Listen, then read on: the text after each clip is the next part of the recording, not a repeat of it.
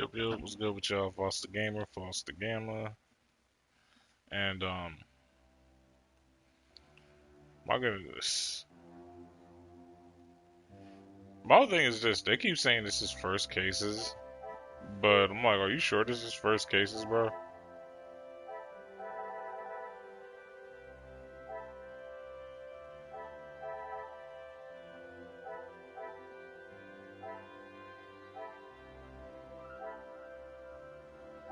It says visit all locations in the game. Yeah, because I was about to say, it looks like I'm getting close to finishing this.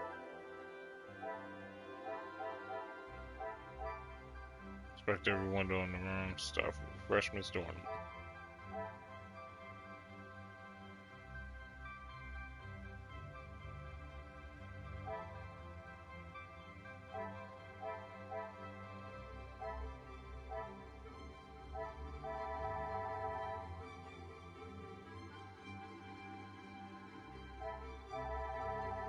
I don't know. Oh, thank y'all from the likes. I appreciate that. Just let me share this real quick to the Discord.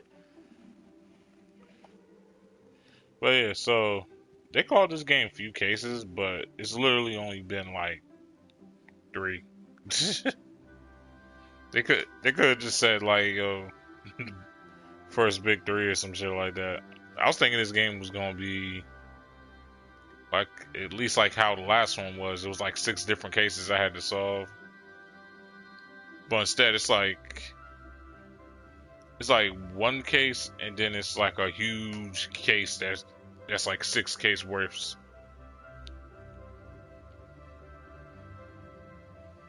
That's pretty much how I see it as. Which I mean, it's cool.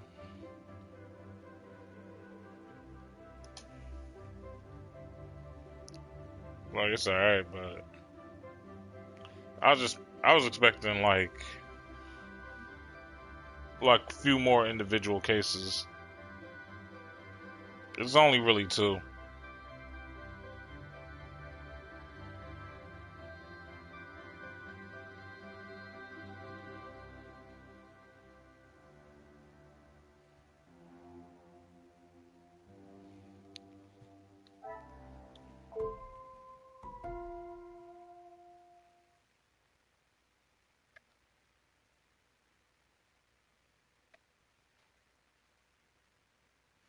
I saved the other ones for when I Twitch stream.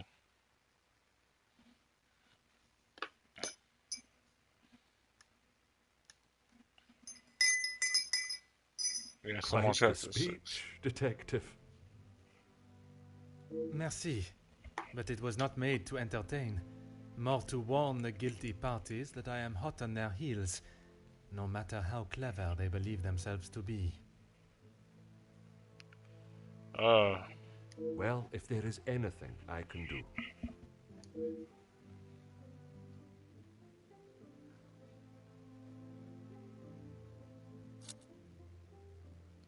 Nothing.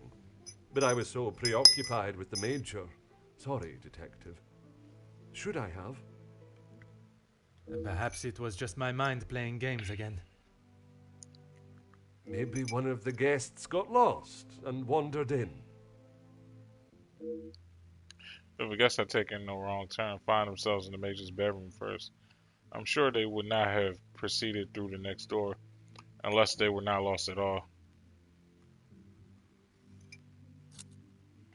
Master Hagen had a key, obviously, and Lady Vandenbosch.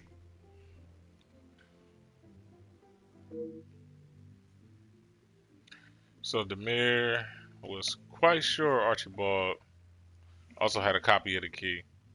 It's not something one would easily forget. When requested, aye. If something is required from there when Master Hagen is not around. Forgive me. If he is not around, how is it you access this safe? It's not what you think, detective.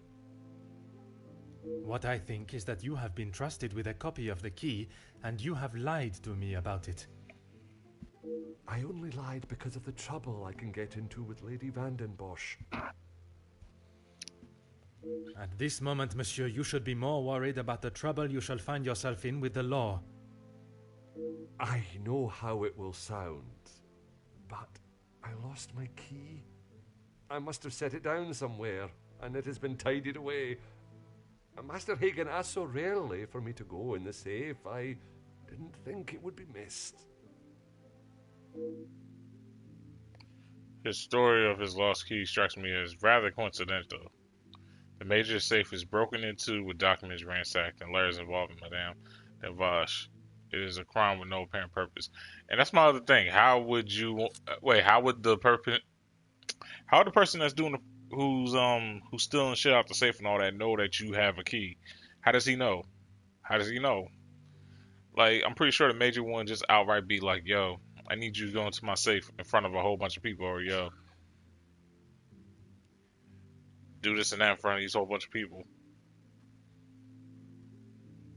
Like, niggas ain't even know you had a study like that until, like, we mentioned it. Like, you feel me? So why would... I should have said this morning. I'm sorry. Monsieur, I am not quite sure you understand the severity of what has happened. I am well aware, Detective. I just thought she would be able to help.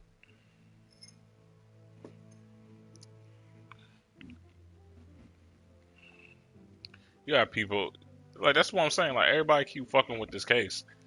Like, so to a point, like, I'm with Hercule on this. Like, bro, like, why y'all keep... Like, why y'all trying to stop me at every turn? Would you allow a man with a smoking gun to remove his bullet from a victim's chest?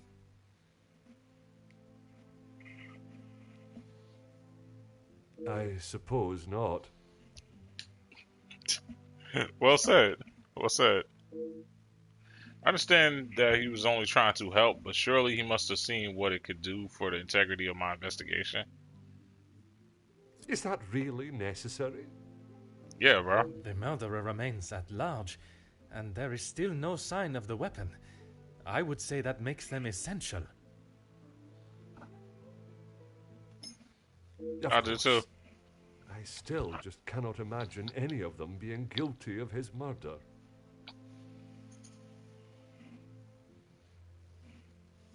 Me either, bro. I'm just waiting for one of y'all guilty motherfuckers to, like, slip. One of y'all's gonna try and frame somebody, so the moment you do, I'm probably gonna be looking for the least suspicious person in that regard. It may be hard to imagine, but it is the truth. I would like to begin my searches now. Since it is closest, I will start with the west wing.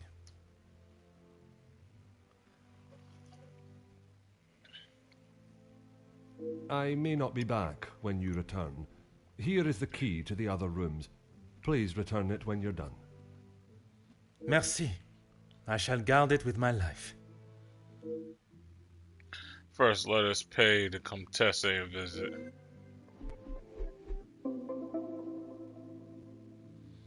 Before I can accuse anyone of any crime, I must be sure if they were working alone or with another. This is a perfect opportunity to find evidence of any collision and look for a murder weapon.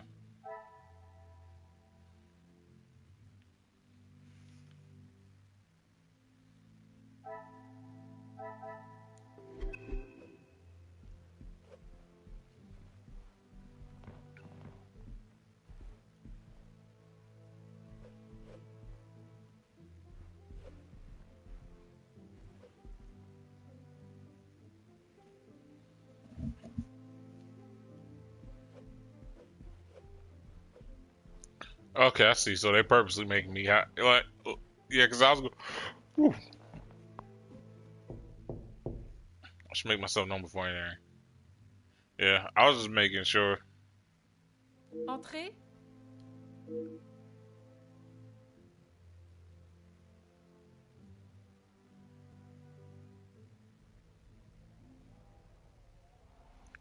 The Comtesse's room. It would be rude not to address her before searching the room. I'm gonna do it anyway. It's like, nah. Detective, what a pleasure. I did not expect to see you in my chambers. Why you gotta say it like that? In a purely professional capacity, I can assure you. There is no need to act so stiff, Detective. Madame, after the revelation of your actions last night, I'm afraid my sense of humor is all but gone. I will not apologize again for merely trying to help. Shall we get straight to it then? Let us not waste your time any further, Detective.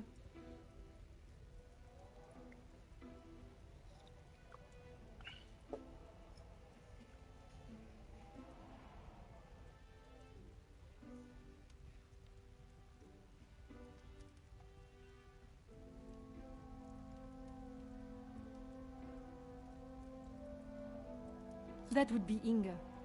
She has been one of the most promising young women that has come from the shelter. Madame Vandenbosch took in a young lady from your shelter. There is no need to sound so surprised, Detective. She does have a heart. I did not mean to sound so cruel. I just did not expect Madame to hire someone of that background after the incident with her previous maid, Florette. People change, Detective. You should not judge someone on their past actions. Man, but she's not making it easy though. Believe me, Countess, I know that only too well.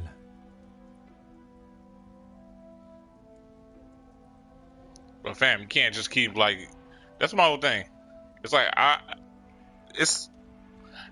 it's true, yet it is a pet peeve of mine when people say some shit like that.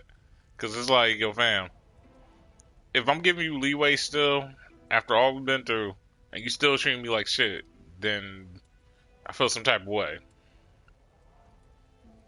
Cause it's like you could have been mean as hell to me, but it's like just because you're a tiny bit nicer, that don't like mean that you really change like that. I'm not saying you gotta be the nicest person in the world, but at least show a little bit of respect. All she been doing is being disrespectful. Like when I introduced myself, she impolitely just treated me like I wasn't shit. Any conversation I have with her, she treats me like I'm not shit. Like, bro, how's that changed from before? Be careful, Detective. That almost sounded like a compliment. It is your actions in this house that have been questionable, Madame. Your work outside is something that many more could take note of. We do what we can. We wouldn't be doing a very good job if I could only help one girl. I in fact found work for one of them as a maid in Monsieur da Silva's house recently. She has fitted into Monsieur's home well. What is better, Detective? That she remained in an abusive house, or she is able to rebuild her life with an honest wage in a prosperous house? True. When put like that, is she happy in her position? The happiest she has been in years. I check in with them all as often as possible. And if there was a problem, I would know. I'm glad to hear that more girls are building a better future for themselves. And it is the help from the Contessa that it has been able to happen. And at least she checks on them too. Merci, Madame.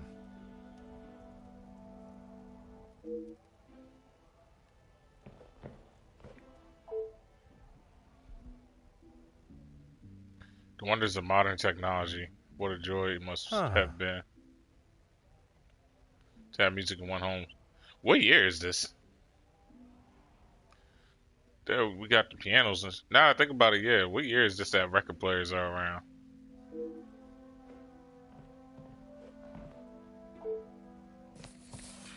Perhaps the couple's engagement has someone in a particularly romantic mood.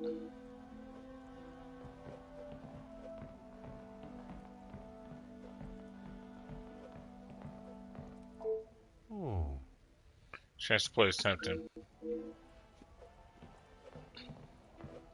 Can he really just not play that good?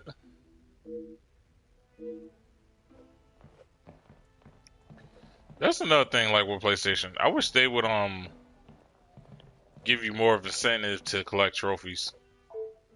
I'm not the type of guy that cares about getting platinums.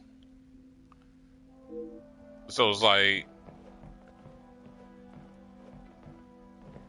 have certain games available or have like certain games on discount if you hit a certain amount with like your trophies.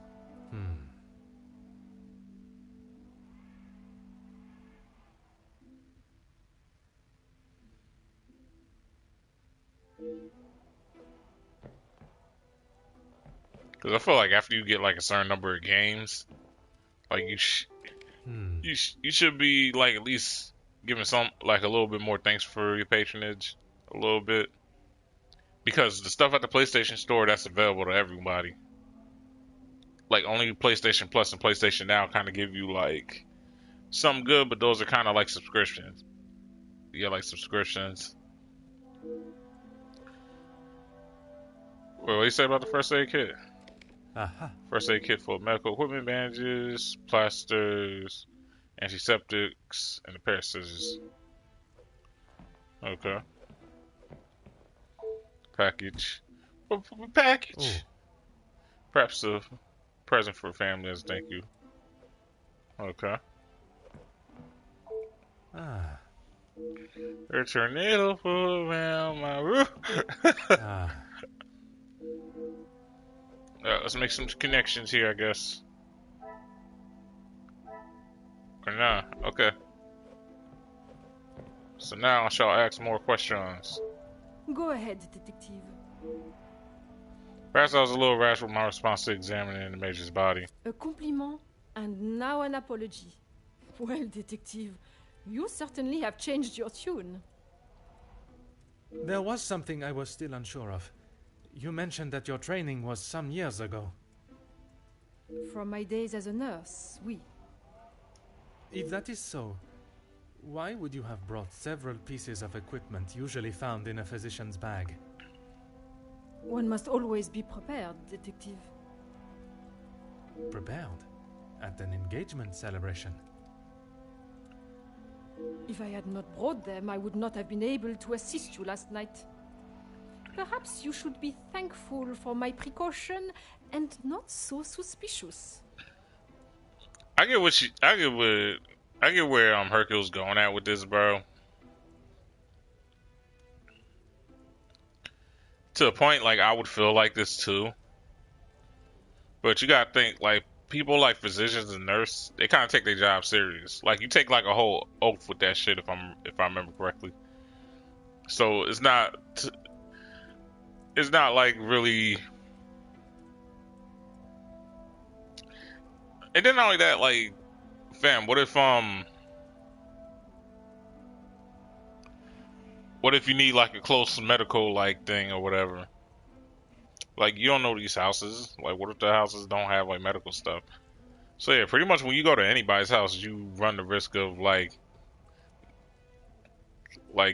getting like cut up to a point where you would need a first aid kit, but nobody has one. Like I don't even really have one in the crib like that.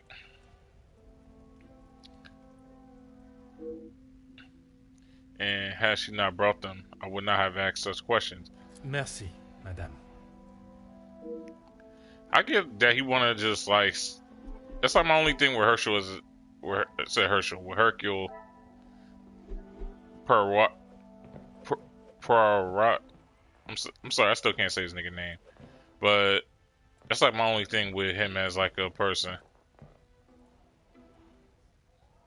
Wrong one.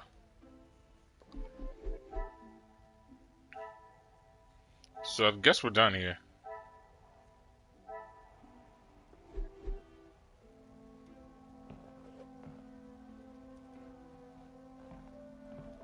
Alright, speaking of which, let me search the guest room. Let me see all these first.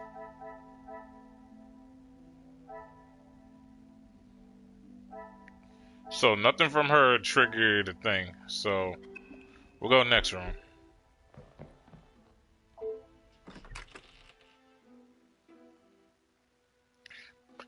But yeah, that's my thing with Hercule as a detective. He kind of goes off the handle a little bit. The ever-guarded Jacqueline Conrad. It's time I should question her on her conversation with the Major before searching the room.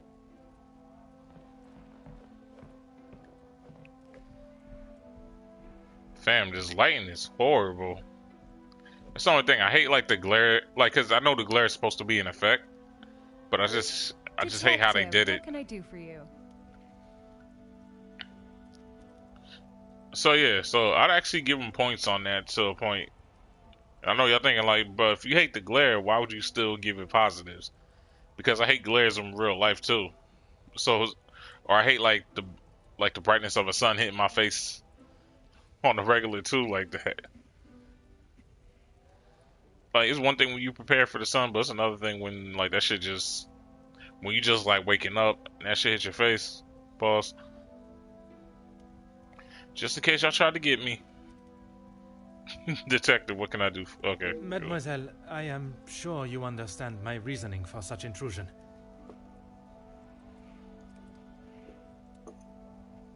If it's going to clear my name, be my guest. If you wouldn't mind answering some questions, it can hopefully be cleared faster. There was a relationship with the Major. Like I said, he's not the man he wants everyone to think he is.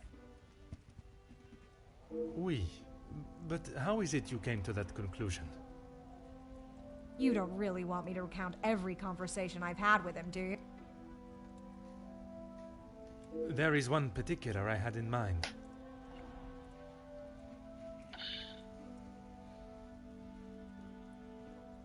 An argument would imply it was a two-way conversation. And that is not how it was? Here it is. I've been helping Angeline get exposure, her marriage to Gideon is big news, and his work is really paving the way for others. I saw the chance to get their names out there, and he didn't like it. What was there not to like?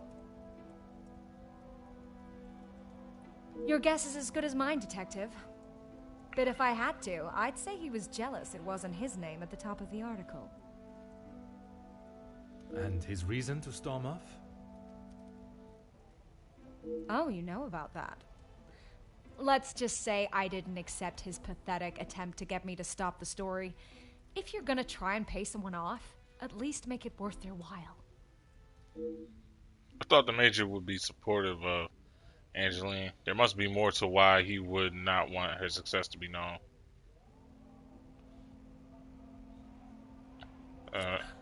You've really got a fascination with that guy, huh? I would not say fascination. An interest, perhaps. Well, I'll save you the bother of trying to find out more about him. He's not that interesting.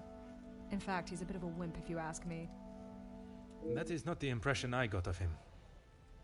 That's because you've only seen the side of him he wants you to. He knows what to say in front of the right people. But behind closed doors, he's clueless. In what way? Let me guess. The first thing he told you was that he was a union leader. No, the voice of the people. A man that is proud of his work is not something to be sneered at.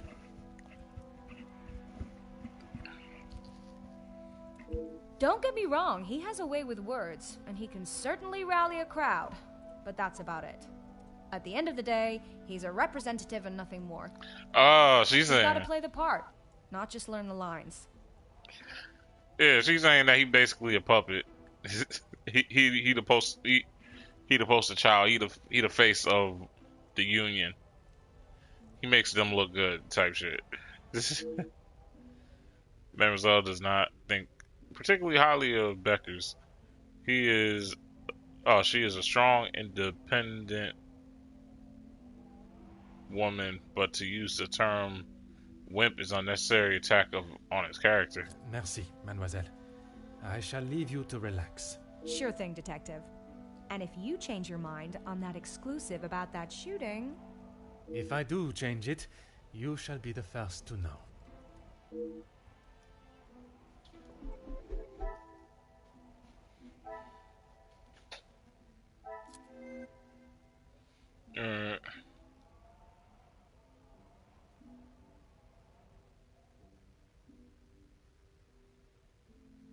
Oh, it's the wrong one. This is the one I meant to go to.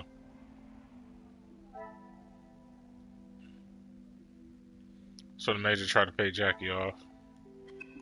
So I'd probably ask how much.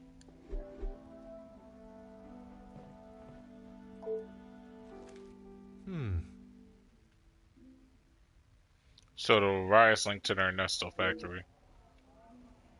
Following the tragic events in the city that has darkened the spirits of people and brought to a screeching halt the rising defiance of the working class. The area has been cordoned off, and police presence at the scene has increased. Factory security have been asked to step down, and powers handed over to law enforcement. Workers laid down their tools, switched off all machinery, and stood together, shoulder to shoulder, as the fight for fair pay and conditions raised on. What started as a peaceful protest by those employed at the factory has turned into a battle of class, with support for the workers coming in from all over the city. The reports have not been confirmed. Sources slate that violence broke out following a second wave surge of supporters. Official numbers have not been published, but it is believed that as many as 8 workers have lost their lives in the fighting. The workers' front line has been considered as a representation of the people and working class of Belgium. I think that's how you say it, Belgium. That now refuse to work in such a demanding conditions for such a demeaning and insufficient wage. Chief Commissioner Leroux has confirmed that the outbreak of violence and resultant civilian deaths are being investigated, and an official statement is to be made in the coming days. Jacqueline Conrad.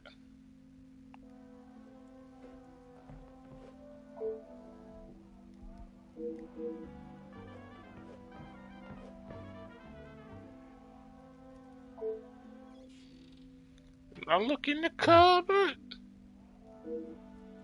None in the cupboard. I look at this pocket knife. I presume this belongs to Jackie. Chasing a good story may lead her into precarious scenarios.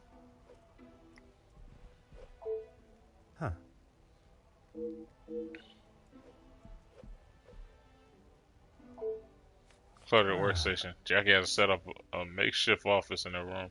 She must bring her work with her everywhere. Okay, so Mr. Artigue spotted having the Velvet Tickle Friday at 23:15. Combe House has been poaching off neighboring lands, boar, deer, and duck. Maggie to follow up. Ms. Bonte found her husband in their marital bed with a young maid servant. Ooh. Testament from the maid needed. Mr. Denat overheard the cackling crow speaking poorly of King Leopold. He said questionable ideas. We say doubtful, skeptical, shady. Notes from Francis by Monday.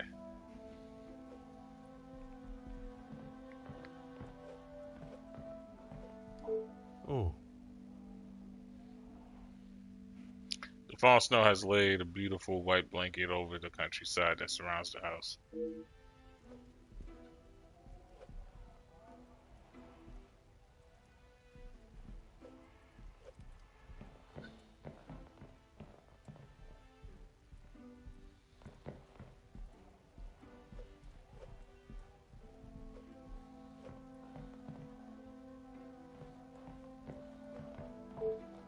Go right ahead, Detective.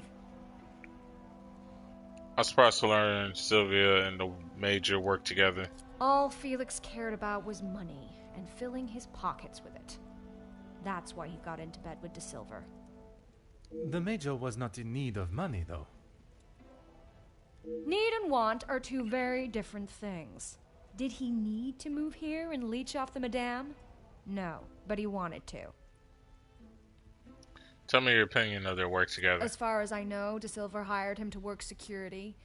He was worried what could happen to his precious factories if things got ugly. And your reporters were there to cover the story when it did turn that way.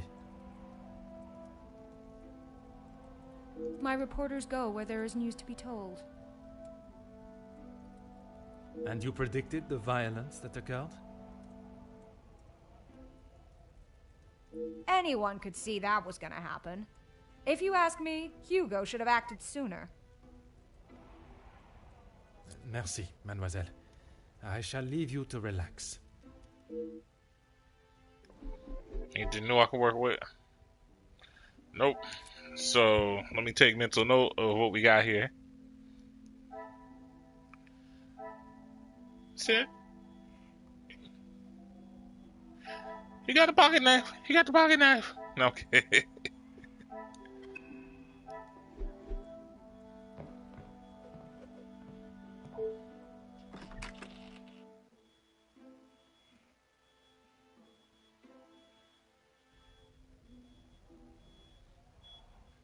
Here we are, Mademoiselle Angeline in Gideon's room. I wonder what we shall find here. What shall we find? I look in the drawer. Huh. We also call these dressers. There doesn't seem to be anything of interest. So I walk away from the dresser. Huh. I would have mistaken it for my own.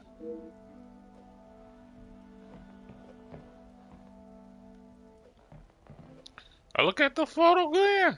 What the fuck is a photogram? Oh. I meant to say photograph. Seems they used to be closer. Perhaps their recent behavior was merely a facade. Could it be possible that Gideon collaborated with Zachary? Back in the day when I was young and not kid anymore. Is that a golden... I was like, that looked like a golden scroll. Ah.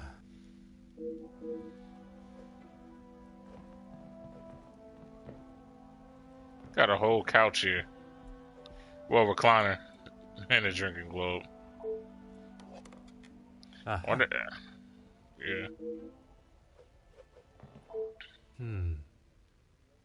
I probably would check that drinking globe because I don't really see Gideon as that much of a drinker.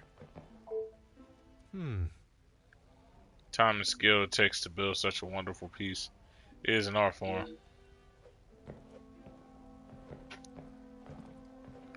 Now I think about it, you know what I forgot? I forgot about the library. It's possibly like a secret door or something over there. That's all we're gonna find here.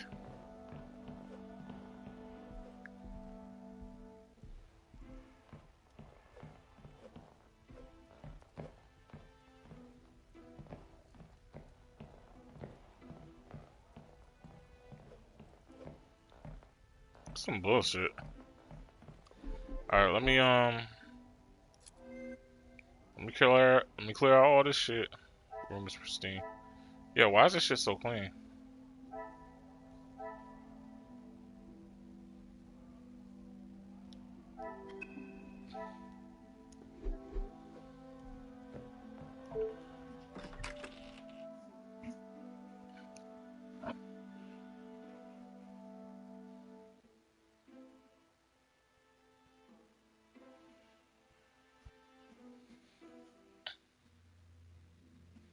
With all the west room search, I should make my way to the guest rooms on the east.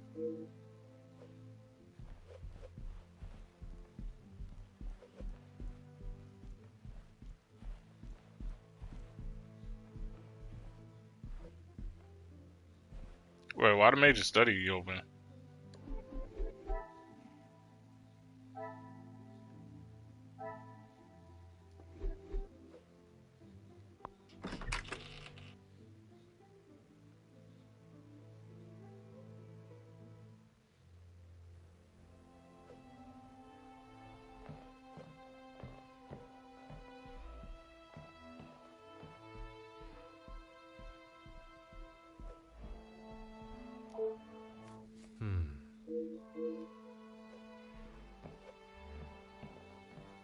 That's weird, but why would they let me come back in here?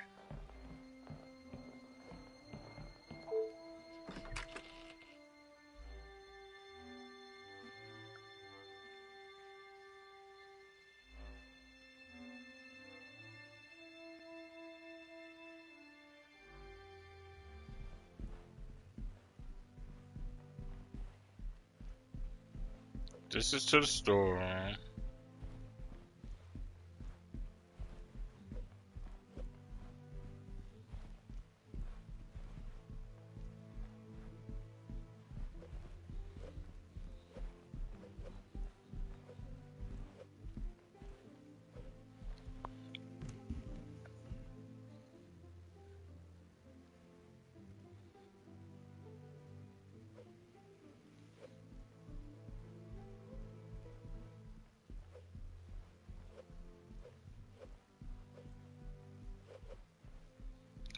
Notice the one cool thing I'll say is the fact that they didn't make me have to walk to like all the rooms. What the fuck?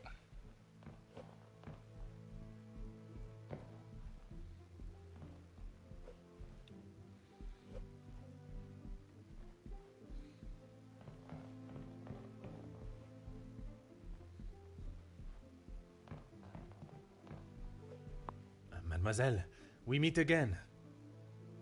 Bonjour, Monsieur Poirot. Pardon, Détective Poirot.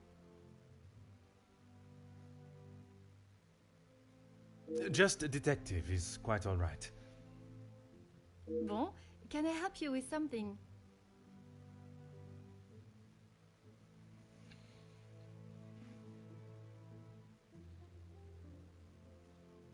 I was taking him a plate of food, but he didn't answer to my knocking. You then entered the study. I did. He wasn't moving. He just lay there. I did not mean to upset you again. Seeing him there would be troubling for anyone, and I'm sure it is not a memory you wish to relive.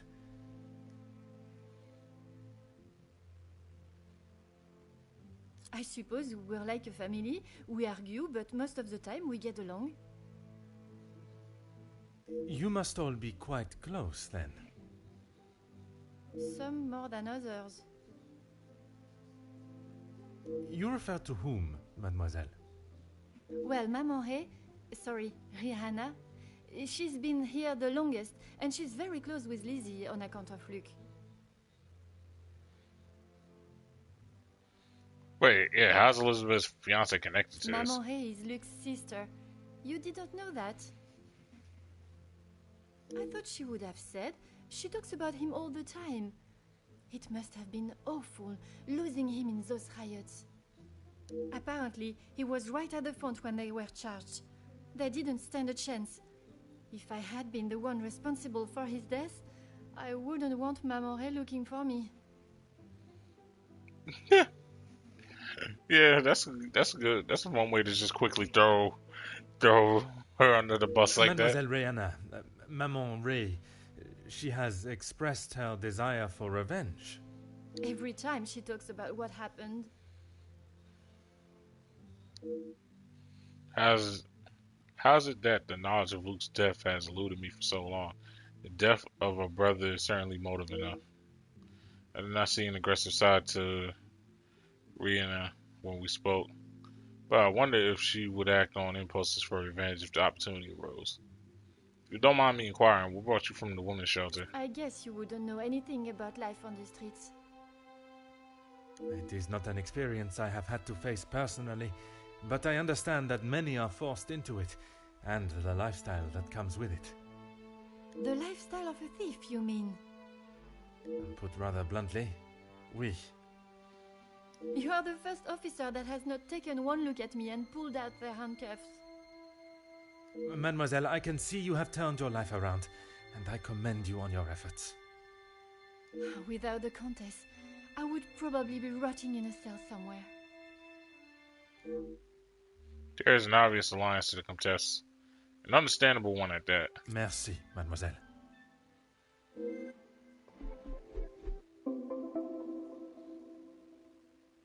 So Ingrid may seem nothing more than a young innocent maid, but there is something that she is withholding. If I am to solve the case before me, I must learn what it is.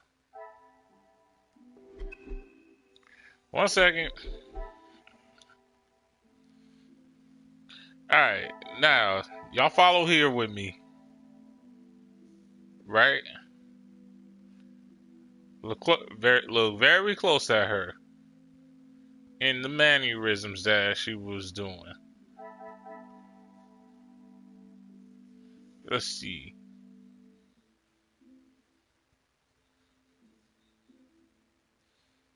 I don't know if Hairdow was there back in the day.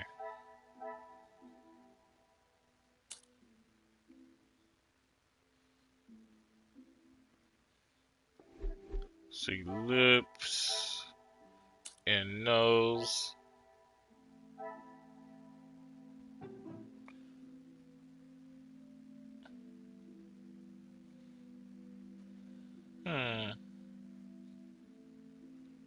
Him. And then him. And him.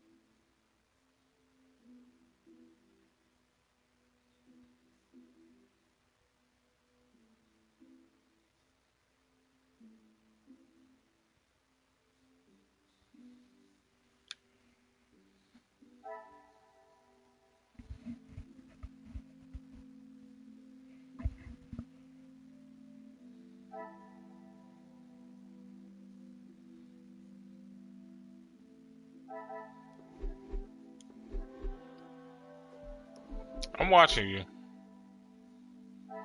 Oh yeah, I'm watching you.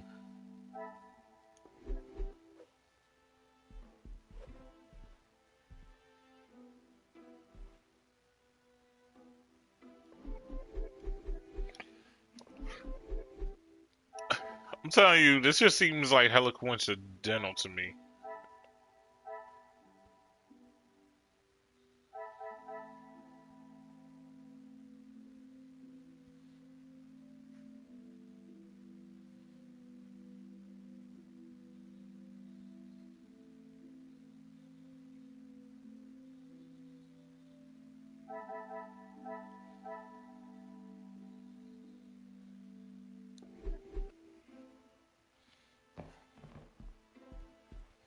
I swear.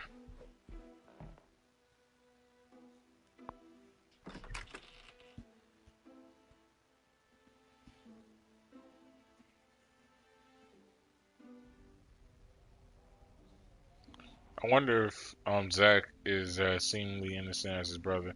I should speak with him before searching his room. Monsieur Demir, I hope you are feeling better today.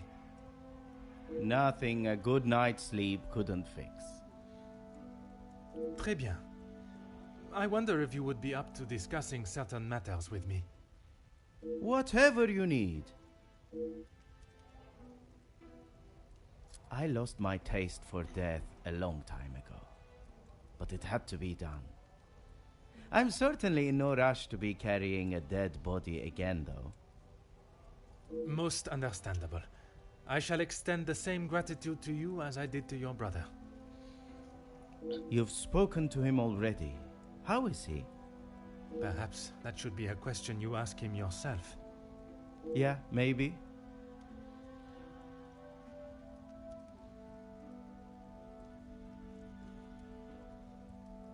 I bet he had a lot to say. He always did have an opinion on the war. When I say your past, I refer to your past as brothers. Okay, well, what did he say? It seems you both had the same sentiment for this party.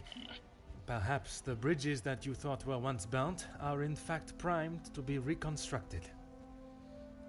We'll see how probable that reconstruction is going to be. Until he sees my point of view, I don't know how we can move forward. What is there for him to understand before the bond can be repaired? He lost his friends in the war, the same as everyone. But somehow he has forgiven. I'm sorry, Detective, I can't. And Gideon just doesn't understand that. After speaking with Gideon about his brother's state of mind, I think the best thing for them both would be reconciliation. There's something about Zach's story that he's leaving out, though. The death of his friends and comrades weighs heavily on him. Well, yeah. It's like just somebody passing away can do damage to a person. So imagine them being killed. And possibly in front of your eyes at that. Like, that's some shit. Those two, close. They must share something in common to be able to hold a conversation for the time they did. If there is one thing I know about my brother, it's that he will not. No. He cannot be rude. He just doesn't have it in him. Was it not your brother that punched Monsieur Hagen? Ah, that's different. He was asking for it. If you put my brother in a room with 5 socialites like her, he would work his way around every single one of them, offering his full attention and finest manners. Merci for your assistance, monsieur.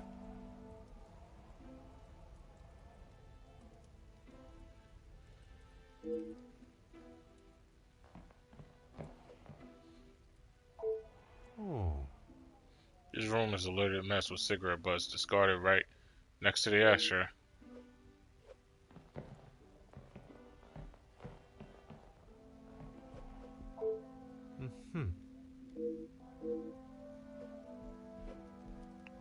So my instant assumption is somebody's gonna die soon. Oh. An oriental dagger from Zach's time in the war. Yeah, somebody else is gonna die. More than likely. It's unfortunate, but it's like I can see it coming from a mile away.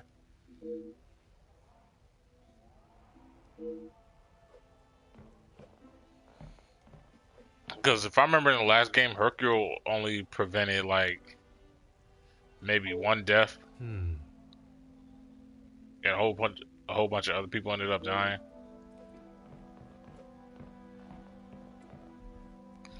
But in retrospect, it wasn't like completely his fault, because the suspect doesn't show up until like the second to last like technical case. Because it was so it was the second to last case. They caught who they thought was the person, but ended up being the other person.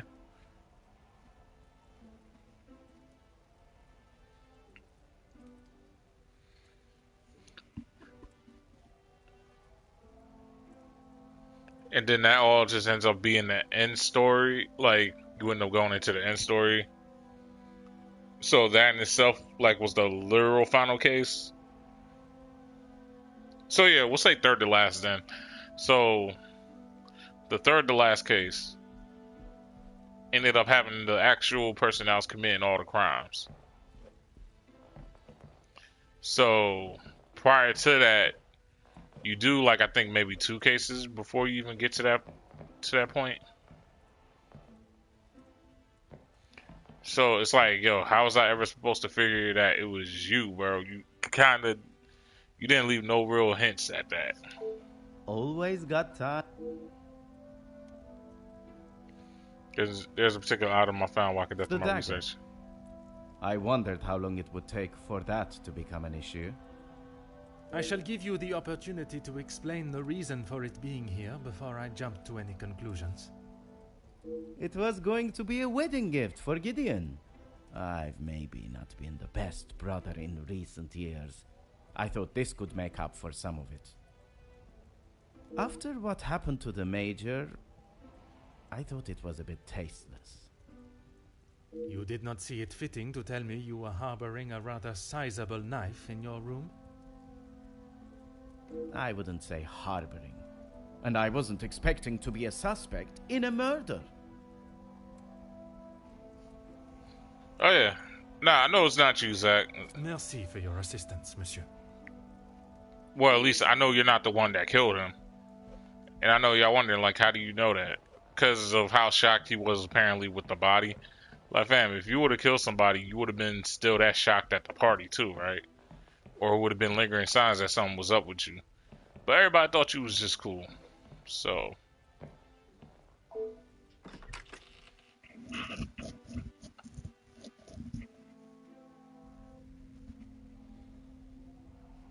So Becker's room. Without him here, I'm free to search it. Of course he wouldn't be here.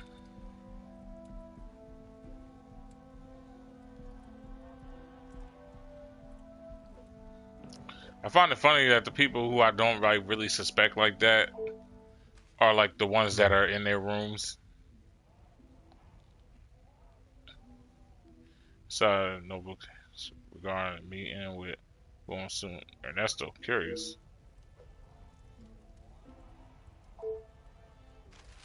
Huh. Nah, I was trying to look at the grandfather clock, man. Huh.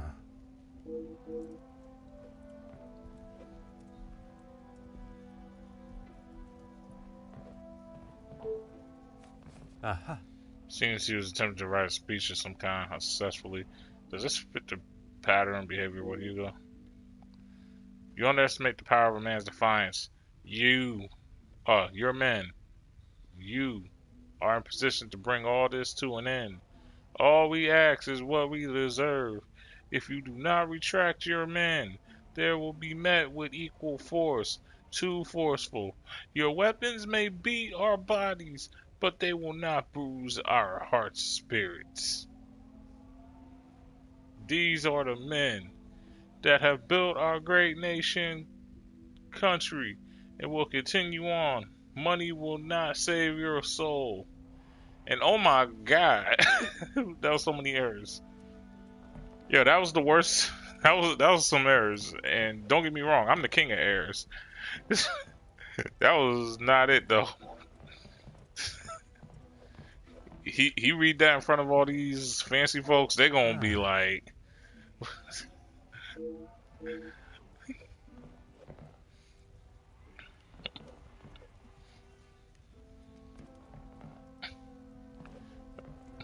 Cause now, let me read this with hella let me read this with hella slang.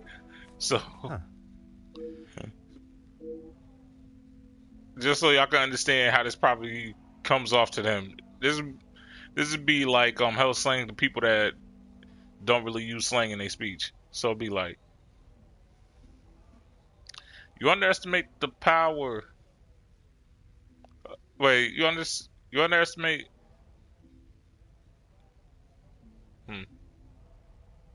What's the best way to say it?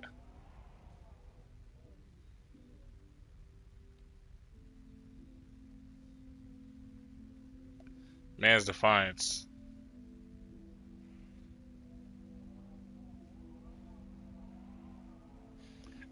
That probably be the same thing still. You underestimate the power of man's defiance or man's heart. Your peoples. You are in position to bring all this shit to an end. All we ask is for what we deserve. If you do not surrender or leave, they will be met with I can't with this.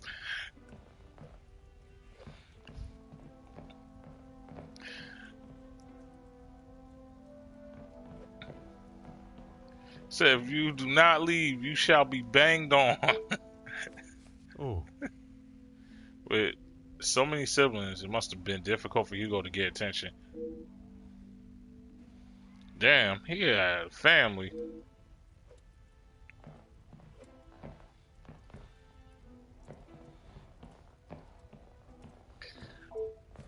But yeah, usually I'm on point with this. I just woke up and like no cap.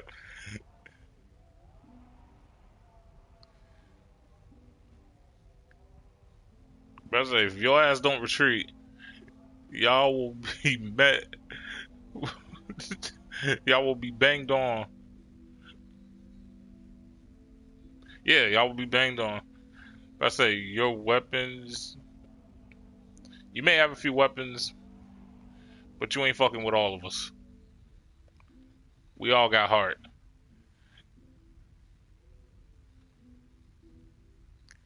Like, we built this shit from the bottom, bro. And no amount of money is gonna keep you good. Like, no amount of money gonna save you.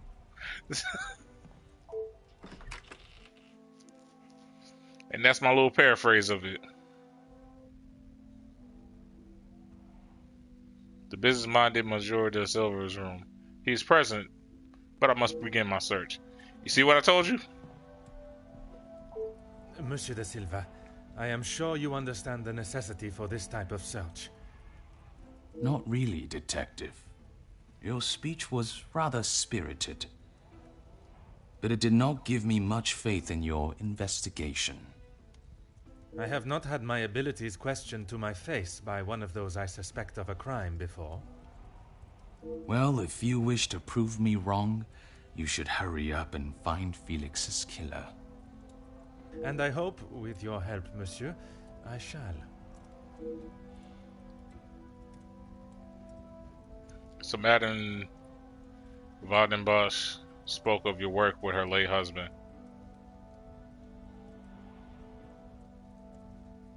Yes, I helped him invest some money. Unfortunately, he was not the businessman he thought he was. Madame Vandenbosch had a very similar view. At least he could have taken solace that you were both in the same position. I think you're confused, Detective. It was Edwin that lost his fortune, not I. Facts! Forgive my naivete. If you were helping him make viable investments, would you not have seen the same opportunity for yourself?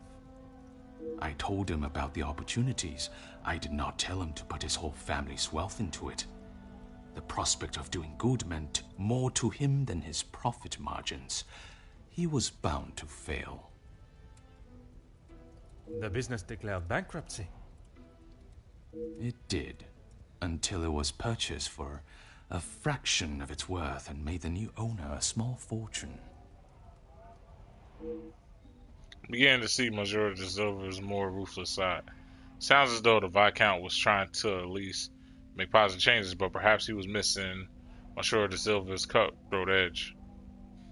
Yeah, so basically, what he's saying is, like what de Silva's saying is that he went wholeheartedly into something instead of like smartly, like slowly putting your money into it. So like, for instance, one good example is the whole Bitcoin thing. You got a whole bunch of people that then put in hella money in Bitcoin instead of like a little bit. Or in this case, I can give y'all a better example with even me. Like, I was doing like a Bitcoin kind of venture. Pretty much lost almost all the money that I made. But guess what? It wasn't like that bad. Because I didn't really put as much money into that particular like venture as most people would think. To be honest, I didn't even do much to even make that money. You feel me? So when I lost it, it wasn't as big of a hit as it would have been. It's like damn, that's a lot. That's still money that's gone, but it's like it's not the end all be all. I happened to take a little bit of chance on it. It was working, but some shit happened. But I was able to recoup my losses. I was able to bounce back from my losses quick. Like I didn't lose like no real investment on that. But anyway. Everything that I want to say on that matter has already been said. Face it, man, you were simping. I understand, monsieur. But what I would like to know is, was the late Viscount aware of your feelings towards his wife? Excuse me, Detective, but you have crossed the line. Cross the line like an attempt to bankrupt a business partner and friend so that you'll be able to swoop in and impress a certain target of your affections. You make such ridiculous accusations without a shred of proof. Bro, you low-key said it. Your reaction at the mere suggestion is proof enough, monsieur. While I cannot arrest you for betrayal of a friend, I can hope your conscience does not forget, and that will be punishment enough. Monsieur de Silva's actions are not a criminal offense, but if it was a penalty for deception and deceit, he will surely receive a life sentence.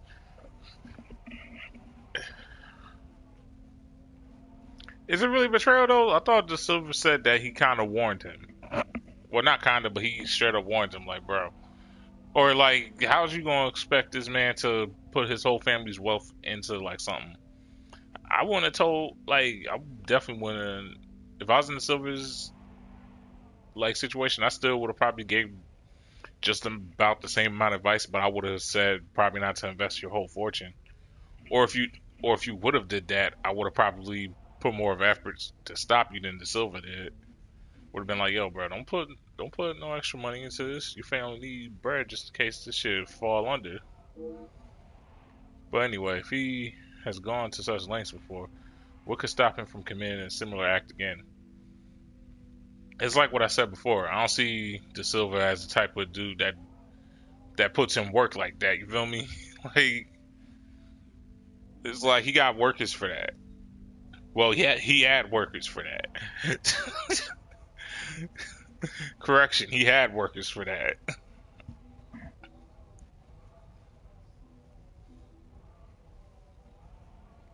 Wait, so you have worked with the Major, but what do you know of his finances? He didn't have much to speak of. I was always surprised at the life he lived. I know you think a Major would have like a decent house, like, you know, the white picket fences and shit. Surprised in what way? Well, considering it wasn't that long ago he came to me asking about work, I didn't think he was in such good financial shape. Of course not. So, I don't know if y'all was paying attention throughout this whole time when they kept mentioning him working for security and shit like that. Bro, you're a whole major of an army. Why are you being put in charge of security? Why aren't you just, like, living your life kind of retired? And all this other stuff, you feel me?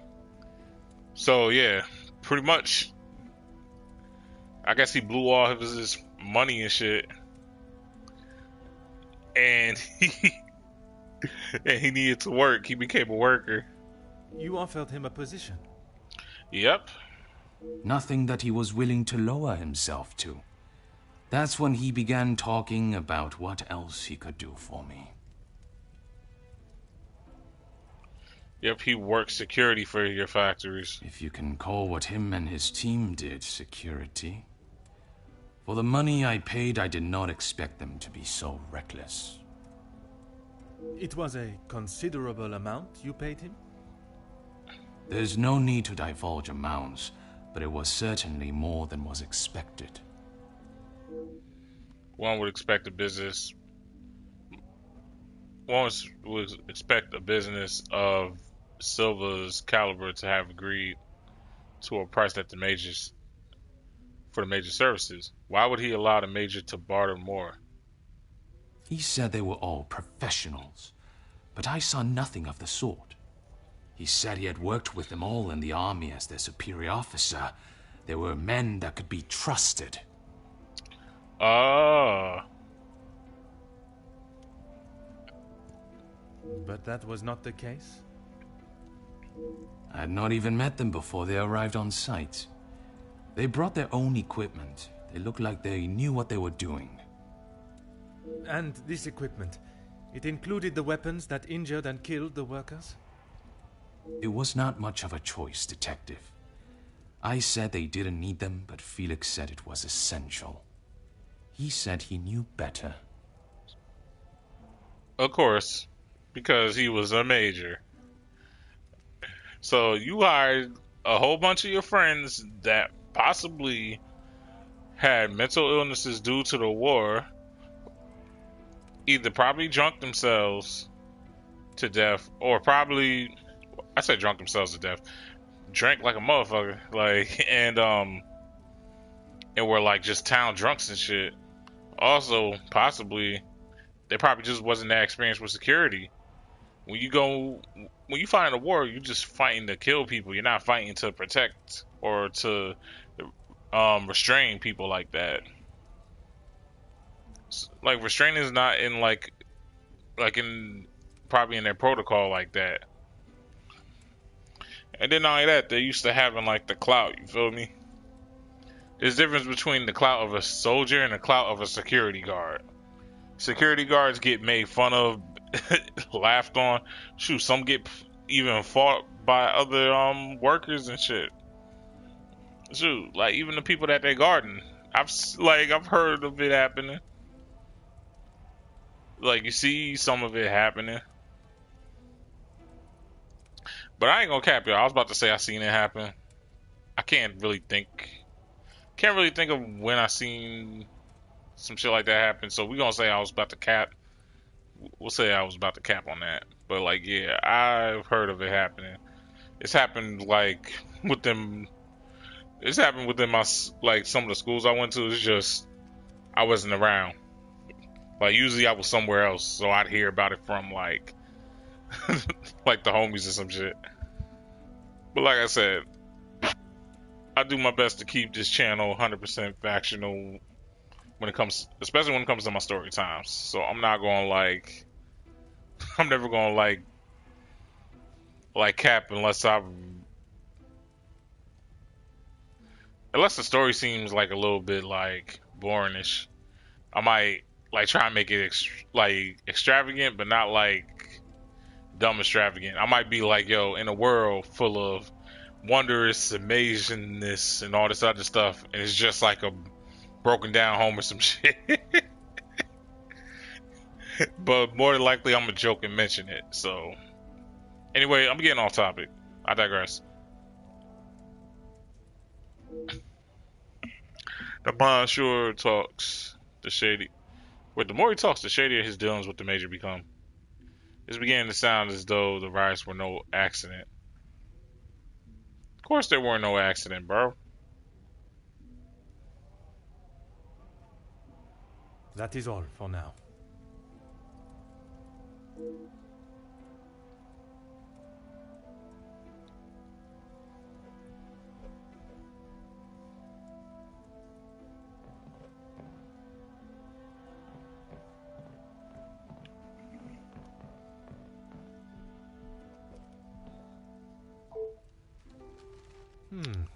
Alert Slayton, the blackmail will reveal information of his questionable business dealings.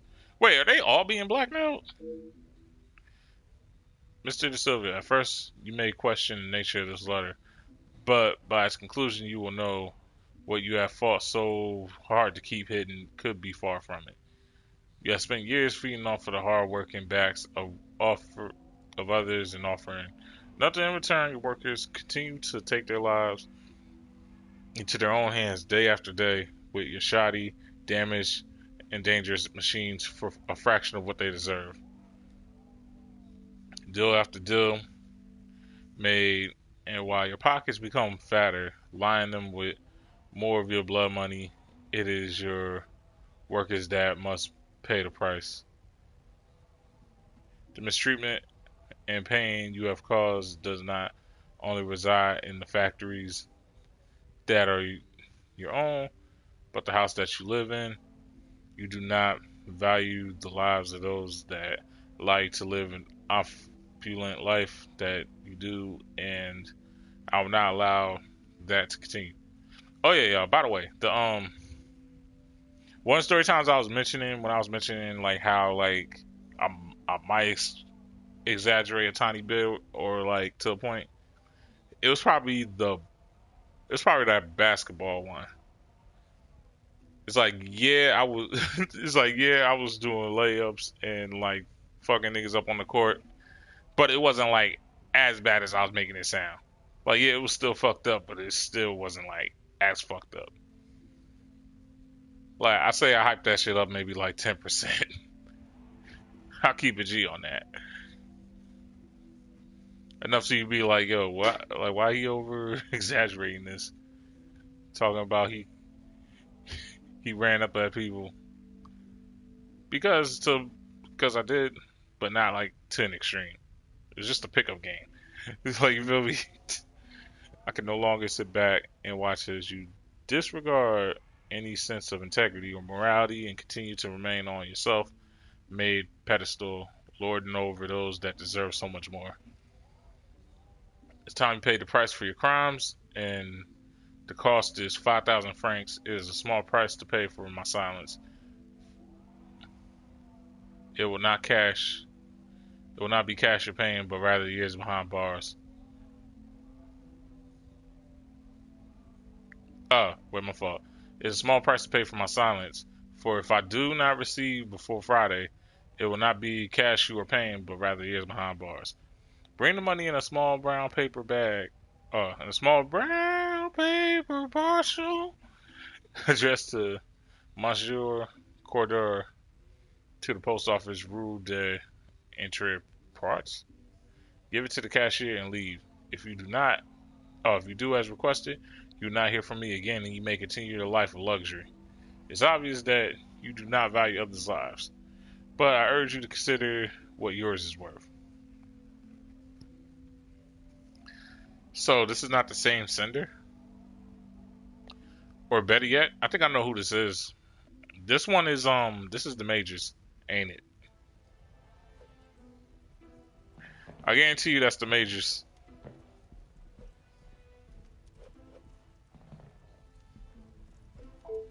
Oh. And why do I think it's the Majors? Only because like the Major was blackmailed, so only he would actually know those exact same words. So the Major blackmailed him. Well, actually, nah. Let me more evidence first. But yeah, let's see. A contract for a partnership between Ernesto and Hugo is missing Hugo's signature. This agreement is governed by the laws of the Belgium. Both parties agree to the following: current workers' strikes shall cease. All matters and forms. Factory floor machine operators and supervisors shall return to their positions immediately. Terms of the above shall be implemented and relevant action taken directly. Signed, Silva, M. Ernesto de Silva, factory owner and employer.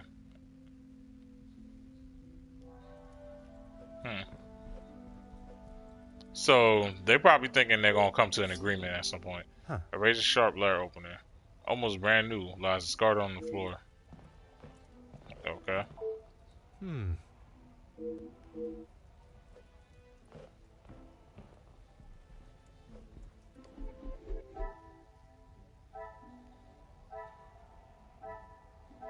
All right, watch me work. Oh please, watch me work.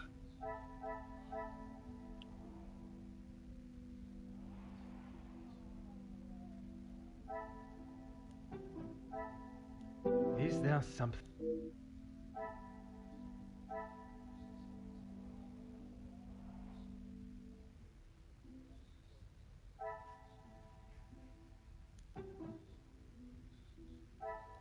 Come, my little Grace.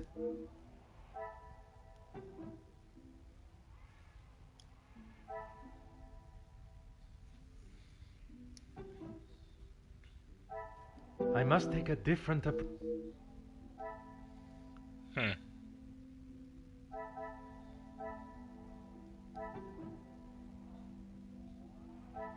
Order and method.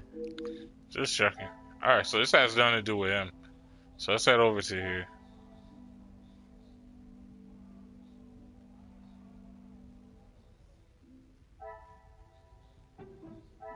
I must act on...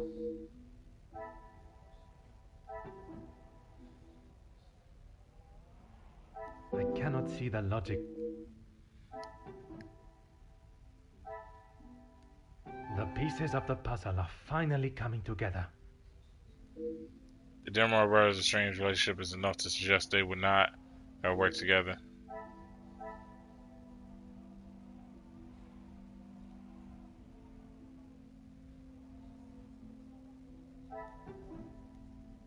This will not get me any...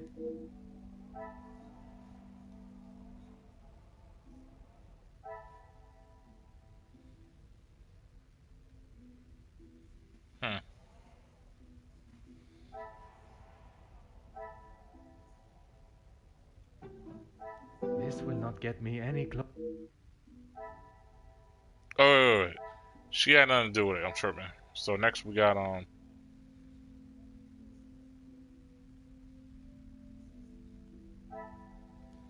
else we talking about?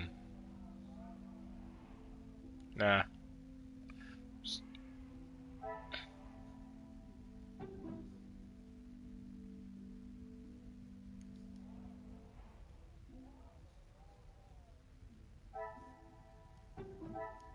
Come, my little Grace.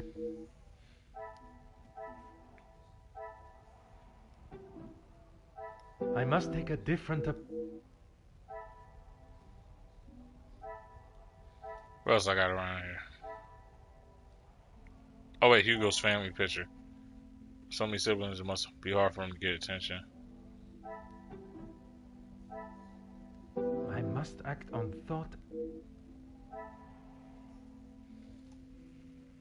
Oh, who we got in here today?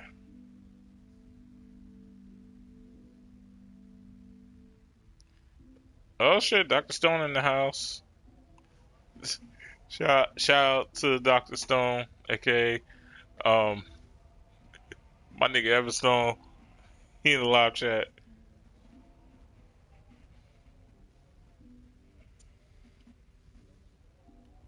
What's happening with you, bro?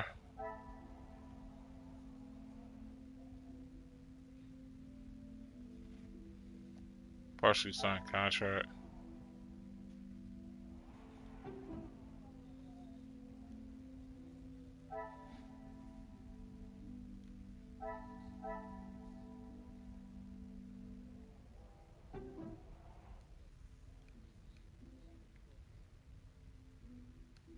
What about the cigarette butts?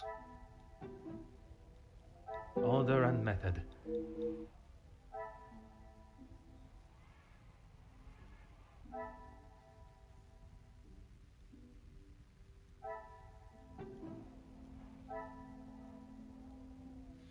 I don't get where they want me to go with this. What you been up to though, bro? Pocket knife.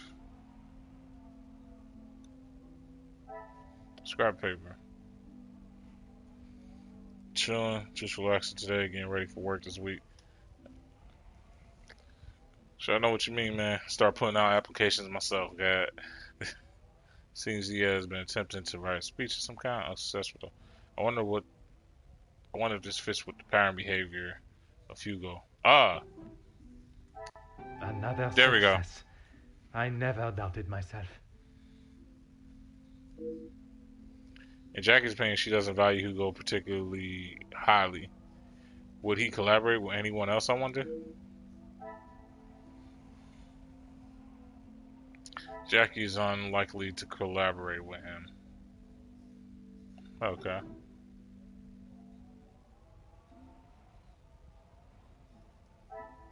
Is there something?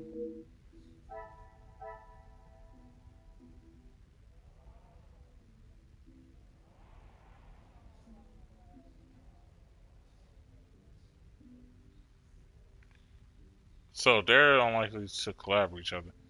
What exactly am I looking for here?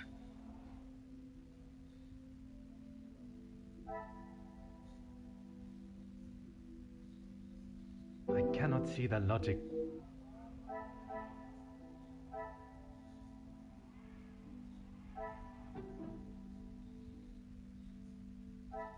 Is there something? It's something to do with this, right? Come, my little Grace Alice. I'm trying to think what else could connect here. Because I tried connecting that, right? Yeah. So.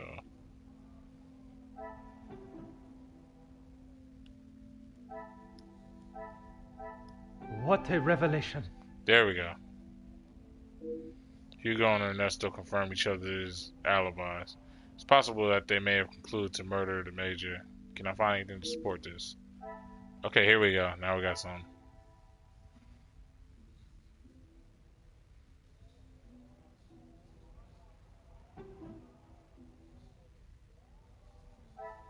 I should not be surprised by my own skills of deduction. There we go. I'm getting it done.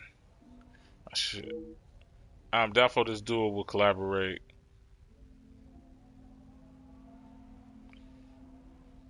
Would Ernesto deal with another member of the house? Perhaps someone who never confirmed his alibi.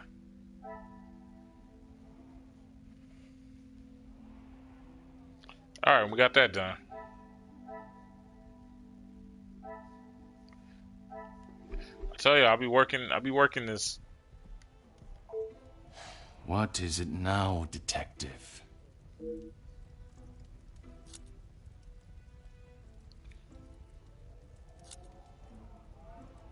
Said Demur invited you and Beckers so y'all might sit down and find common ground. And no one asked them to.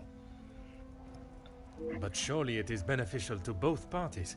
Your profits must have been affected. There are barely any profits to speak of.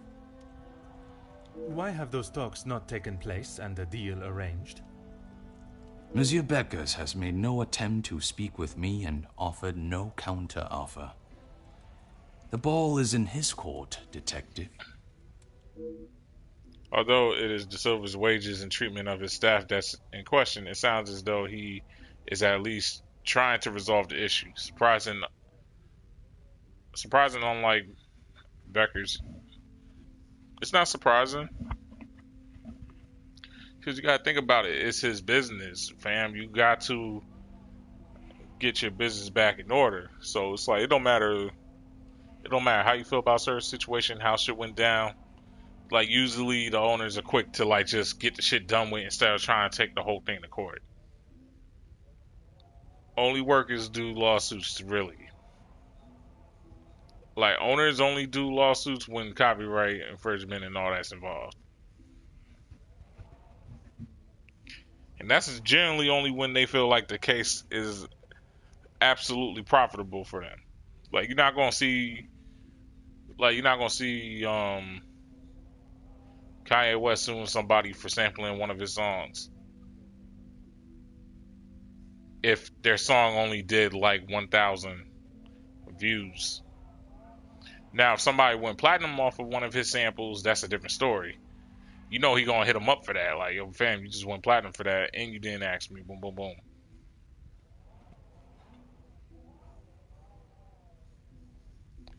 Or then in some other cases, like, let's say he just dropped a project and you upload it to YouTube and it does more than like any of his views do when he drops it on his YouTube.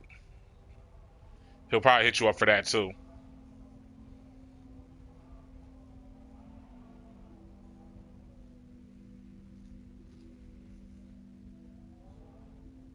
But anyway, you was expecting a correspondent this weekend? Excuse me? Detective, I think you are beginning to lose your mind. I do not think it is unreasonable to question why you would feel the need to bring a letter opener with you. Really, Detective? If I had stabbed a man with it, do you really think I would have left it lying out in my room? He is correct. It is a stretch to believe someone would be so careless. The murder weapon remains somewhere in the house, though. I have spoken of a potential blackmail ring, and yet you still kept your letter to yourself. It is none of your business. And it is nothing more than a cheap trick to have me admit something that is not true. If that were the case, it would be strange for you to have kept the letter and brought it with you, would it not? Your persistence is a trait I do not enjoy. So he remains blunt, is not curt with his responses to my questions. Perhaps it would be best to act in a courteous and empathetic manner so that he may be more forthcoming with the truth of his blackmail letter and its contents.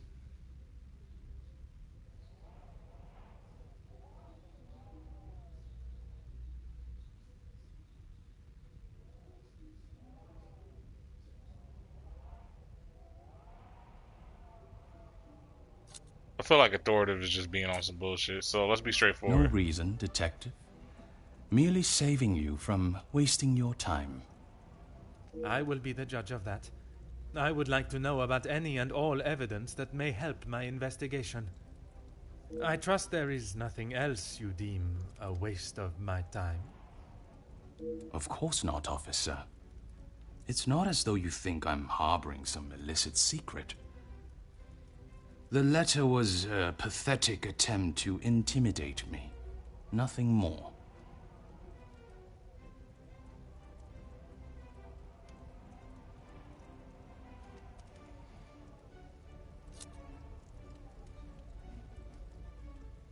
Deal after deal is made while your pockets become fatter. Line them with more of your blood money.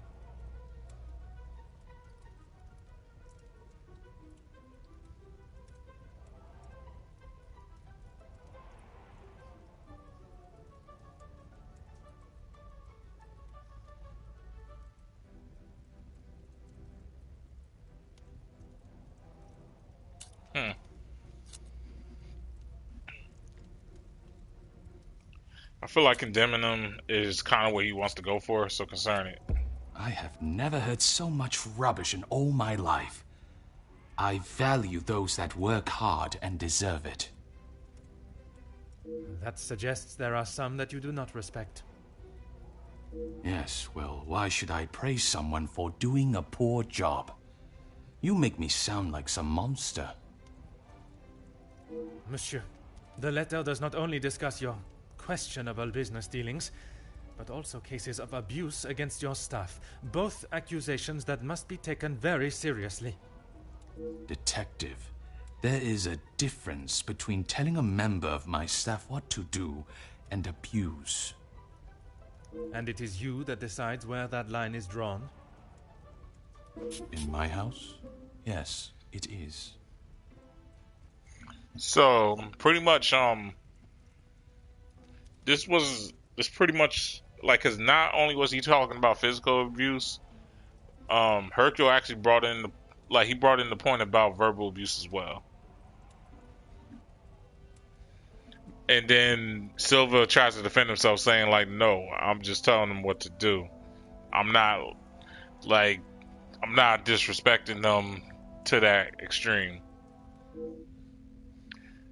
He does not like being pressed on the subject of how he treats his staff. If he had nothing to hide, there should be no need for such a reaction. Do you have any ideas as to which staff member may have expressed their abuse? Please stop calling it that. I treat all my servants exactly how I always have, and no one has complained before. They're servants, bro. That does not mean your behavior is appropriate. They have one chance. If they are not doing the job they are hired to do, they are gone. You would be surprised how many staff expect an easy ride.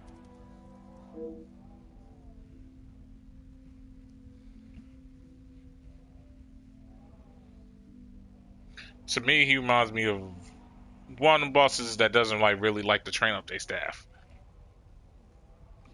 Because here's my thing. It's like they usually expect their staff to know everything, but then the moment they make like a mistake or something, it gets put on them. Because it's like, oh, you should have did this and that. Why didn't you do this and that? Because you just told me to do whatever. You didn't tell me like what particular methods you like. You didn't tell me this and that. So it's like, yeah, I can do the stuff by myself. Don't get me wrong. I can make decisions by myself. Don't get me wrong. But at the same time, you're kind of not like, you're really not helping.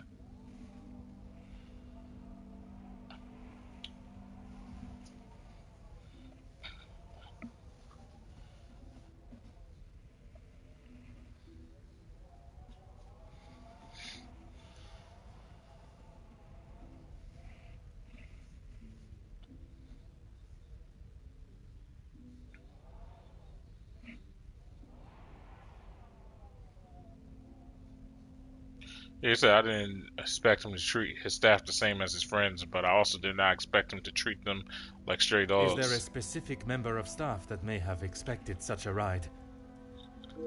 There is one girl, a new maid. I didn't expect great things from her, But Comtesse de Vos promised me she could do what was required. This must be a young girl Contessa spoke of. Perhaps the position she is finding for these girls are not the best fit. That is all for now.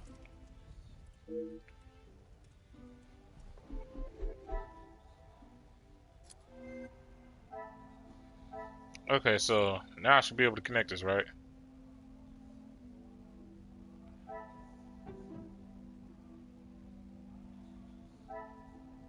This will not get me any closer to my goal.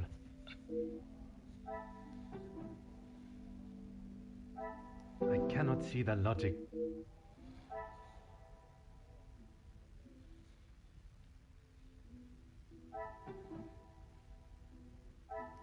I must act on...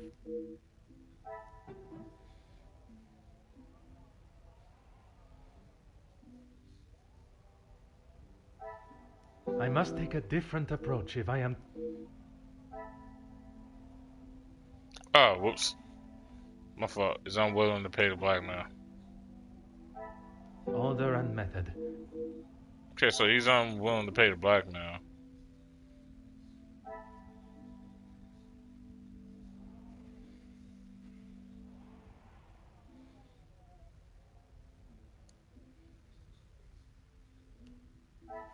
Wait, is there something else on here that I'm missing?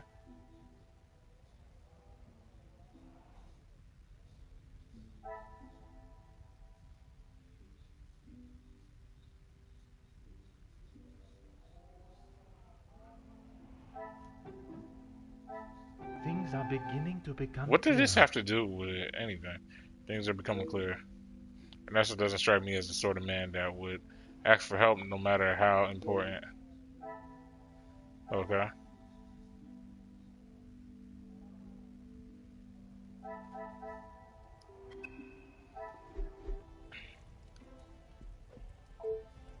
What is it now? Did you speak with the Contessa directly about hiring a servant from the shelter? She approached me. I thought it was rather brash.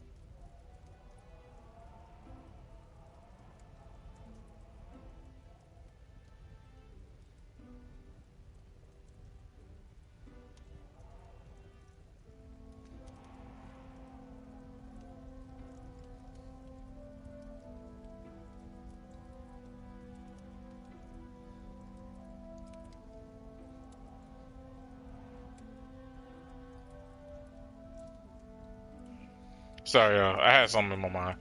But anyway, she approached me. I thought it was rather brash. In what way? Assuming that I would want to take on another servant, and one from such a troubled background. She is running the charity, not I. There's something you've been keeping from me. Your business relationship with the Major was obviously towing the line of legality. When he came to me, I told him that with the factories on strike and my profits pouring down the drain, I had nothing for him. But he said he could help me get them all back to work and the factories earning. His rates were steep, but he said he knew what needed to be done, and he was prepared to do it. A week passed and they were all still on strike. In fact, even more had joined them. He made excuse after excuse, demanding more and more money for the job to be done. But he never actually told me what he was going to do. The riots. I had no idea they were going to charge them like that. How was I meant to know? Because you didn't take the time to look into it. You decided to have your middleman look into it.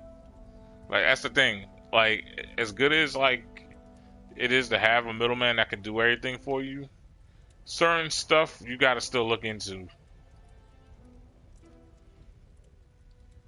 And even following such a tragedy, he continued to demand money from you. He said if he wanted my silence, it would cost. Do you have any idea what it could do to my livelihood, my name, if it got out that I had paid the so-called security that did that?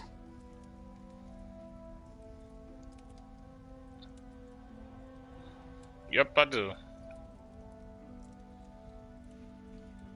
I have every idea, monsieur. You hired a militia to take action against your own workers. You deserve whatever name is chosen for being so morally bereft in your decision-making. I didn't know that was what he was going to do. You must believe me. I have to believe nothing but the truth. And the truth, monsieur, is that it is not only the Major that has the blood of those men on his hands. Yep. It is you too. That is all for now.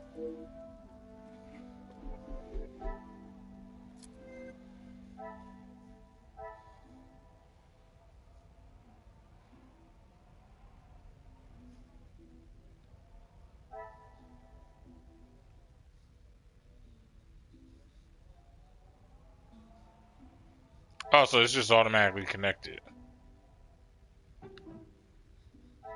I cannot see the logic in this.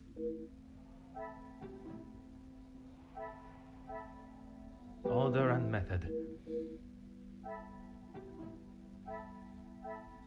I must act on thought and...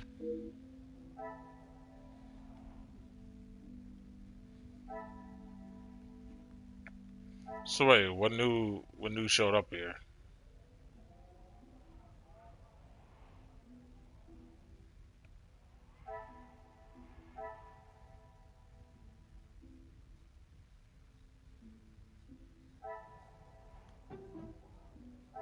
I must take a different...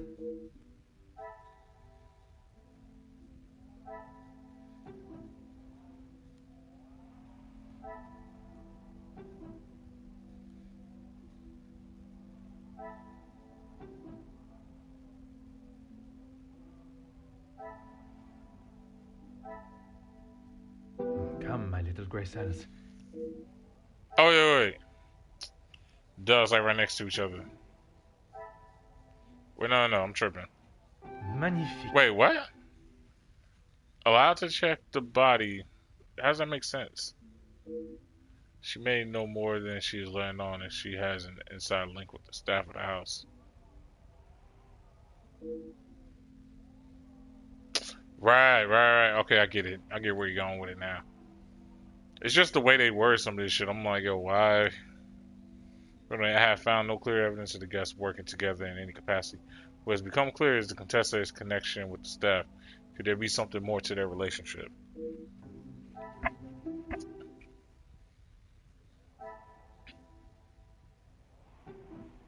Possibly.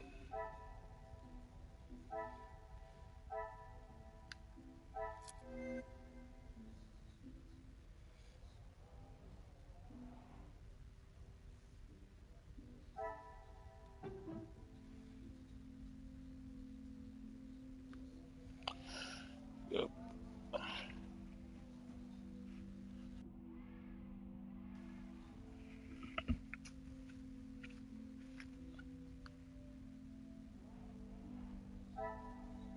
This will not get me any... Is there something I... So maybe this has nothing to do with it. Anything else new on here?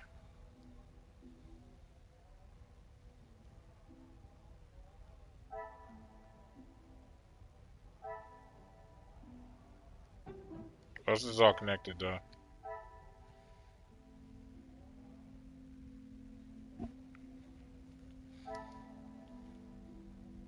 Oh wait, here we go.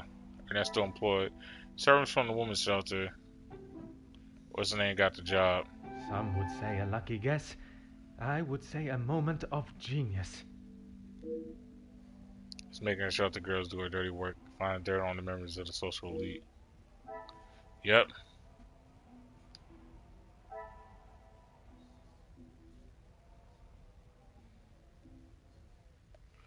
Oh shit.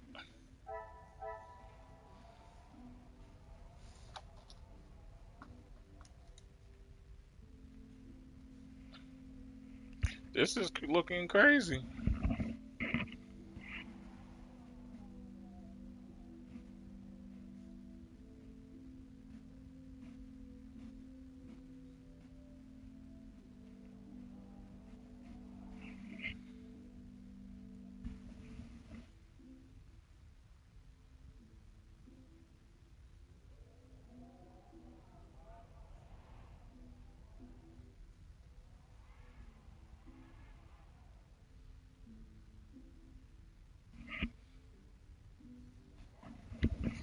All right, so what I'm thinking is pretty much actually no, not what I'm thinking, but how they got it set up. They're making it seem like she's like the whole mastermind to this. But it could also make sense because you gotta think about if, like, let's say if Florette was involved, right? That'd be more reason for the Major to end up dead. Because I feel like just knowing that he's doing all this, like, yeah, it makes the blackmail thing, but as far as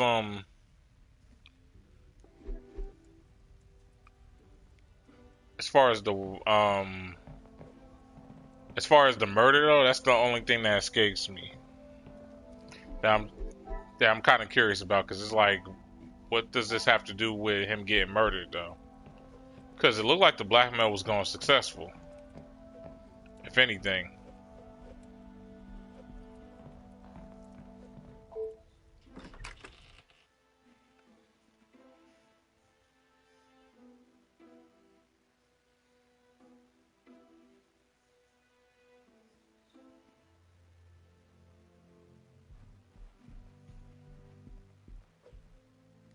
Is there something you need, Detective?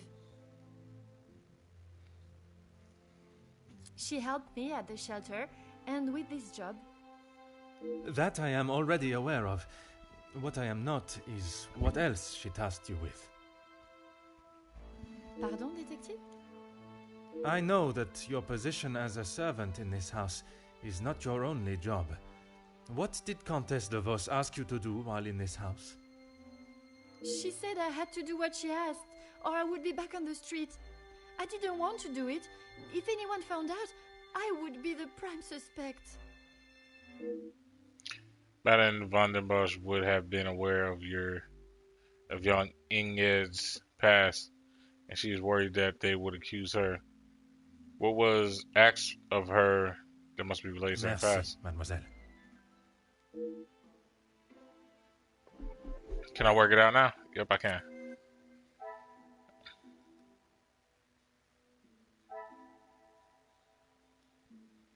Previously prosecuted. Inged was in trouble with the law in her younger years, for theft specifically.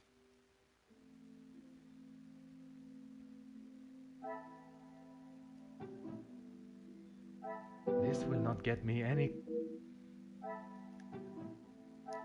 Come, my little great...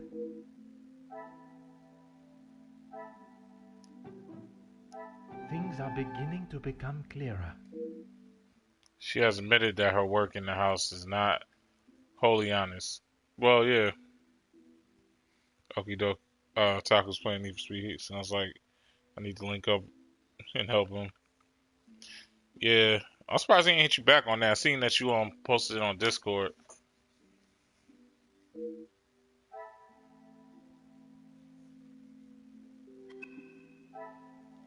Oh yeah, I still got one in here. My fault.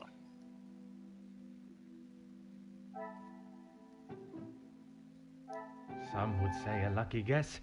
I would say a moment of genius. Thought it was irresponsible for Archibald to lose his key, but now his disappearance makes sense.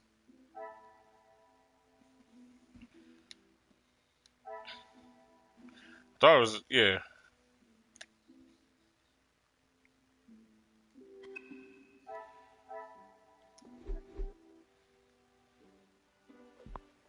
something you... Nothing. She said I was to take nothing. If it was not something she wished you to take, what was it? She wanted me to find out information about the family and Monsieur Hagen. Why did she request that?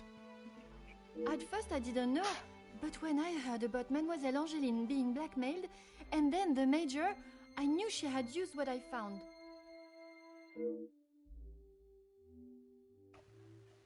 Perhaps my suspicions of Mr. Sterling's involvement with the Major's safe were incorrect, and his key was not lost but stolen.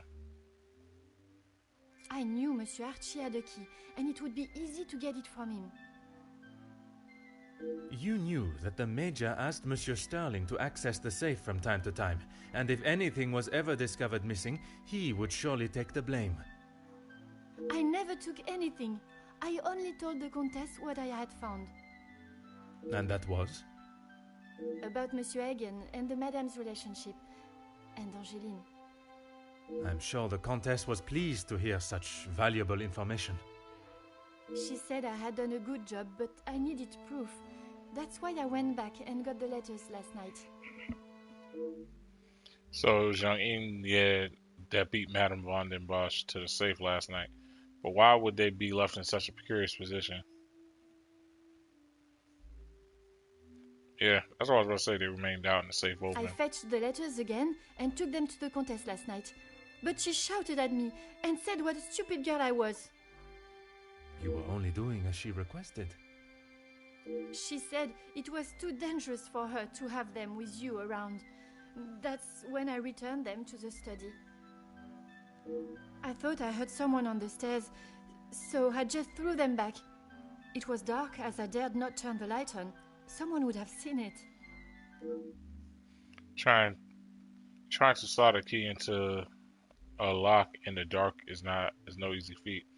That would explain the scratches on the safe. If Madame von den Bosch had only tried to retrieve the letter minutes earlier, she would have surely crossed paths with Ingrid. Merci, mademoiselle.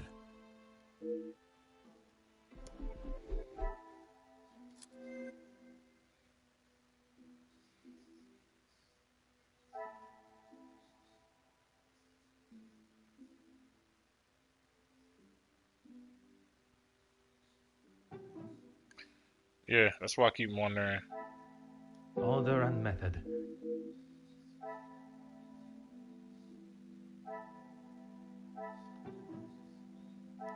Magnifique. Wonder how many secrets this house holds for Ingrid to find.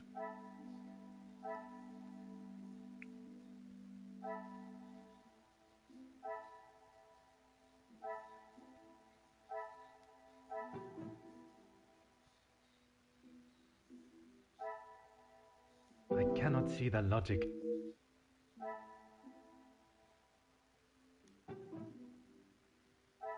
Is there something I have...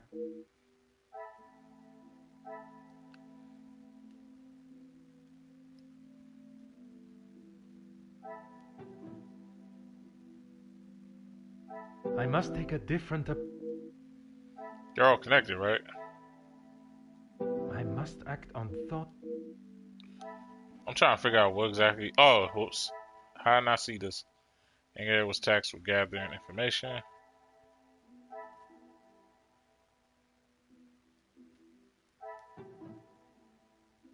I must take a different approach. This will not get me in. Is there something...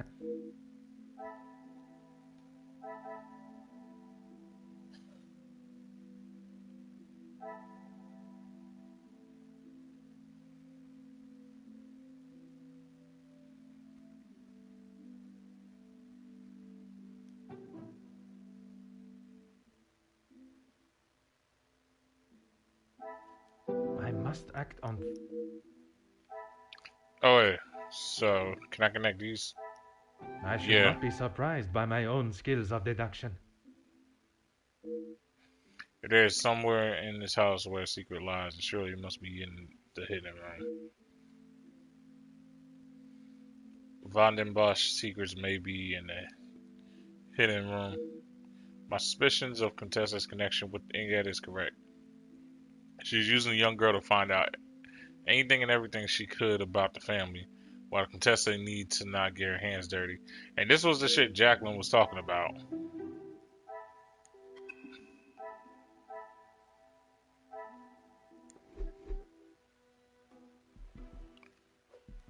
Is there something you need, Detective? Yeah, what else have you That's related to all. her? I swear. I heard Monsieur Archie and Monsieur Felix talking about a storeroom, but I haven't found it. Who's Archie? Is the Countess aware of this room? I told her it was somewhere in the house, but I didn't know where. She wasn't happy with me that I hadn't found it yet. I believe if young Inget knew the location of the secret store, she would have been forthcoming with it. It may be naive on my part, but she has already incriminated herself and has nothing else to lose. Merci, mademoiselle. Your honesty today has helped me greatly. I suppose that I will lose my position at the house now. That is not my decision to make. But when the whole truth is revealed, it will not be the pawns the law looks to convict. We shall be coming for the queen. Yep. What happened to the music? And yeah, I know what y'all thinking. Like, yo,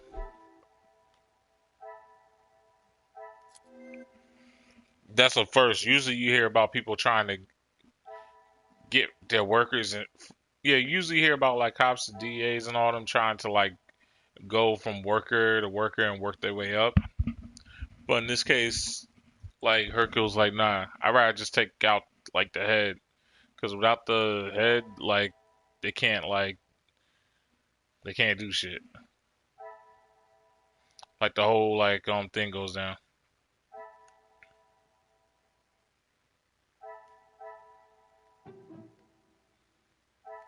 Come, my little grace.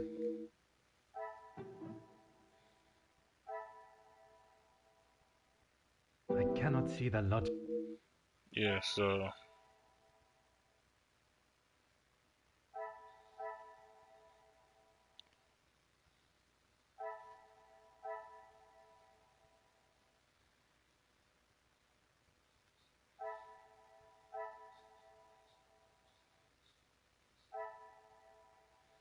oh, the who?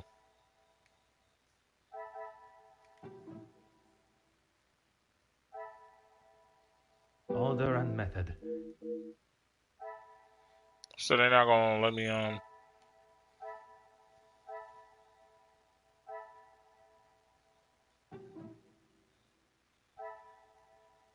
Is there something?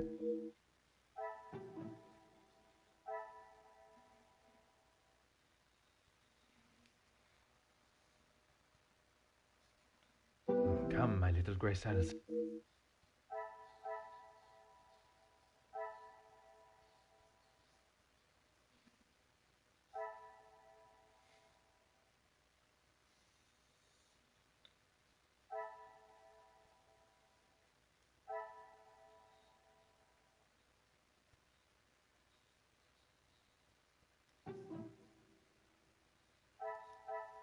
I cannot see the logic in.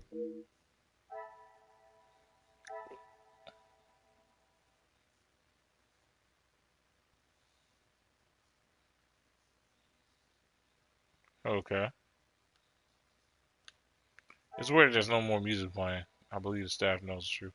They know the family has a secret.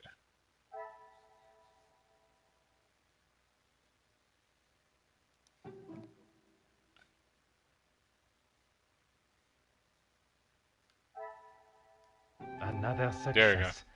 I never doubted myself. Such a calculation of what lies and what motive could possibly justify such devious actions. Finally, I unmasked the truth with the blackmailer.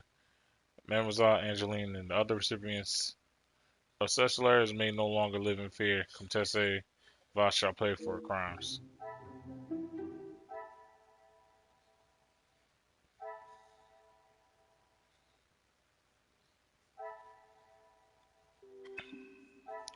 I did it. That was crazy though.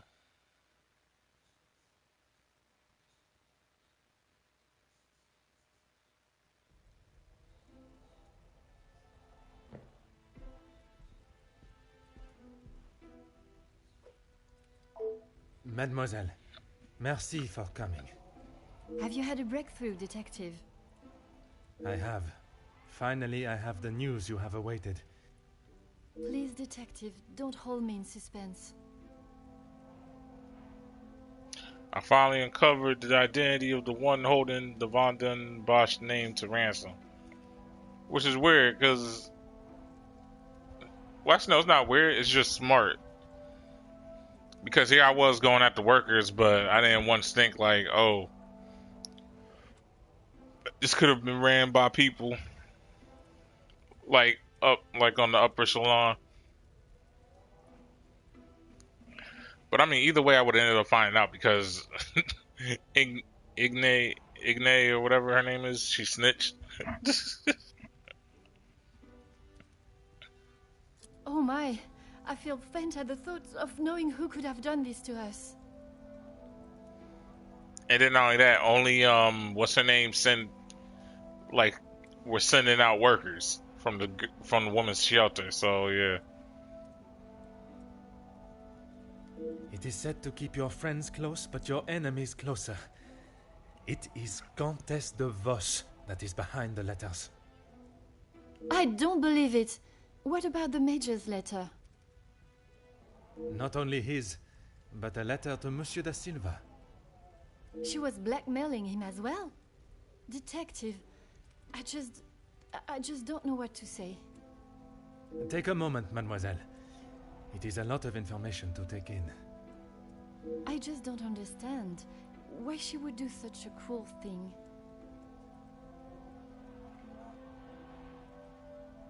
What do you know of Inged's past? She has never been particularly forthcoming with it. Only that she was homeless for some time and that she was at the women's shelter before here. And it is there that the Countess abused her power and manipulated her to uncover secrets of the family. All this time she has been working for Margot, doing her dirty work? I am afraid so, mademoiselle.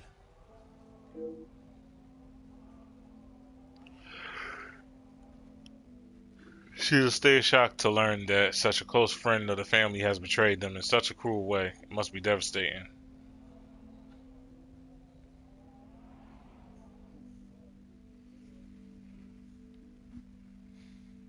So wait, did she blackmail Angeline not because like she felt the mom would take it serious, but that the Major would take it serious?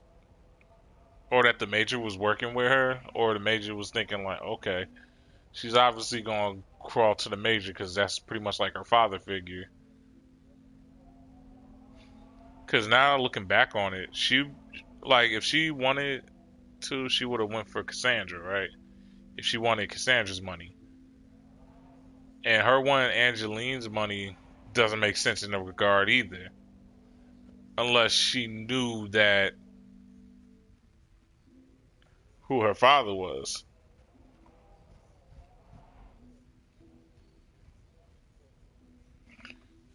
But her husband ended up paying off the well, her fiance ended up paying the bill.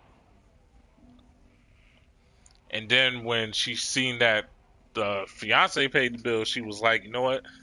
I'ma just go at what's the name then? At least that's what I'm thinking.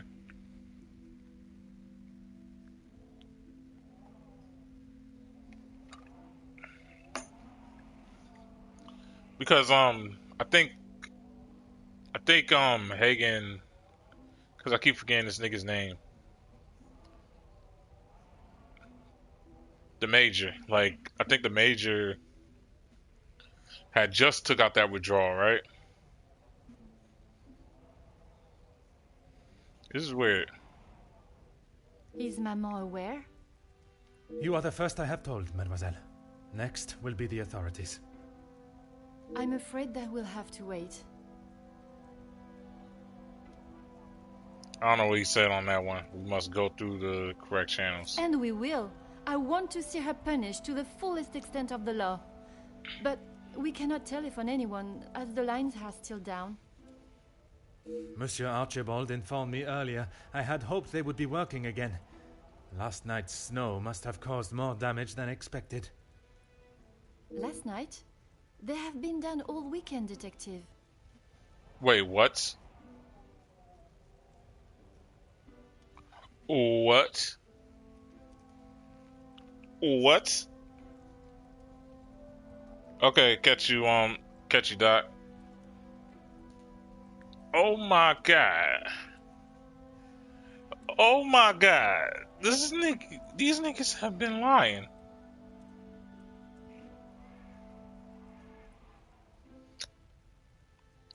How many of these niggas work here? Like, I mean, how many niggas work for her? This is some shit. Yeah, bro, I'm the same way. I'm like, huh? That just, like, but see, this is why I didn't think she was responsible for the murder, because it was because of that one. Because, like, why would a murder come across, like, why would a murder happen off of blackmail? Usually it doesn't happen unless some shit really went down. Like, you know? But because she has an alibi, it don't make no sense on who else would want him, like, dead like that. So, oh my god. Two unrelated cases combined by accident. Detective? Are you okay? How could I have been such a fool? I saw Monsieur Sterling talk on the phone, but I heard no ring. Detective Poirot? See what I told you, guys? Y'all see this, bro? What I tell y'all? What I tell y'all? It was all a lie. A scene acted out for my benefit to throw me off the scent. If I believed that Major was still alive at the time, I had no reason to investigate anyone's whereabouts beforehand.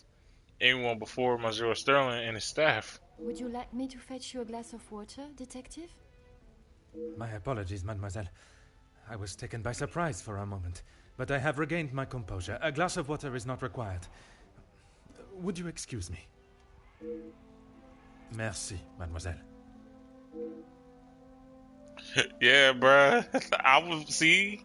Y'all see how far ahead I was in this, bro. This man, this man, Sterling thought I was. He said my patient has gone. Then, the guests and the staff of this house think it's acceptable to lie to my face when questioning and obstruct my investigation. But no more. We shall see how Mr. Sterling and his staff fare under some pressure.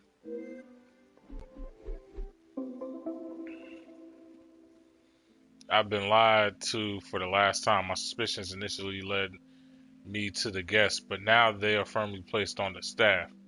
But bro, see, this is the shit I was talking about. Monsieur Sterling and Mademoiselle cannot hide behind their lies any longer. Bro, I peeped this shit from a mile away, bro.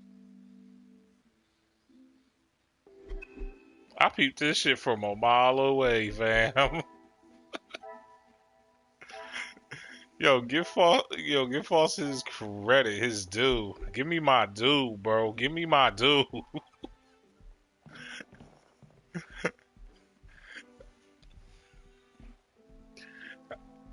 I was bro, for a minute, yo.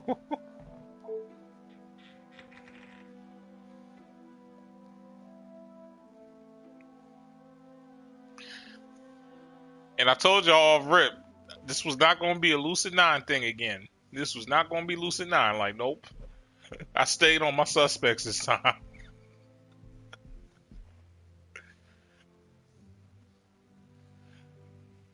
Because I had, like, in Lucid 9, I had suspected someone. But for whatever reason, when I did my final prediction, I did not put them on my list. I forgot to. So I counted that as an L for me. But it was funny because I was on the suspect from, like, the start, yo. I was like, yo, this nigga's sus as hell.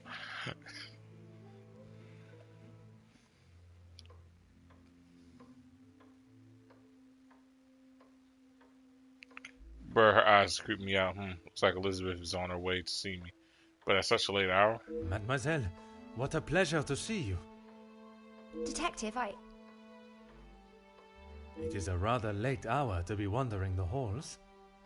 Oh, yes, of course. I do not feel myself, Detective. If that is the case, you should be resting. Allow me to help. No, that's quite all right. I will see to my duties and return to bed.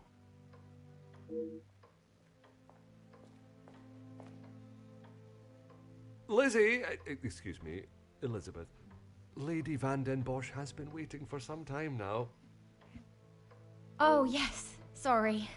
Detective Poirot was just... I'll see to the detective. You just head on up. Off you go. Good night, Detective. Bonne nuit, mademoiselle. Elizabeth was certainly not herself. I thought the death of the Major had brought up uncomfortable memories of her beloved Luke, but it may be something else.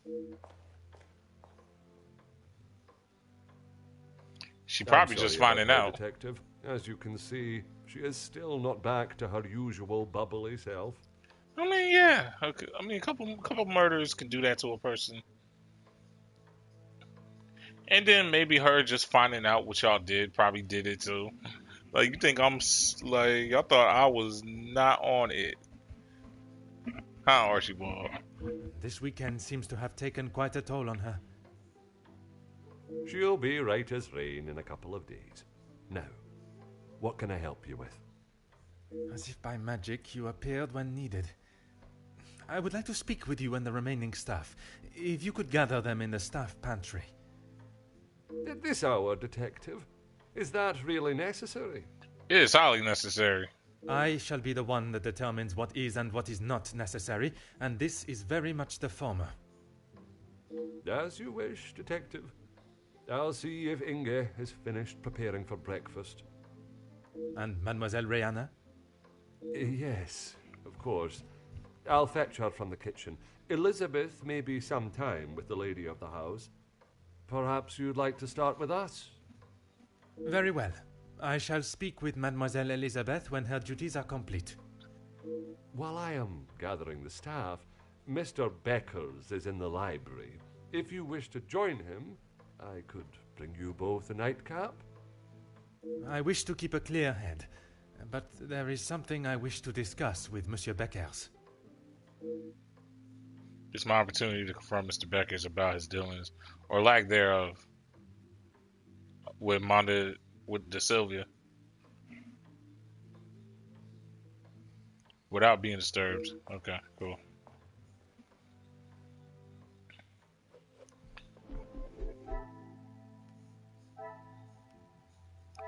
Yeah, I think Elizabeth was low-key trying to warn me, but I don't know. You never know what could happen to people. Like, you gotta think about it. It's been years.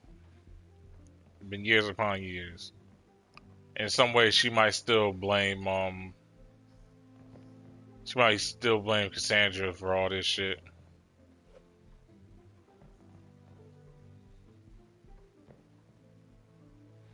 Like, you feel me? You feel me? You feel me?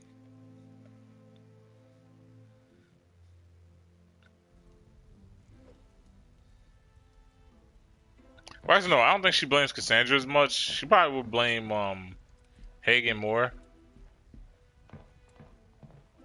Because again, what's her name? Yeah, has her rules and shit. Don't get me wrong. Cassandra has her rules and shit. But y'all messing around, like staff messing with each other, is usually not condoned in any type of workplace anyway. That's just an unspoken rule, if not an actual rule in most cases. Monsieur Beckers, it is rather late. The other guests have already retired to their rooms. I didn't even see the time. It's easy to lose oneself in a library this impressive. That is something we can agree on, monsieur. I suppose I should be heading? Un moment, monsieur. There are some matters that we must discuss. Oh, what is it, detective?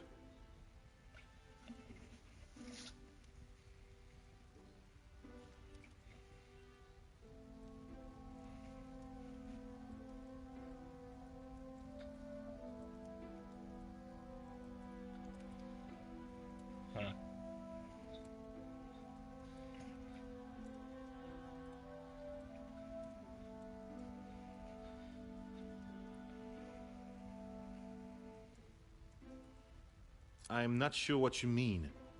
Her proposal to make you somewhat of a star, a figurehead for the working man. What would you call that? There was certainly no talk of making me a star. That is not the type of man I am. She wanted to write a piece on my work with the union, and I was happy to oblige. Bro, that's the same shit.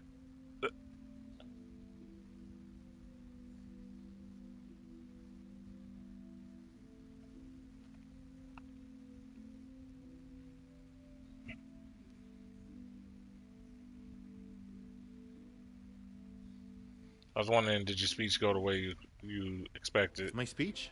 I'm not sure what speech. You may save your false ramblings for your next audience. I am aware you spoke with the Major yesterday. Whoever told you that has it wrong, Detective. Please, monsieur. The truth. Word, bro. Like, I'm getting tired of y'all niggas lying. Like, not just Hercule. I'm getting tired of y'all niggas lying, too. Y'all Okay, keep fucking up fine. my shit. Yes, the Major and I spoke, but it was not for long.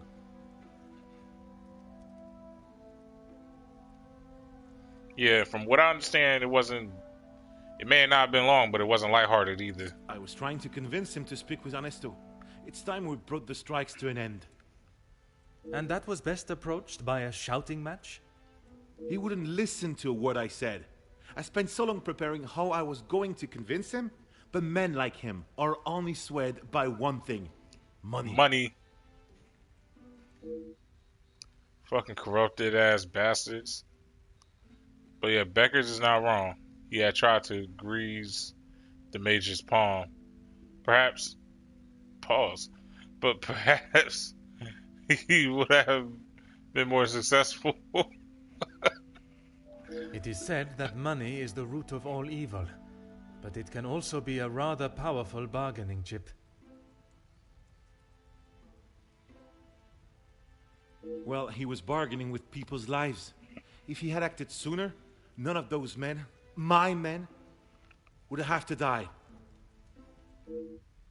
The Major oversaw security at the factories. Could he have done more to stop the strikes? Yeah, and Silver again was prepared to deal. A deal? It was an insult. And that is why you did not sign it? I didn't sign it because the workers deserve so much more, not his pathetic attempts to get them back to work. Did you think there was a chance for a better deal to be made? I know there was. He's a pompous swine that cares for only himself and filling his pockets. And yet you didn't present the deal, though. That's the one thing Silver got that I give Silver actual credit on, is the fact that, like, yeah, he was willing to just sweep this under the rug with money, so like more than likely your workers would have got their paid dues, because he didn't want to deal with this shit no more. It was becoming a whole news scandal, bro.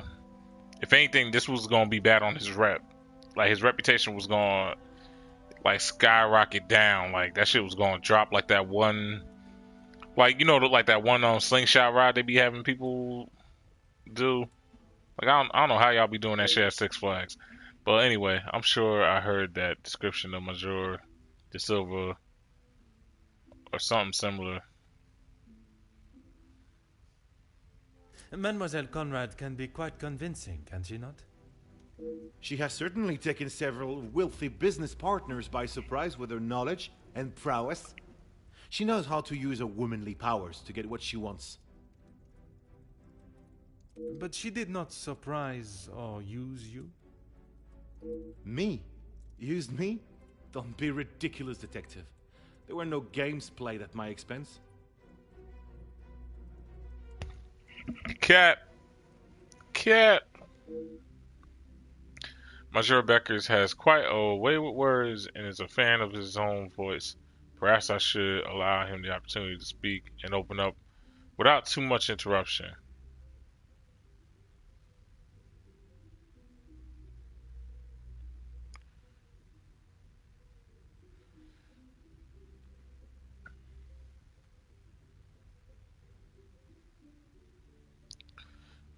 I should allow him the opportunity to speak and open up without too much interruption or forcefulness.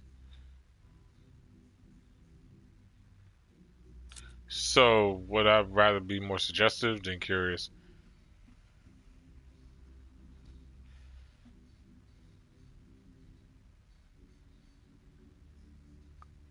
Perhaps some, but I'm not so easily manipulated or simple-minded.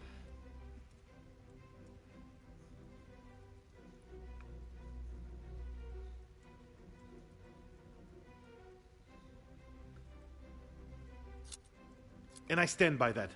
It was an insult. A rather bold move to make such a decision on your own.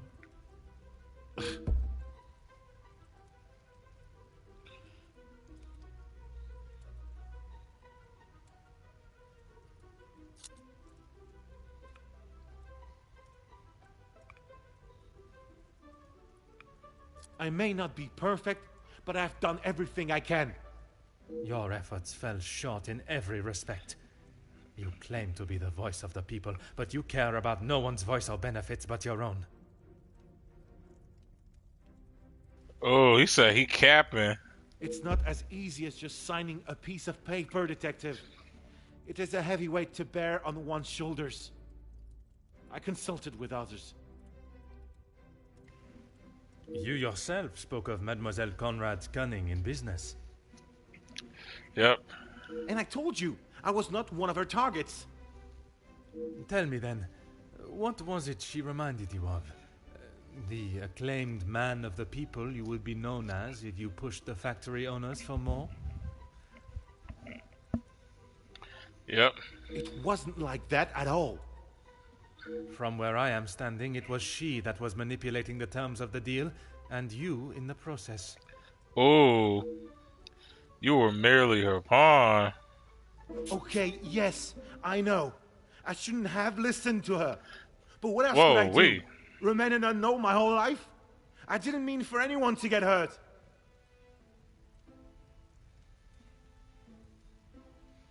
Okay, what happened with all that?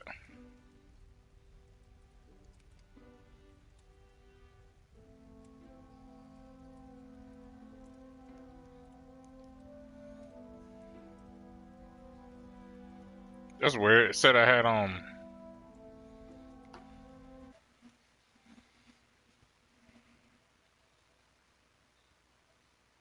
one second.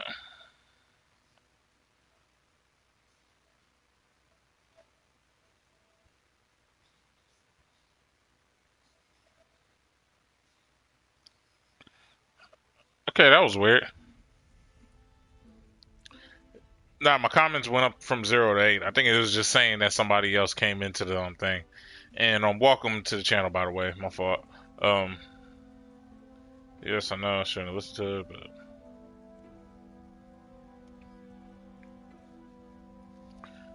this It may not nigga. have been your intention, but we both know the result.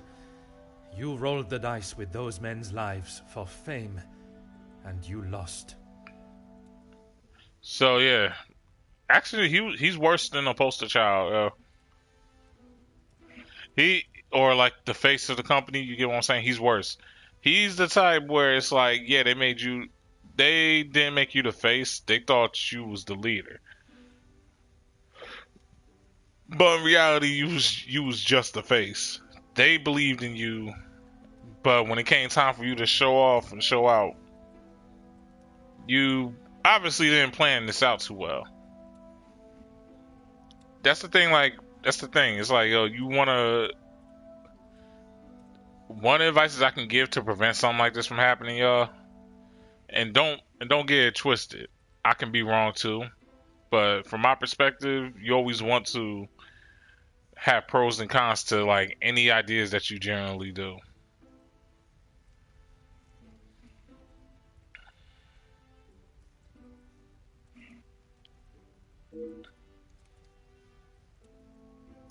Yeah, but you are from a large What does family. that have to do with anything? I have often wondered about the competition siblings face in a large family.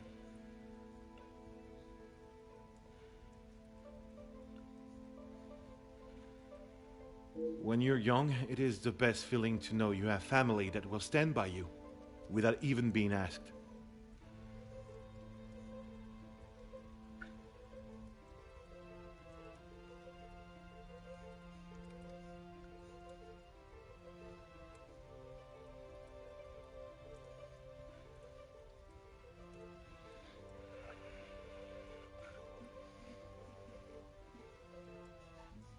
Tuh.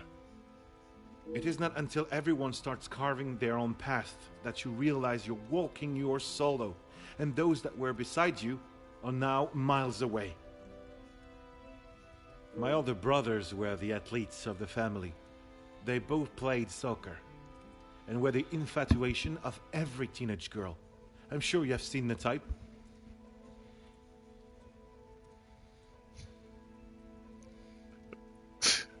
Bro, that's the thing. History is always going to repeat itself. I ain't gonna cap on that. Oui, monsieur. But I can assure you that was not I. Then there was me. Quiet, timid, a shadow of the Baker brothers. My voice and very presence was forgotten and ignored. Nothing I could say or do would ever reach the bar they had set. But I always knew I was destined for great things. Years passed, and now that I no longer stood in the colossal ombre of my brothers, I could become my own man. When the position of union leader was posted, it was my chance to finally be heard. You hear politicians speak of the little or the common man? Well, that was me. And I knew what we wanted and what we needed. When I spoke, others listened. I held their gaze with a sense of pride, a sense that what I was doing was for the greater good. But here's the thing, bro. You just didn't plot it out. Like, he should have kept plotting it out. Like, you got content where you was at. It was supposed to be my crowning achievement. Lead the men to victory over the money-grabbing oppressors. But instead, all I did was lead them to their deaths. Monsieur, it was not at your hands that these men died. The blame cannot lie solely on your shoulders. Those responsible will be punished for their crimes. That you must trust.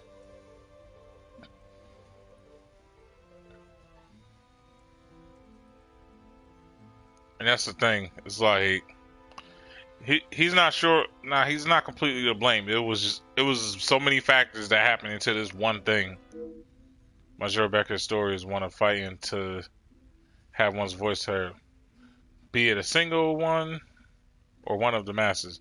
I'm afraid he may be remembered for what he did, but not in the way he so hoped. Yeah. And again, it's just off of that one chance of something. It's like just one uncontrolled factor happening that ended up fucking him over.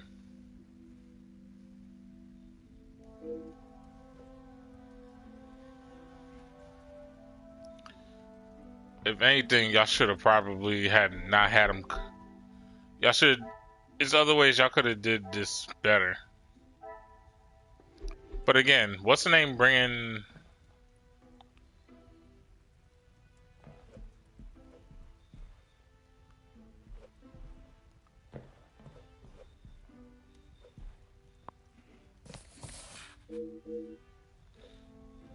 But yeah, Ernesto bringing so-and-so to help with the strike was the unknown factor that I think Beckers didn't see coming because of that and because of how Hagen was.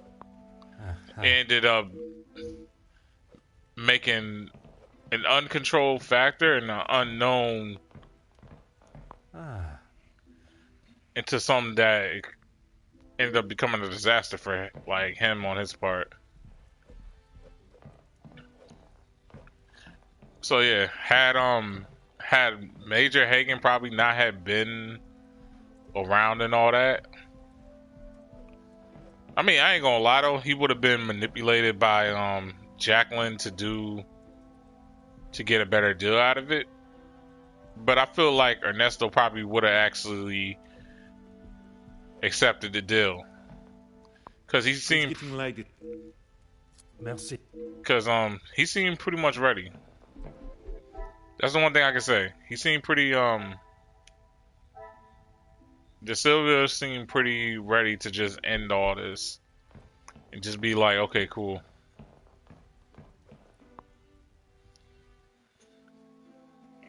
Whatever it is y'all want higher wages, I'll give you higher wages. Just do your work.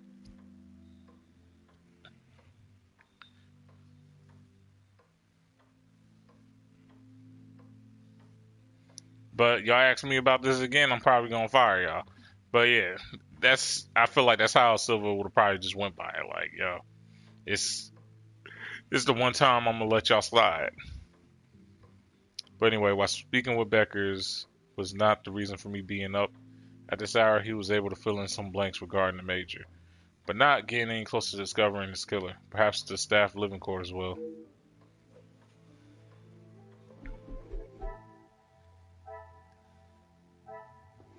And this is the one room I've been waiting to get to since this whole game then started. Well, not this whole game, but since this whole case then started. Especially as far as like the murder, like even before the murder, I kept being curious on. Now I think about it. But head back upstairs.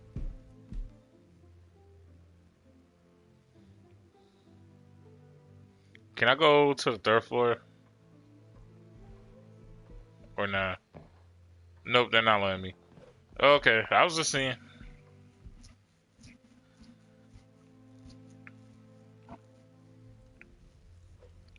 But yeah, so far Jacqueline's been on the money with these guys. I think it's mainly just because she knows who she's dealing with.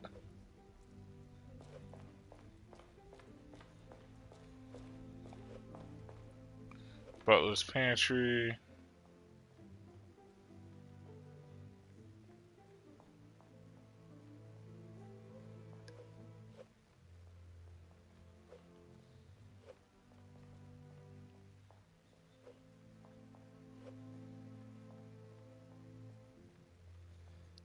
My curiosity is, do I go to the pantry first? Let me see what's up with this pantry.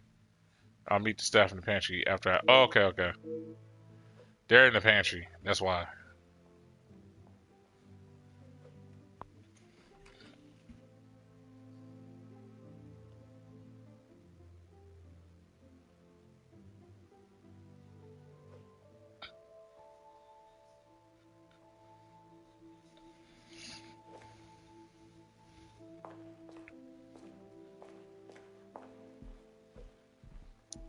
Hopefully this man's still on his guard. Because this is usually the part where you almost get killed.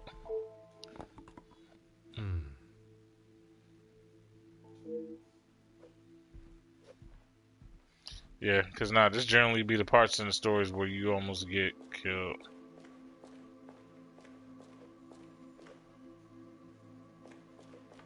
Abandoned clothes. Clothes hanging or scuff. Where's the scuffy boots as well? Why would they be left in here though?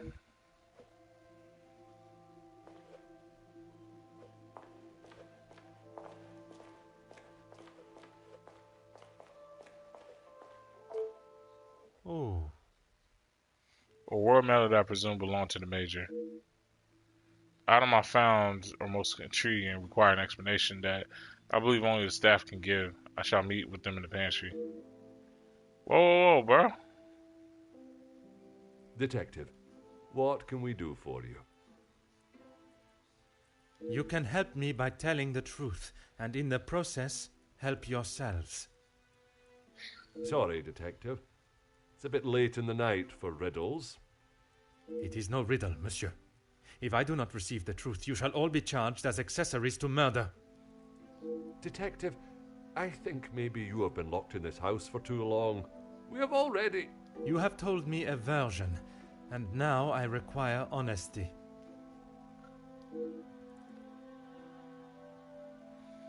Fam, I wasn't even trying to talk to them yet.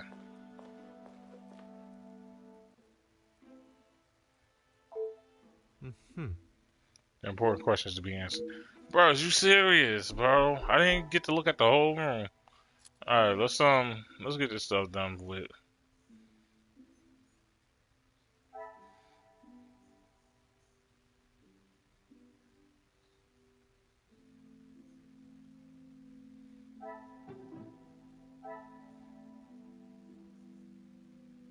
The pieces of the puzzle are finally coming together. The Major would not have left such a fine coat in the staff here. Someone must have worn it. More important, however, who Wait, who wore the Major's clothes?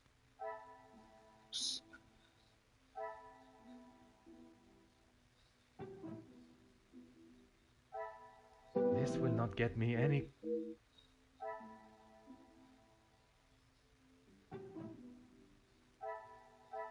I must act on... So this, oh yeah. So basically, he's saying that the Major probably would have been dead. Was quite upset.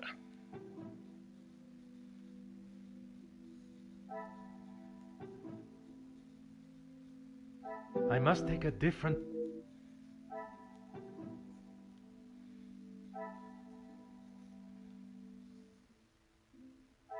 order and method. Is there something... Alright, we'll get back to that in a second. I cannot see the logic. Okay. Saw the Major outside. I must take a different...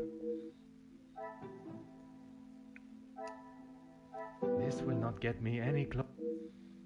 Okay.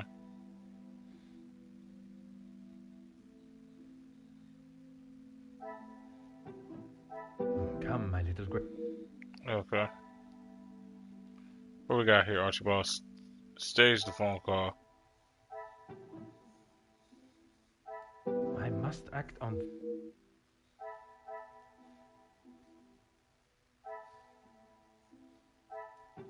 He staged the phone call. What a revelation. Theory that the Major has been killed during dinner was nothing but a ruse. Why are the staff covering the real time of his death? There we go. We got it done. We will have to see, bro. But they thought they was slick.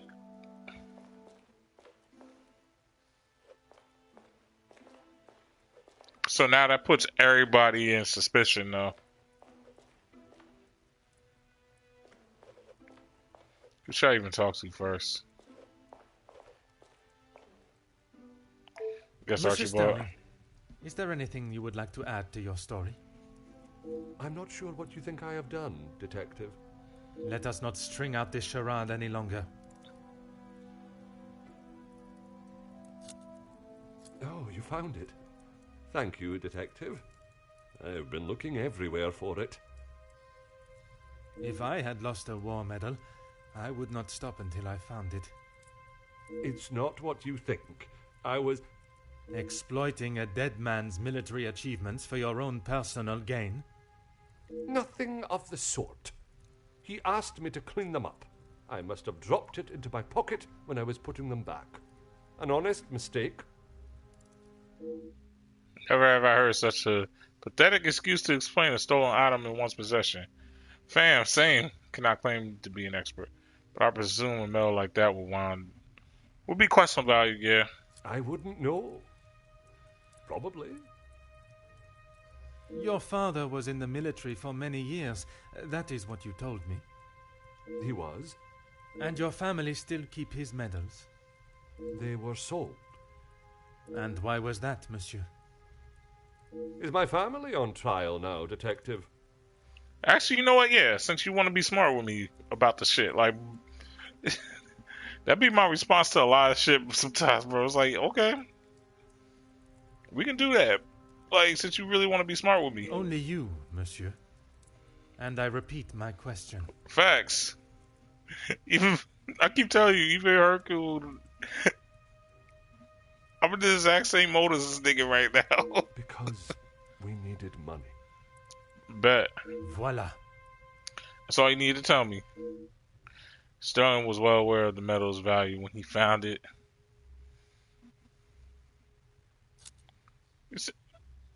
Bro, you a Steven. No.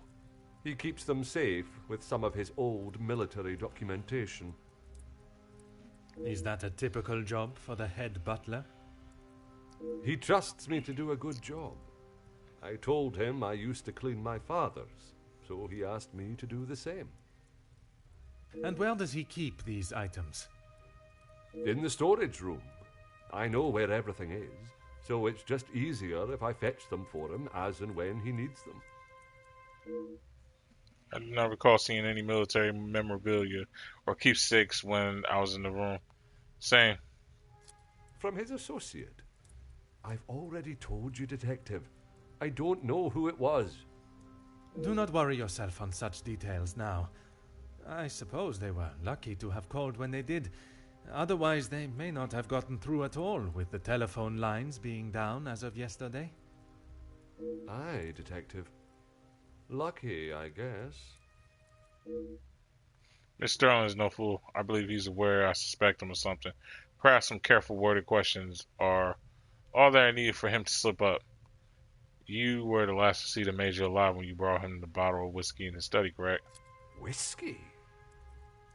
You took a bottle of whiskey to the Major. You spoke with Monsieur Demire en route. Aye, of course. It was a bottle he picked up from his last visit to Scotland. Rather smoky number from the Highlands. He was saving it for a worthy occasion. Drowning his sorrows must have been fitting enough. At first, he does not remember the bottle at all. And if by magic he recalls the exact details. Or was it the one from the West Coast? You'll have to excuse my memory, Detective. It's not what it used to be. Now he's blaming it on age. Are you happy here? Are you happy being a servant? Are you happy being, the help? Are you? Look at Hercule's face. That's the way I'm looking at him too. Are you happy? Are you really happy? It's certainly better than my last. What was your last? You are paid a fitting wage for the work that is asked of you? I'm sure the lady of the house would not want me discussing it. But I should not complain. That is not the most convincing answer, monsieur.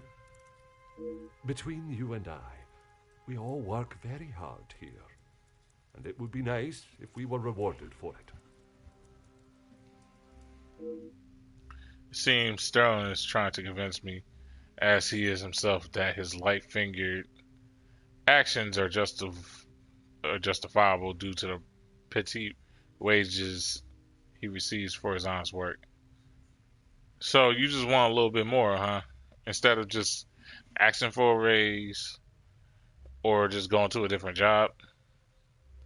Because I'm pretty sure Ernesto definitely could have used you.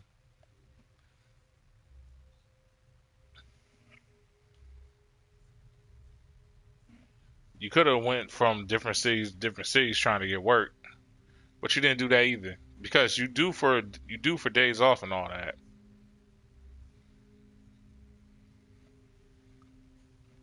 That's the one thing I kind of got myself out of the habit of. I kind of got myself out of the habit of thinking like I'm stuck.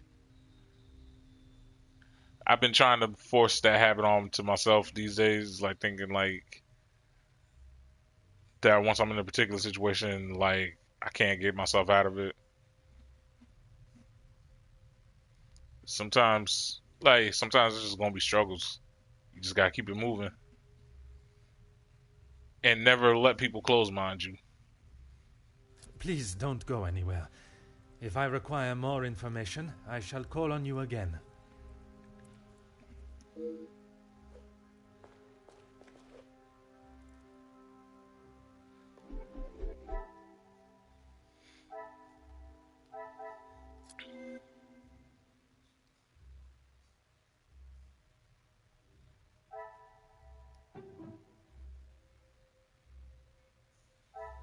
Order and method.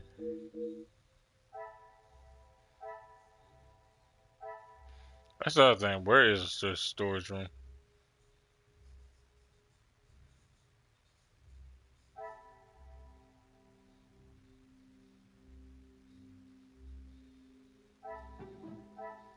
Is there something?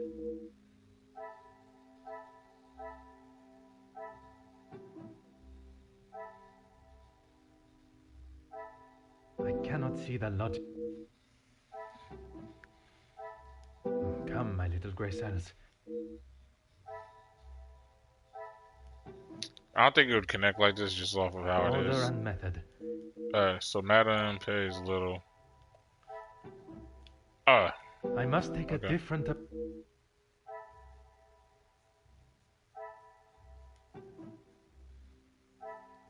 This will not get me any. Well, what am I working with here? Worn out boots. So none of this worked. Look at the newer stuff we got. Alright, so I got this. And I got these.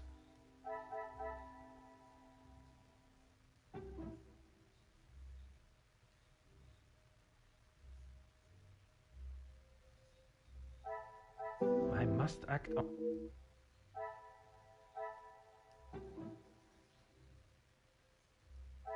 This will not get me any closer. Is there something I have?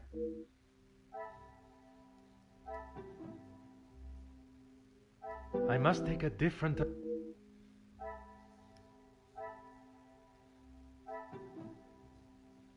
I cannot see the logic in.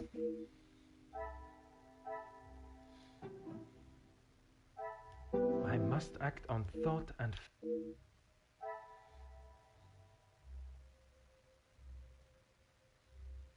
He hasn't noticed the lack of phone calls.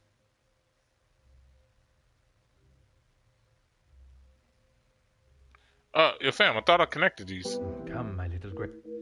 Okay.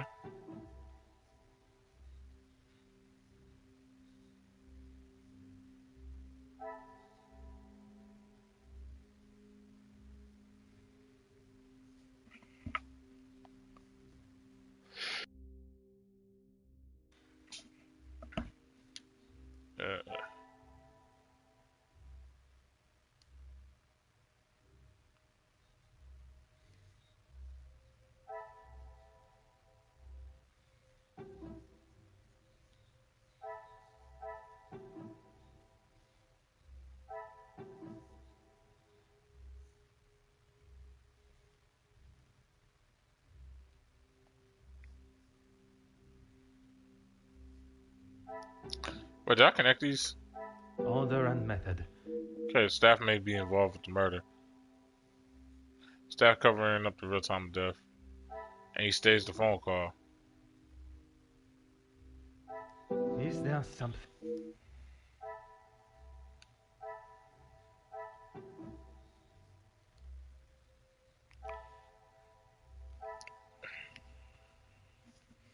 There's someone missing here. I tried to.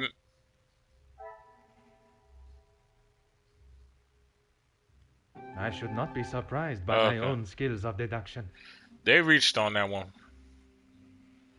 But the fact that they paid very little also means, like, why is the jacket there, I guess?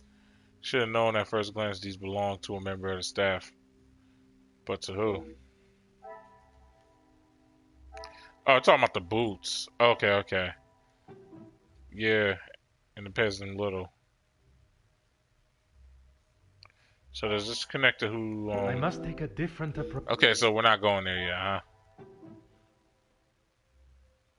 Someone else wore the coat, though. Some There we would go. say a lucky guess. I would say a moment of genius. Staff member dressed in Major's clothes took his position out in the snow for the guests to see. Why would they do this?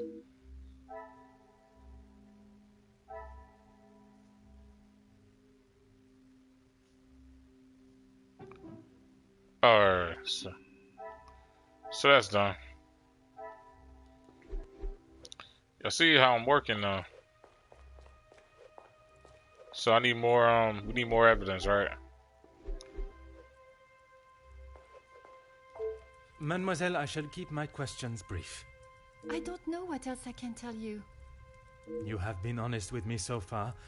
All I request is that you continue to do so. Oui, detective. I'm already aware of her involvement with the blackmail, but I'm not sure if she is also connected to the murder. It was frantic in the pantry. We were working hard to make sure everything was up to scratch. Go on. Then Liz burst in, asking for Maman Ray's help. Her help with what, exactly? I don't know. She took Liz to one side, and I was needed in the salon. We spoke just after that in the pantry.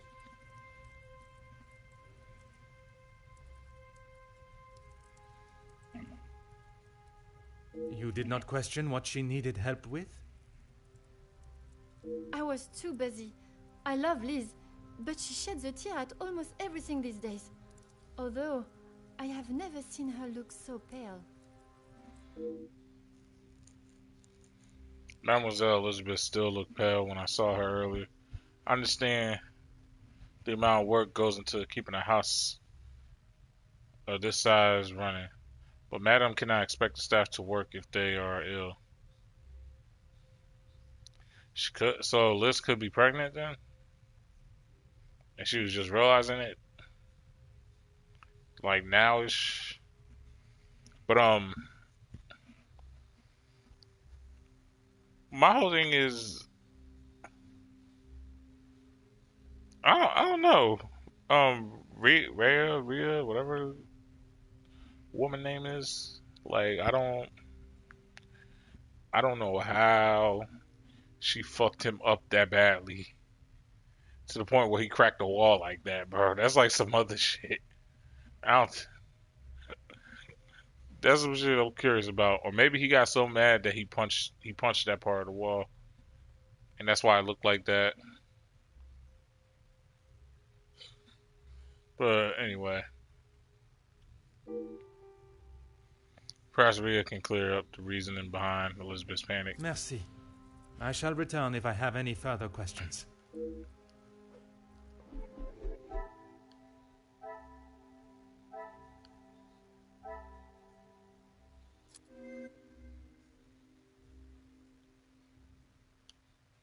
Alright, now I'm just getting a firm memory on shit. Just getting a firm memory. Anything crazy new. Letter opener, ceremonial deck. That's what's the name. Poker was clean. First aid kit, pocket knife. Blah blah. That was when I investigated the murder. I'm thinking anything else is crazy new here. I'm just keeping reminder. Mademoiselle, I shall be as quick and precise with my questioning as possible. Okay. What do you need?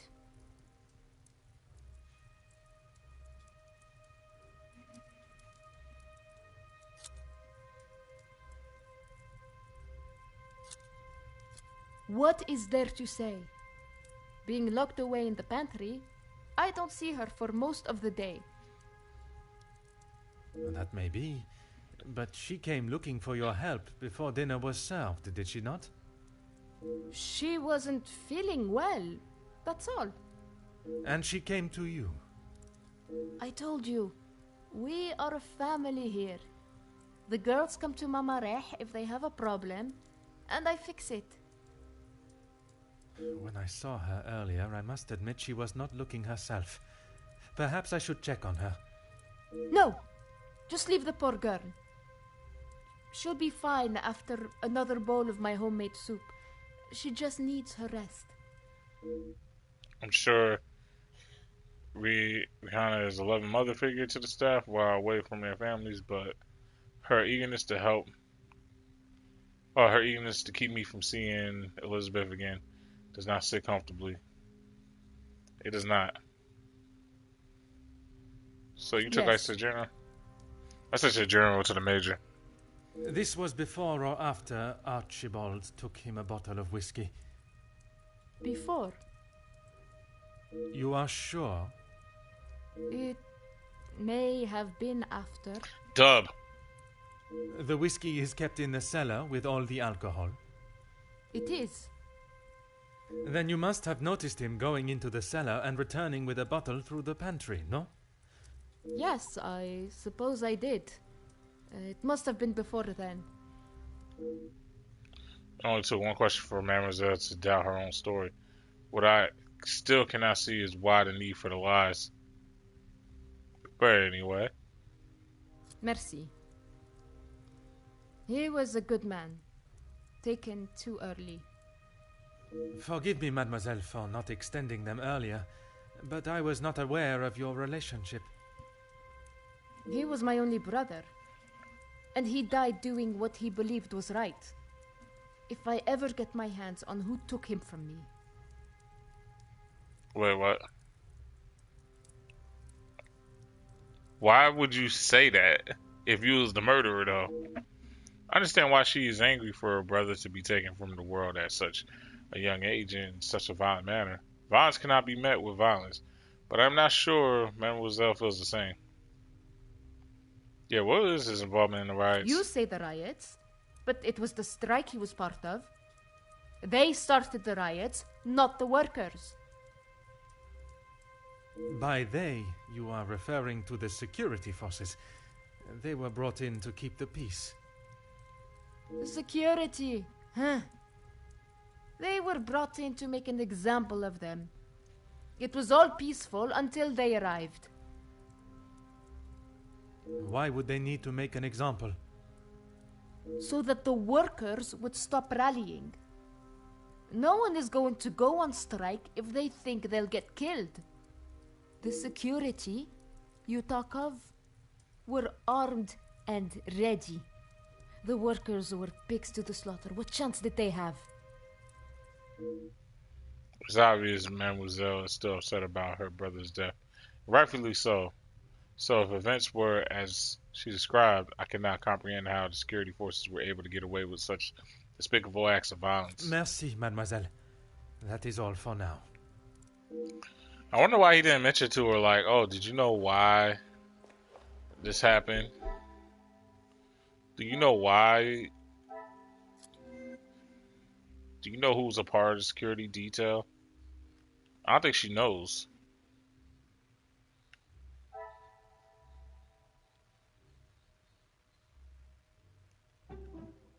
I cannot see the logic in this. Okay.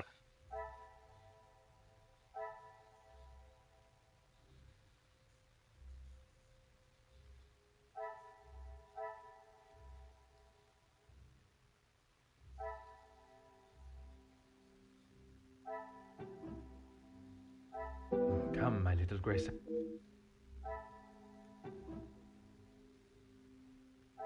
Order and method. That...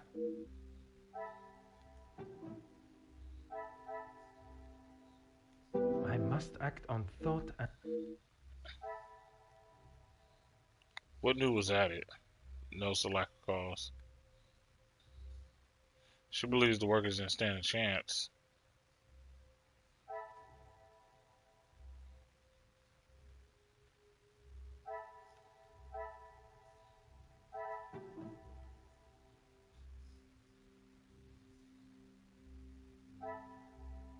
This will not get me any...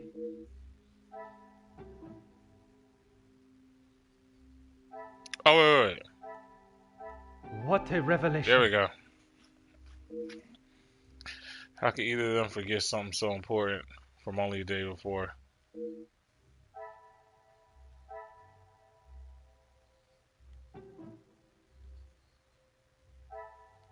Magnifique. Yep. Both Archibald and Rihanna played their parts very well. That is until they became complacent. Why do the staff feel they need to fabricate stories?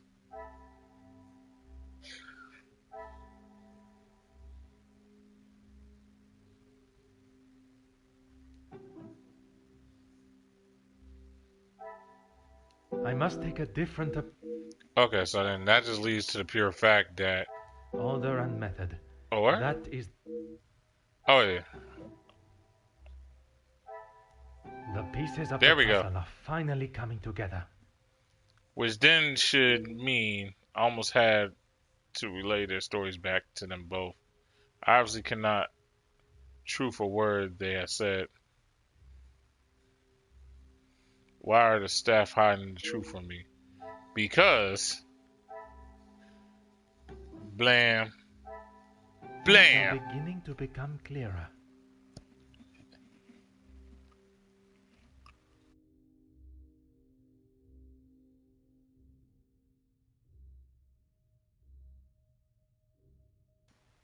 As I had figured from the start. As I had figured from the start.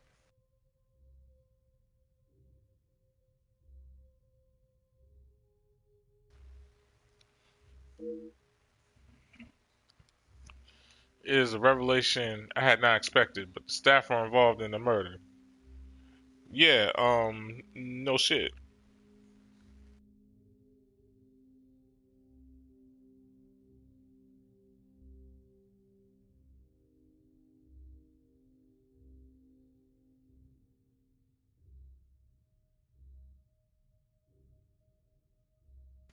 Bro, like I had this done from I had this figured out from like almost the start, yo. Y'all gotta give me my props, yo. Y'all gotta give me my props.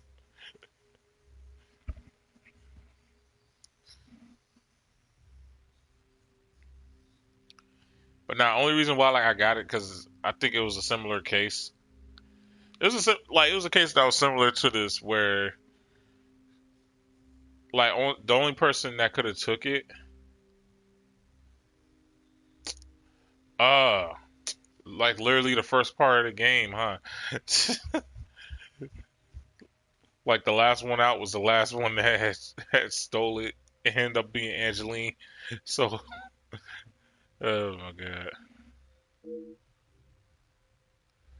Yep. While young Ingrid is guilty of her crimes associated with the blackmail, it's Mr. Sterling and Mademoiselle Rena that have an integral part in covering up and obscuring truth of how the Major was killed.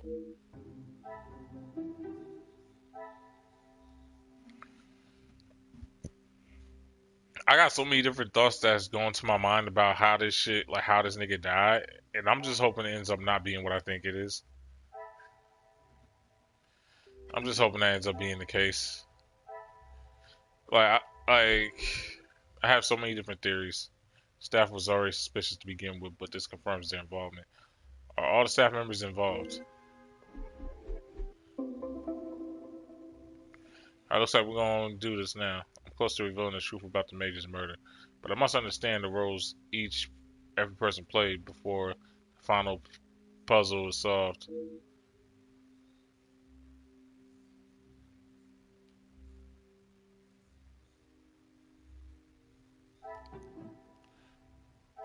Another success.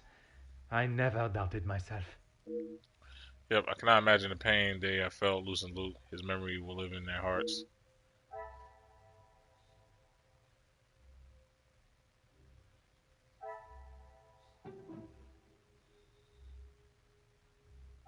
I cannot see the logic.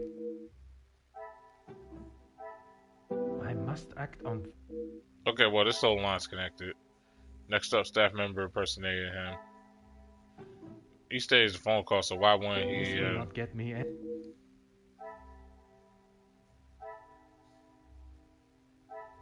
Oh, wait, she feels disconnected from her peers. No, because she's new. So that's the other reason why she couldn't have been, like, part of it. Some would say a lucky guess. I would say a moment of genius. I'm confident she isn't part of the cover-up that has clearly been the facade for the other staff. Same.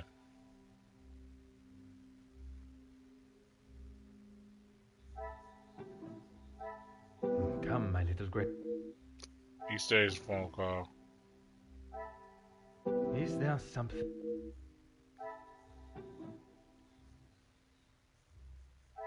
I must act up.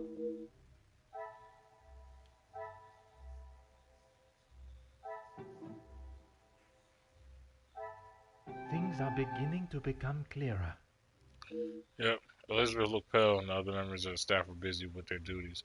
She must have found the body, but did she play a part in the murder?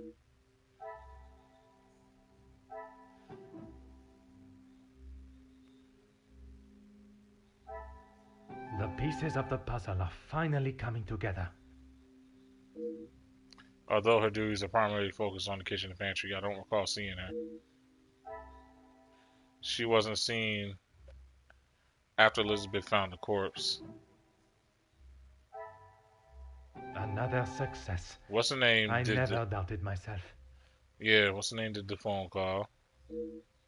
Archibald's acting skills came to play to cover for a member of the staff, but who? So he probably covered up for... Order and method. My fault. Alright. Is there something?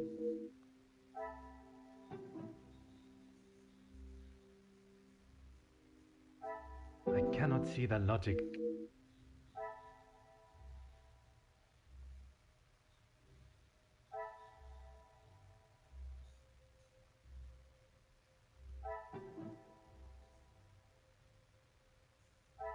This will not get me any...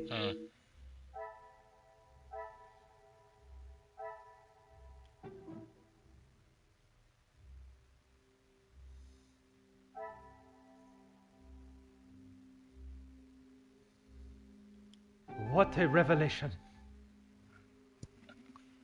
Okay. Impersonating the Major was Rena's role in the plan.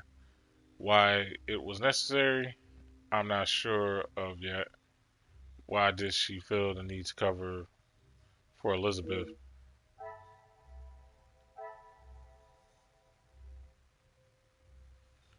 But she didn't cover for Elizabeth.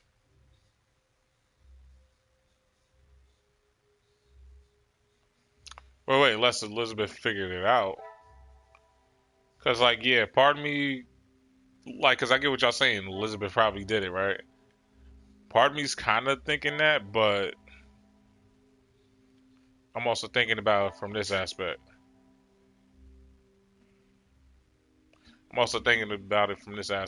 If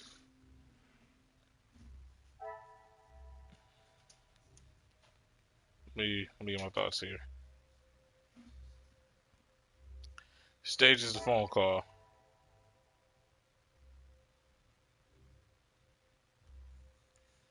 Impersonated the Major.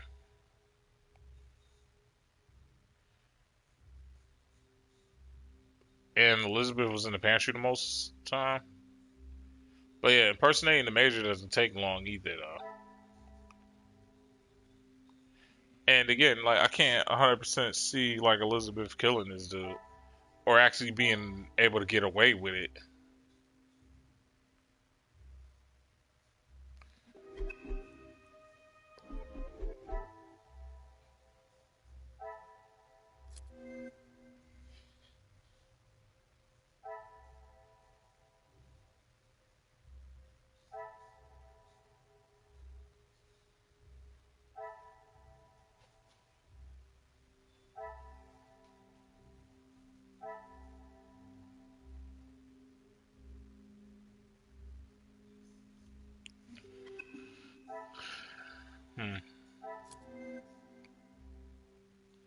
I feel like they're trying to get me to think it's Elizabeth. Anyway, it's covering for Elizabeth, staff member.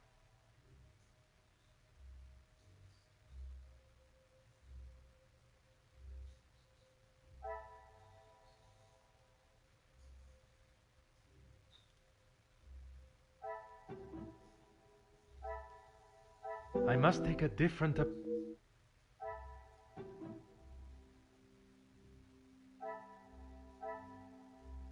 Come, my little grey cells.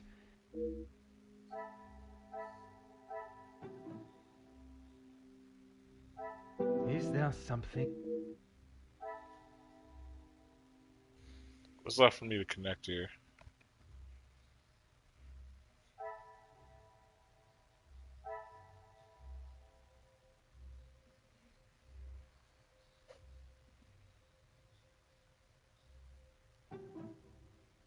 And they're saying Elizabeth found a body, right?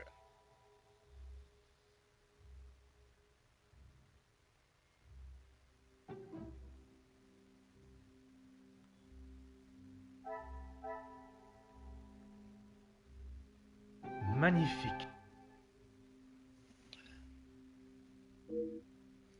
The stage phone call was his assignment. He went to great lengths to protect Elizabeth. Why do you feel the need to cover for Elizabeth? Archibald stays linked to cover for Elizabeth. Why y'all Inga is good to give her own actions associated with the blackmail. It is Monsieur Sterling and Rena that have been integral part in covering up and obscuring the truth of how the Major was killed.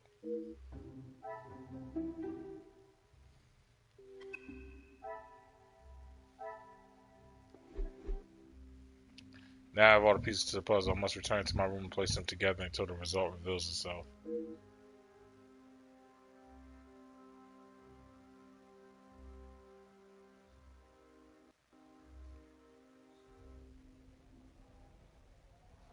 It's time for my little gray cells to go to work. I'm so close to uncovering the truth.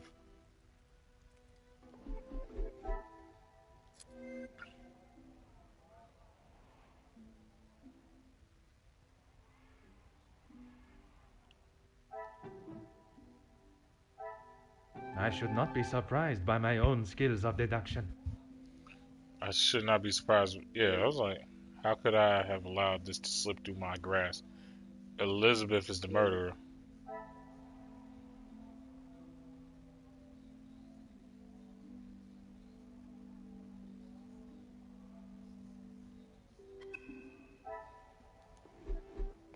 I'm not 100% on it. I cannot believe it.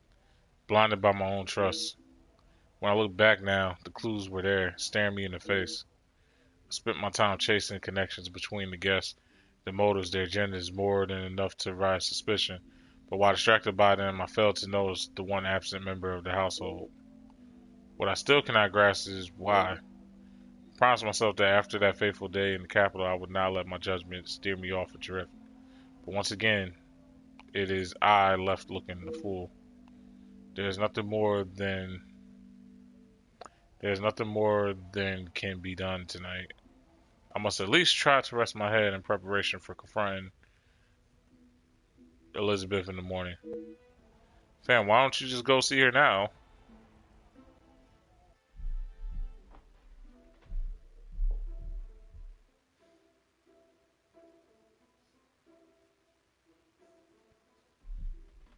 What in the world?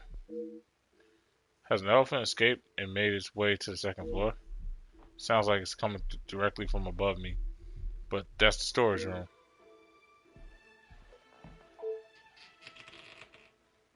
So they're leading him into a trap now, huh?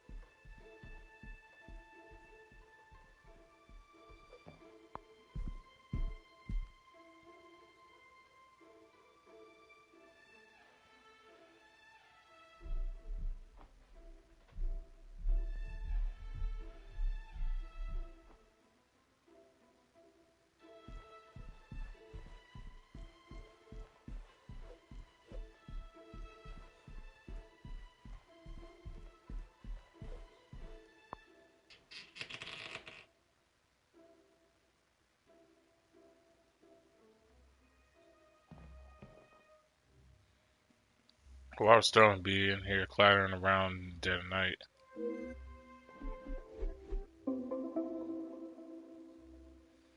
Archibald is up to something in the middle of the night, making some amount of noise. I must find out the extent of his behavior.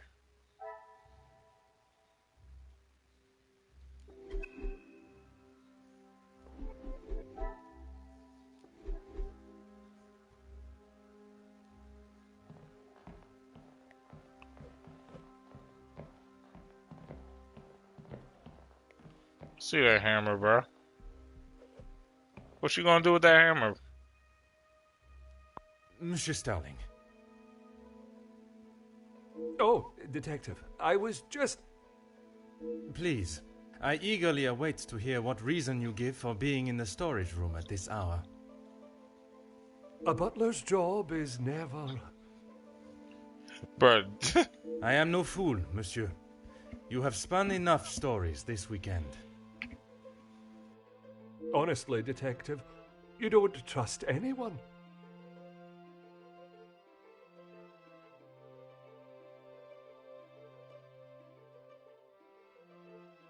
And with good reason.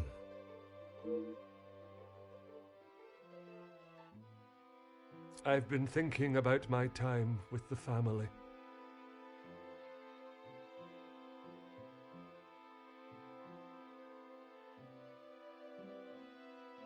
I often think on fond memories, but it does not take me to a storage room in the middle of the night. There are many memories held within these walls. I just wanted to see them again. Magistro sounds as though he has plans on leaving the house. Sounds as though you will move furniture here. You have done nothing but deceive and abuse your position in the house. Deceive? I'm sorry that I lied to you about the medal. Even when confronted, he still remains steadfast and refuses to acknowledge that he... Would you care to explain the fake telephone call? It was purely for my benefit, no? Why would I fake a telephone call? The same reason that Mademoiselle Rihanna dressed in the Major's jacket in the snow, to allow not only the guests but me to believe the Major was still alive. I didn't kill him, Detective. Oh, I know. I know, monsieur. But I also know that you helped the one that did to cover their tracks. It wasn't like that. We were just trying to help. She had no part in it.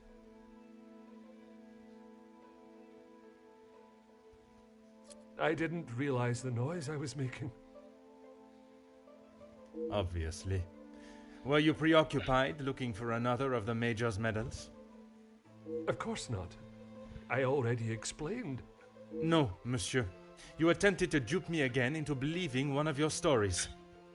Please, Detective. I know you know how it ended up in my possession. I was just trying to get some extra money together to send home. I can't lose this job. If Lady Van den Bosch found out... Theft of a medal would be the very least of your problems. And lastly, both you and Rena risked your freedom to help Elizabeth. You never let on. How long have you known it was her? Monsieur, I am Detective Hercule Poirot. I only show my hand when I deem it necessary. You will be taking her away then? She will stand trial for what she has done. But you don't know the full story. She is just a servant in this house. If she is arrested, that will be the end for her. If Mademoiselle was only protecting herself, as you both have claimed, she will surely be found innocent. No, she won't. No, she won't. No, she won't, Hercule. That's why I disagree with you at. You still not explaining what you are doing here. The Major's military storage box. The one that stored his medals. Amongst other things, yes.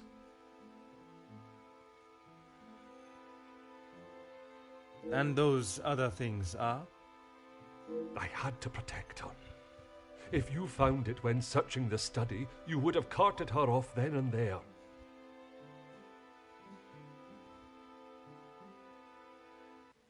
Whatever it is you have hidden, it will not remain that way for much longer.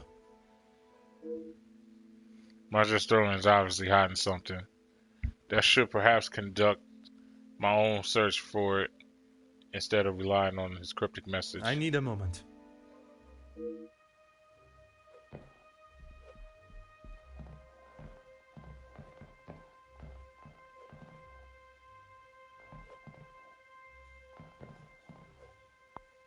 Oh. One of the many St. Carvings from around the house abandoned in the box. Why is the St. Carvings in here?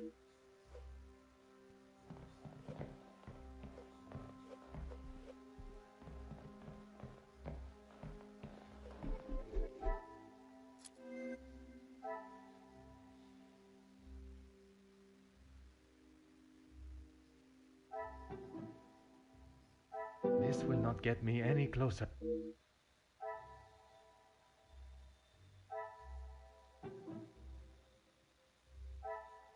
I should not be surprised by my own skills of deduction. The detached carving may be related to the door in this room. This will explain Archibald's presence. The secret room accessible within the storage room. The pieces of the puzzle are finally coming together. Archibald must have hidden the items in the storage room. I presume just exists within here somewhere. Bingo.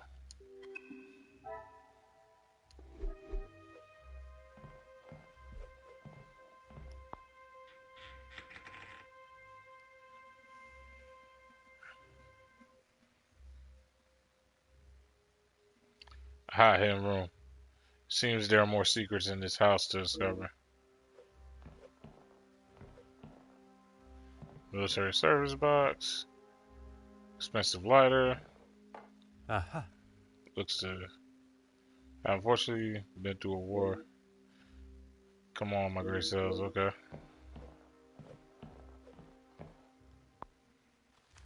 The last will and testaments of the late Viscount. It seems he truly loved Angeline. Last will and testament declaration. I declare that I, Viscount Edwin von den Bosch, am of sound mind.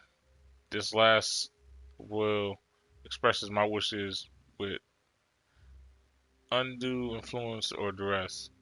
In the event of my death, I hereby appoint my wife, Cassandra von den Bosch, as executor of the von den Bosch estate, and I leave my remaining wealth in the von den Bosch name to my only daughter, Angeline.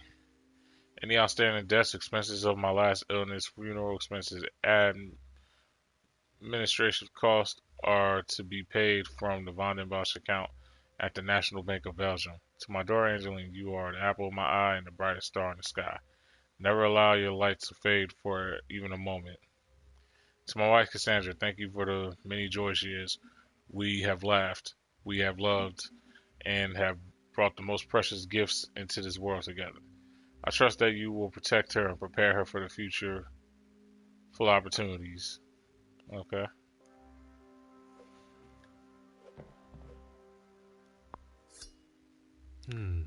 Prestigious military knife, likely belonging to the major.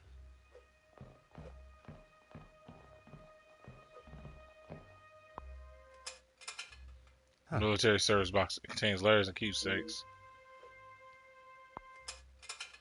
Okay. So obviously they don't want me to read that. So let's get this done here.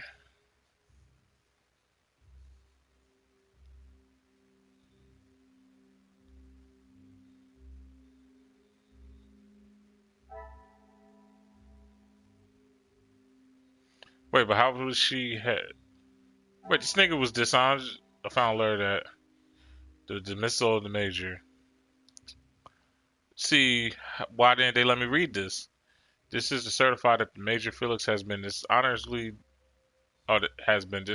from the British Army in consequences of crimes against humanity during the period of war. Additional detail. While serving overseas, a number of prisoners of war were being held under the authority and supervision of Major Felix Hagen. While in his care, the prisoners were executed in an insubordinate act that disobeyed direct orders. His actions have been deemed in direct violation of the British Army values and ethics. Consequently, Major Felix Hagen has been withdrawn from his position and will return to England. He is renounced. Major Felix Hagen is to renounce all responsibility of his rank, return any and all uniform, and will return to civilian life. Pension due to be received from the British Army will hereby be revoked, and any benefits are to be stopped with immediate effect. General M. Wilson. Ooh. And that's why this nigga is broke.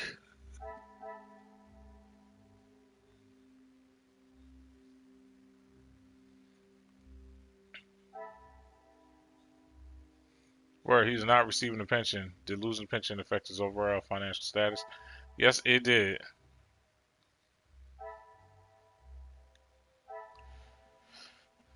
Let's see. A letter dedicated to the major from his old colleagues from some time after the war.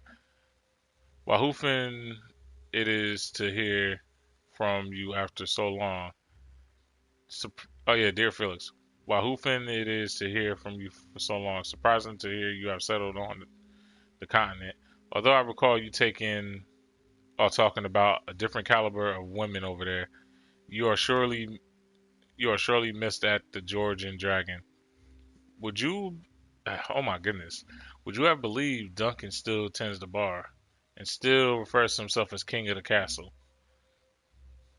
One day he will finally get committed. There were rumors that you have returned to South Africa, but after what we've seen and what we do, I knew you couldn't have. At your request, I forwarded with this letter correspondence information for the remaining members of the battalion, and I have no fear that they would be proud to follow you once more. Patiently wait for my orders. Your faithfully, Death and Glory. Okay.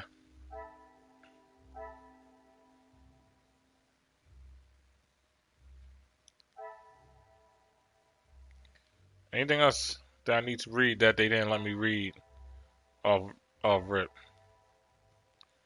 So that's the regular shit, right? Yep, that's the regular shit. What else we got here? They won't tell me what was in here. Just a whole bunch of letters and keepsakes. Box of Peers, military standard, war map.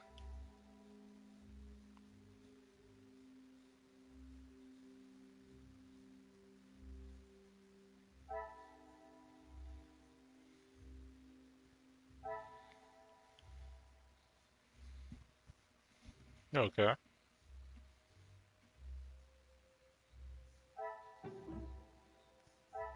Things are beginning to be... Yep. We already know. Liar must belong to the major. I don't know if they want me to connect this or if they want me to just keep going. Magnifique. Okay, now they did. The lighter I found in the military box is certainly the major's, meaning the other one is not. The lighter from the garden wasn't the major's. Like, yep.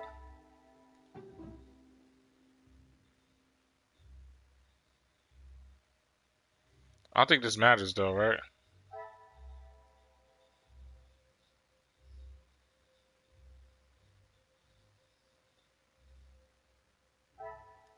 Come, my little grace. Yeah, this has nothing to do with shit. Alright, let's continue on.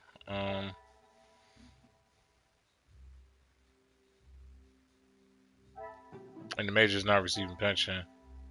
Order and method.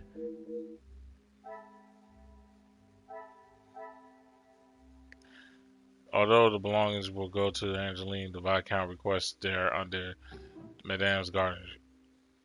Okay.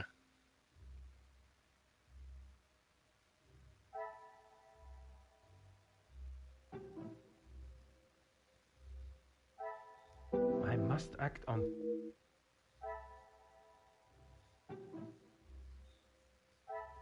I cannot see the logic in... But wait, he's dishonorably discharged though, right? I must take a different... Alright, I guess I'm tripping.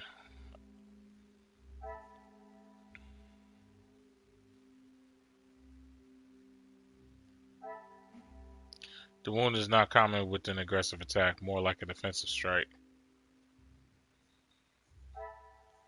So, connect this, right? Another success.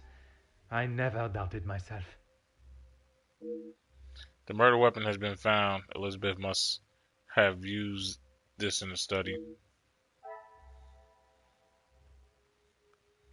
And there we go. Archibald, you got some explaining to do.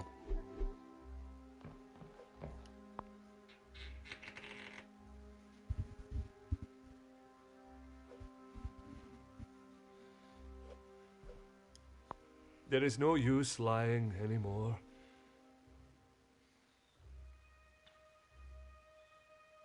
So when I inspected the garden yesterday, I found a lighter that I assumed belonged to the major. He always had his regiment lighter that he received in the war on his person. And yet, it was not his regiment emblem that was engraved on it. My father's. It must have fallen out of my pocket. You still have it, Detective. Monsieur, you have stashed evidence, manipulated a crime scene, obscured my investigation, and yet it is a lighter that you worry about most? If it is my path to end up behind bars for what I have done, so be it. It is Elizabeth that you cannot allow to be locked up without the truth being told. I have heard how you fought for that young maid before. Fleurette, is it? I only ask that you do the same for Elizabeth. Although the cases differ greatly in severity, I can envision the similarities in how Mademoiselle Elizabeth will be treated by those in position of authority or social standing, even before she is tried. It is my oath as an officer of the law to uphold justice and fairness.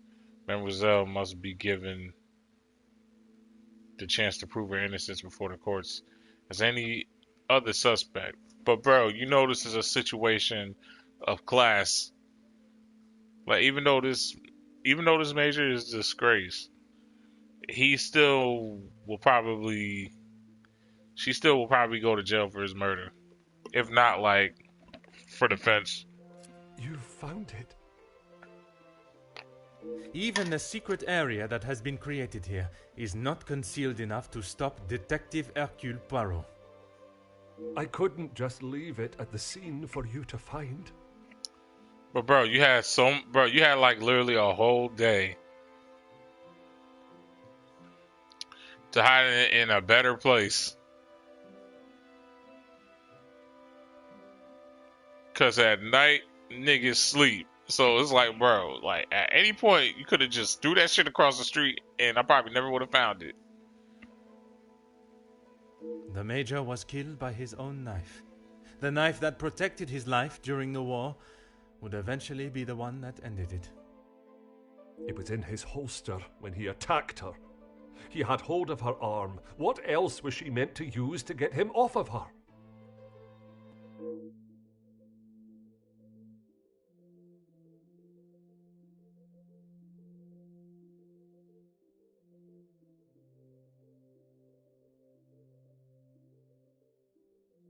So I cannot imagine the major.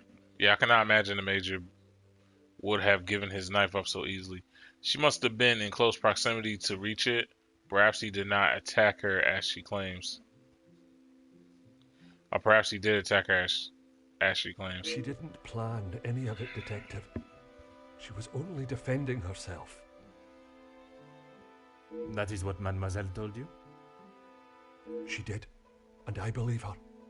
You think you knew the Major, but you had no idea. He was a monster and had more secrets than all of us combined.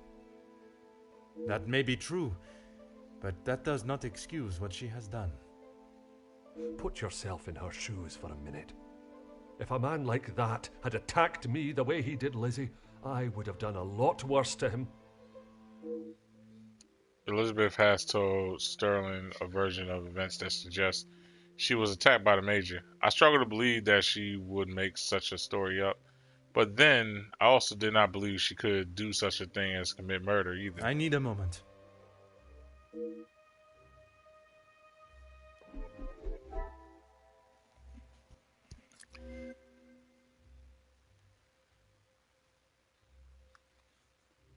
Archibald claims the Major was attacked.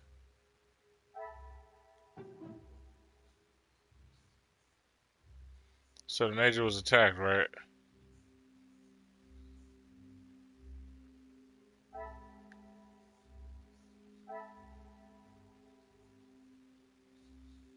Order and method. That is...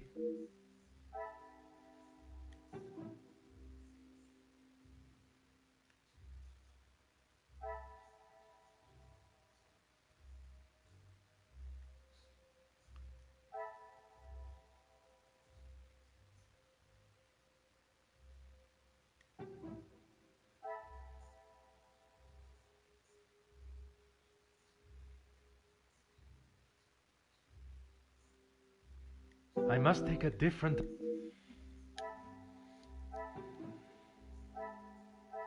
Is there something I... Oh wait, here go a third one, my fault. Archibald was in the garden. Some would say a lucky guess. I would say a moment of genius.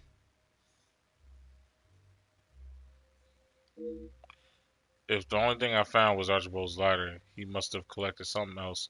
What else did Archibald collect from that garden? Something dropped from the window. But something dropped from the window.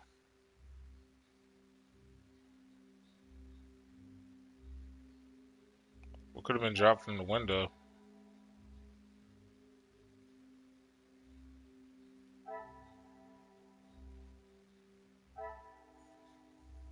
Huh? What a revelation. Oh, the knife. Right. Because what's the name hid the knife? Archibald dropped the murder weapon from the window, collected it, and then hid it in the secret room. And that's why we seen him at night.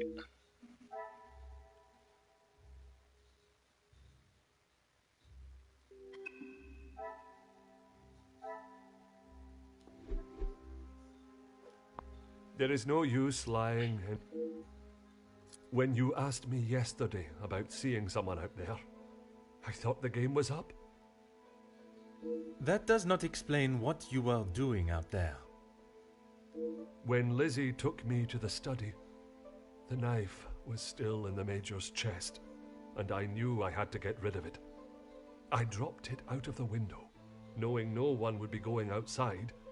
It was fine for the time being, but I couldn't risk it being found when the snow melted. My question is, why didn't he clean the knife? Why the fuck was the shit still bloody? So you collected it under the cover of darkness and stowed it away in here where you thought no one would find it. After your questioning in the pantry, I knew you were onto something, and I couldn't leave it here. And where did you plan on moving it to? Honestly, I don't know. I don't know. Maybe you could have just opened the fence, like use a rope or something. Like, fam, you acting like I don't have no ropes in this crib, yo. This house is too big for there not to be like the most like miscellaneous of shit. Like, this house is too big for that. Collecting the item and hiding it to save Elizabeth. He must have truly wanted to protect her from the law. Oh shit.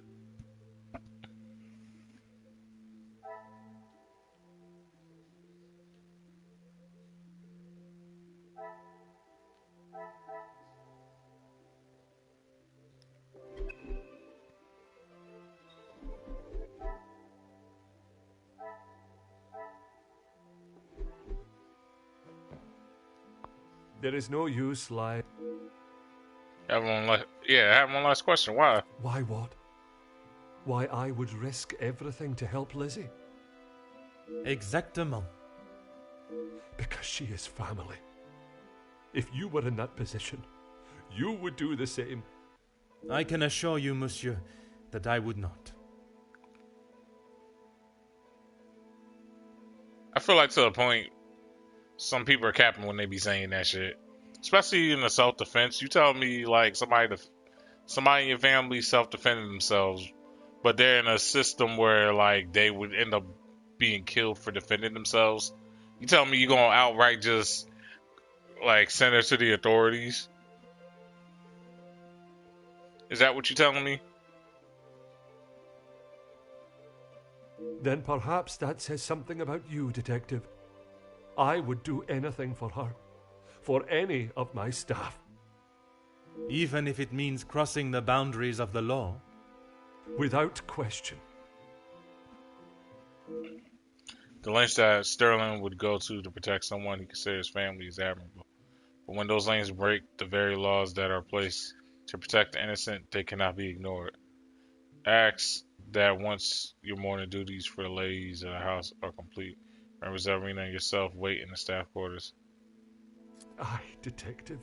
But please, you have to help Lizzie. It was all an accident. She doesn't deserve to spend the rest of her days behind bars because of that man. If she is put behind bars, it is because that is what the courts have decided upon. Detective, you can't be so cruel. It is not cruelty, monsieur. It is the law.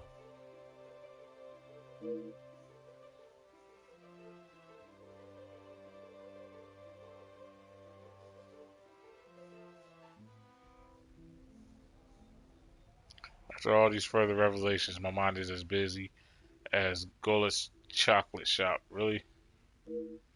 I have all the pieces of the puzzle to deduce why Elizabeth killed the Major. Now I must allow my great selves to put them together. Fam, at this point I would have just gathered everybody, but after finding these documents in the hidden room, things are starting to fall into place as to why Elizabeth may have killed them. Fam, I get where he's going with this, because as much as I want to like admit it, I don't think this is 100% like a case of self-defense. I feel like she still had intent. Because of how they explain everything, part of it gives more of an intent. It's just, I think at some point she backed down, or she didn't expect him to attack her like she did. But this seems a little bit intentional.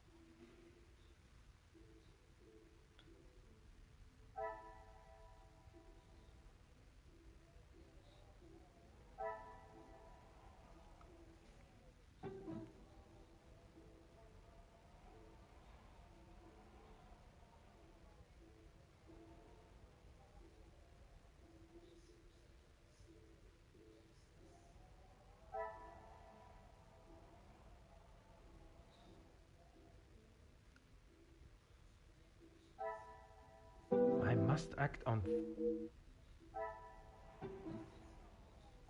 This will not get me any close. So this ain't a security attack first. But how does she know that? Confirm that the Major security attacked first. I cannot see the logic in this. Perhaps... Oh, so first off,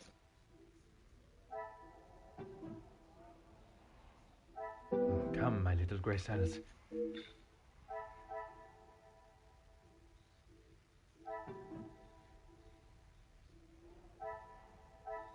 I must act on...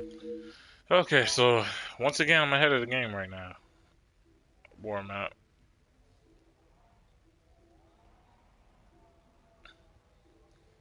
He's discharged. I must take a different approach. Bro. Oh my god, the Major was killed in prison. The Major paid the blackmail ransom. Is there something...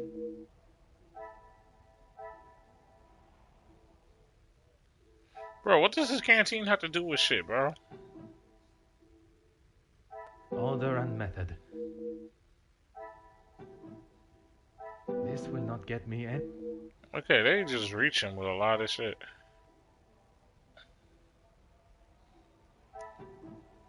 I cannot see the logic.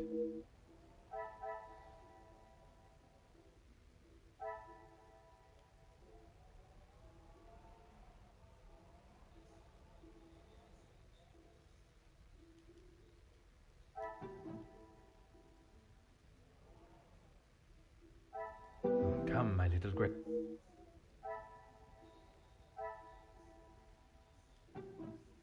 Order and method.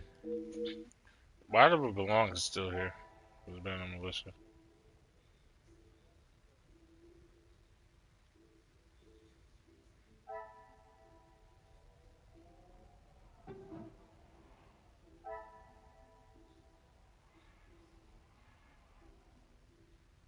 I must take a different Standard military box.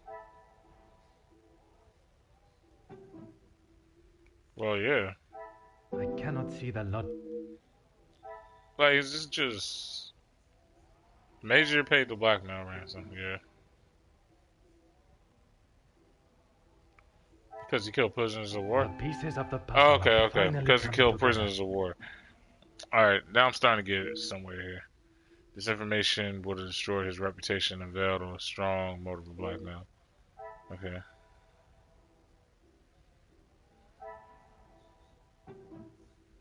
He was in a bad financial state, right? Something.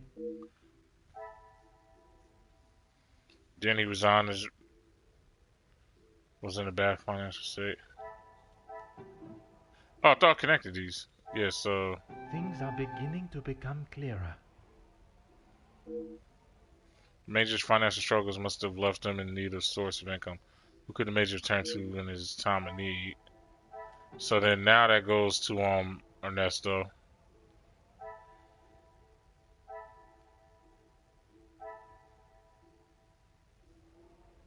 Sir Ernesto pays him for his What a support. revelation. Major needed a job to go ahead and what can he do to ensure that the job was complete? Works for Ernesto.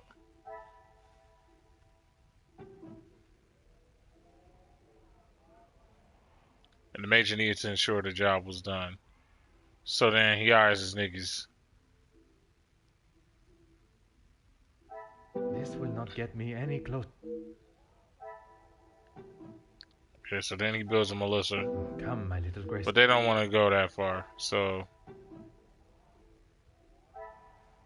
I must act on thought. So we're going straight for the gut then? Magnifique. Yep, we is. Alright, so we're going straight for the gut on that one. So to secure his payments, the major must have ordered the attack at the strikes. What were the consequences of him ordering that first attack? His consequences of ordering that first attack was that Luke ended up getting murked. Some would say a lucky guess. I would say a moment of genius. The major's actions unfortunately led to the death of Luke. And all agreed. Who would have been most affected by this? Not just Rena, or Raina, however you want to say her name, but also Elizabeth. Another success. I never doubted myself. Elizabeth has probably lost more than anyone else involved. She may have sought her revenge. Elizabeth was possibly seeking revenge. But she doesn't seem as vengeful type, but all signs point to her seeking revenge for her beloved Luke.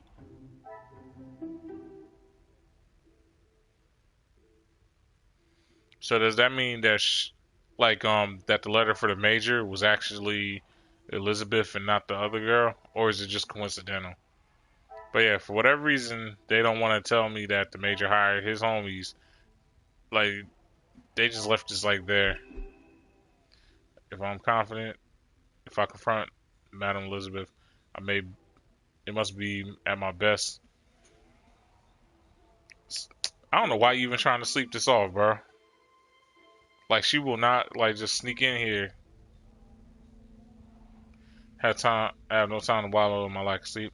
I must confront Mademoiselle Elizabeth and hopefully finally know the truth of what took place. Detective Poirot, I'm glad you're awake. Bonjour, mademoiselle.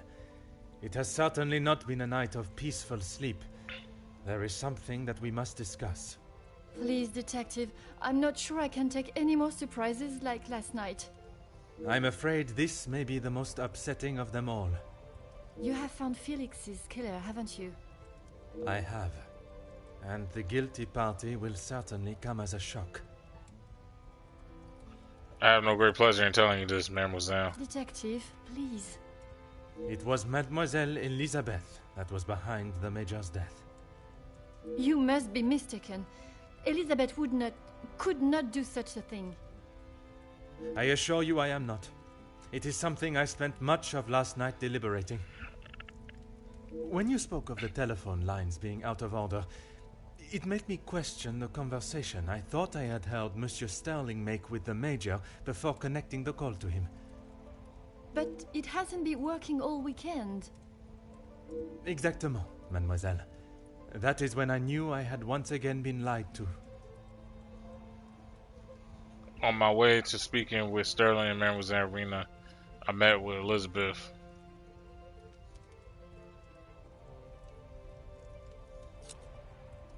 Actually, yeah, how did you not hear that noise? I wasn't. What were you doing in there, Detective? It was Monsieur Sterling that I found in there. I was taken by some surprise to hear anyone awake at that hour. What on earth was he doing? He claimed he was merely reminiscing of his time with the family. You don't believe him? It did not take long for me to uncover the truth of why he was there and the location of the Major's murder weapon.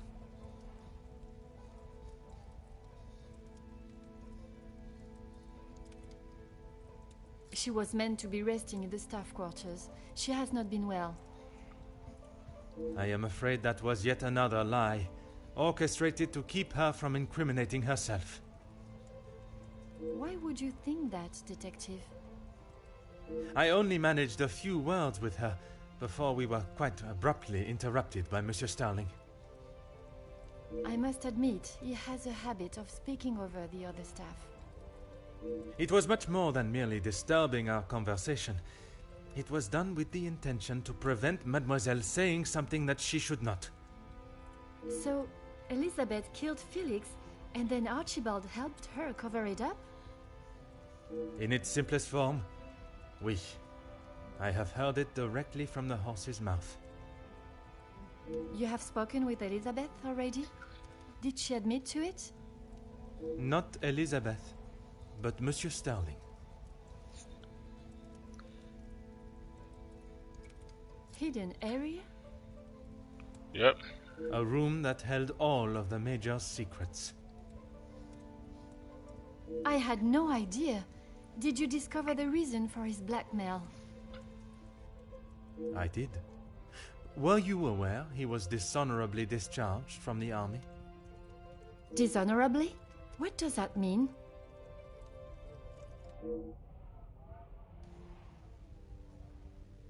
I will not hide the truth from Mademoiselle, but I will try and be as delicate as possible with the news of the Major's prior actions. I'm sure you are aware of Monsieur Zach's troubles he faces from his time in the war. Yes, Gideon told me about the conversation you had. It is really quite upsetting. Zachariah was adamant of the Major's cruelty during the war, but the extent was not known until now. He killed a number of prisoners, men that were friends of Zachariah. Surely not. He would not do such a thing. They must have been trying to escape.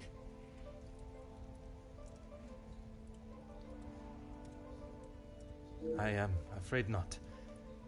They were in fact unarmed.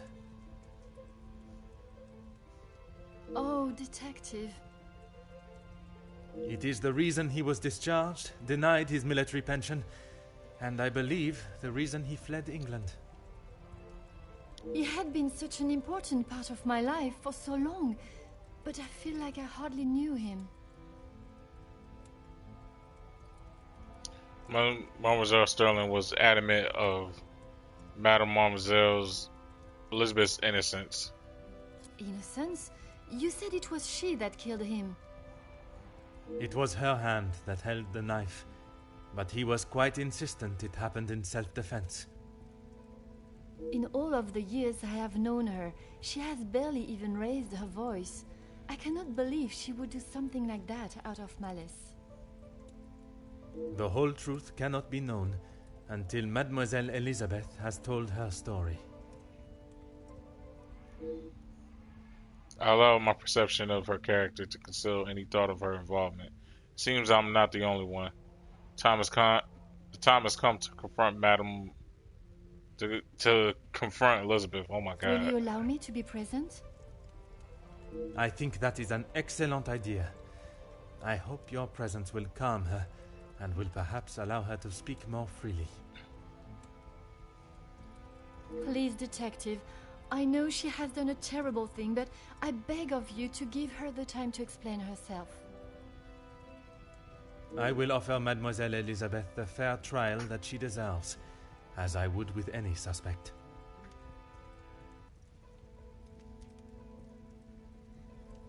Thank you, Detective Poirot.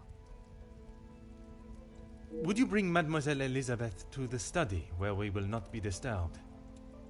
Of course, I'll find her immediately.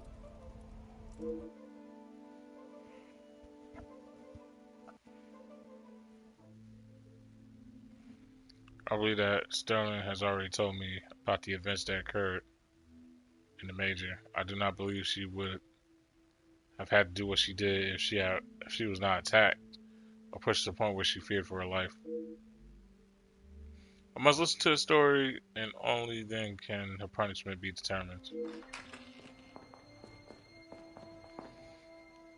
Mademoiselle Elizabeth, merci for joining us. Miss Angeline said you requested to see me urgently. We have some serious matters to discuss, and I would like to waste no further time. Oh, yes, Detective. Still not quite myself. I was surprised when Monsieur Sterling hurried you to assist Madame Vandenbosch last night. I should not have avoided my duties for so long. The house does not stop because I'm feeling a little under the weather.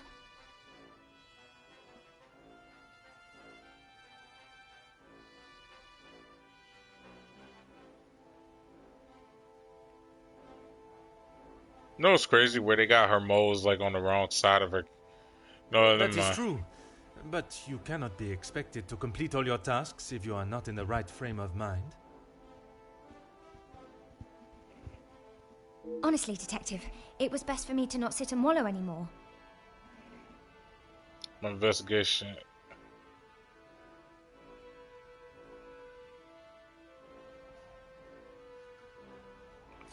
Alright, let's Have you been able to uncover who the blackmailer is? The blackmailer's identity has been established, and they will pay the price for their crimes. Wonderful news, Detective. You can put it all behind you now. You must be thrilled. I would not say thrilled, knowing that such a close friend has betrayed us. Mademoiselle is correct. What I have learned over this weekend is that people are not always as they appear. While they may give an impression of being a friend or ally, they can in fact be something completely different. And, what of the Major's killer? Well, mademoiselle, that is why I have asked you here now.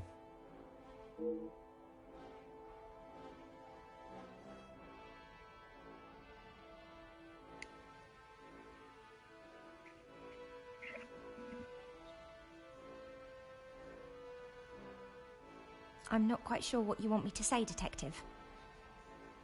Your honest opinion is all I ask, and, s'il te plaît, do not hold back. No one else felt it necessary.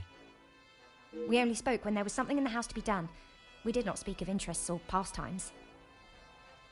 You knew of his work with Monsieur de Silva? I only know what is required of me to know, and that is very little. But you were aware of his work as security at Monsieur de Silva's factory. I was. The factory your beloved Luke worked at before he was cruelly taken from this world. Yes, Detective. Yeah, I understand Luke was not only involved in strikes, but he was also on the front line. Yes, that is where he spent his last moments. Standing shoulder to shoulder with his fellow workers. The resulting riots were a terrible tragedy. One that I hope we will not have to see or experience again. Something that could have been avoided had the Major and his team done what was required of them. Nobody deserved to die that day. Not my Luke.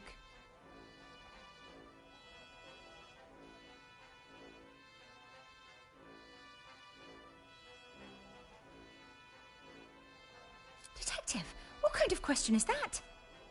I wasn't even paying attention to what I asked. It is a straightforward one. Mademoiselle, if there is something you wish to tell me, now is that time. I'm sorry, Detective, I just don't know how to answer it. Let us consider what we know of the Major. He fronted the militia that attacked the workers at the strike. You were aware of this? You finally had someone to blame for Luke's death. Someone conveniently located in the same house, alone in his study. No, Detective. It wasn't like that. Tell me what happened with the Major on the evening of his death. I was only in here trying to prove what I heard Mr. Beckers say. I was going to report him, I swear. Miss Angeline, you believe me, don't you? I want to. I am still trying to understand it all myself. Why don't you start from the beginning? I was delivering Miss Angeline's dress to her room when I heard Mr. Beckers arguing with the Major in his study. They were ever so loud. I thought the whole house would have been listening to what they were saying. Mr. Beckers was talking about the factory strikes. and how it was the Major's fault. He told him that if he didn't own up to his crimes, he would go to the newspapers. I cannot imagine the Major would have taken kindly to Monsieur Becker's threat. He didn't. He called him some rather uncouth names before Mr. Beckers left and went downstairs. I made sure to keep out of sight. After the altercation between the Major and Master Gideon, you went to speak with him outside, and I thought I could look around his study without anyone knowing. I had to know for sure. If it was true, he deserved to be held accountable. And did you find the proof you are looking for? I found a payment from Mr. De Silva, but there was nothing incriminating about that. I was so nervous. I felt like my heart was beating out of my chest. And then you saw the blackmail note. I recognized the writing on the envelope. I couldn't believe it. How could he do such a thing to Angeline? To the family that had taken him in? Common sense would determine the Major was another victim of the blackmailer. If I'd have used common sense, I wouldn't have been snooping around alone in his study in the first place. I heard the footsteps in the hall, and before I could move, the Major was standing in front of me, demanding to know why I was going through his belongings without permission. I tried to come up with an excuse, but nothing came out, and when he saw the letter in my hand, it was like Dr. Jekyll turning into Mr. Hyde. I tried to move around him towards the door, but he hurled something towards me, and it crashed against the wall. That would explain the damage to the wall. There we go. I froze. I have never been so scared in all my life. I thought he was going to kill me there and then. And you thought you would beat him to it? Oh, Detective, you make it sound as though I had it all planned. He lunged forward and grabbed me by the arm. I tried to push him away, but he was too strong. His grip just got tighter and tighter. If only you had seen the look in his eyes, I dared not even scream. I saw the sheath on his belt. I didn't know what else to do. I didn't want to hurt him, but he wouldn't let go of me. So you took your opportunity to put an end to it all. I just wanted to get him off me. I didn't want to hurt him. I reached for it and I jabbed it at him. His grip instantly loosened and I ran straight out the door and didn't look back. You did not even look to see what state you had left him in? She had just been attacked, Detective. Oui, please. Continuez. I ran down to the pantry looking for Rahana. She took one look at me and knew something was wrong. I explained to her what had happened and she went to find Archie. She said he would know what to do. We went back to the study and he was still lying there, motionless. Archie said that no one would believe me. That if someone like me killed someone like him, I would be sent straight to the gallows. He left the letter so you would find it. He said that if people knew what the Major was really like, then they wouldn't care what happened to him. So I am to believe that it was Monsieur Sterling and Mademoiselle Rihanna that cleaned the scene and orchestrated a plan that included a fake telephone call and dressing as the Major so that he may be seen. You had nothing to do with that. I swear I had no idea that is what they had done. Archie just told me to stay out of sight. I am no master criminal. Then Monsieur Sterling and Mademoiselle Rihanna will be charged for obstruction of justice and impeding my investigation. Please, Detective, they were only trying to help me. If they wished to help you, they should have brought all of this to my attention immediately instead of committing more illegal acts. Surely you haven't forgotten what happened with Florette. She was only accused of stealing a bracelet. I killed a man. It is a day I have not forgotten, mademoiselle, even for a moment. Without your help, I don't stand a chance. Please, Detective Poirot, you are the only one that can help me. Oh, Elizabeth, why didn't you come to me? I didn't think you would believe me. I felt so guilty. And when it was announced yesterday that he was a victim of the blackmailer, I wanted to tell you everything. I came to find you last night, Detective, but Archie stopped me. I'm sorry. Come, my little bracelets. I saw this mystery.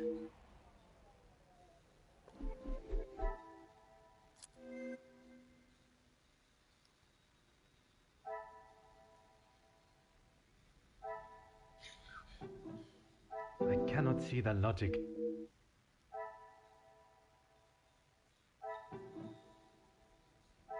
This will not get me any. Yeah, okay. What are you saying? Why? Because it was defensive, right? I must act on.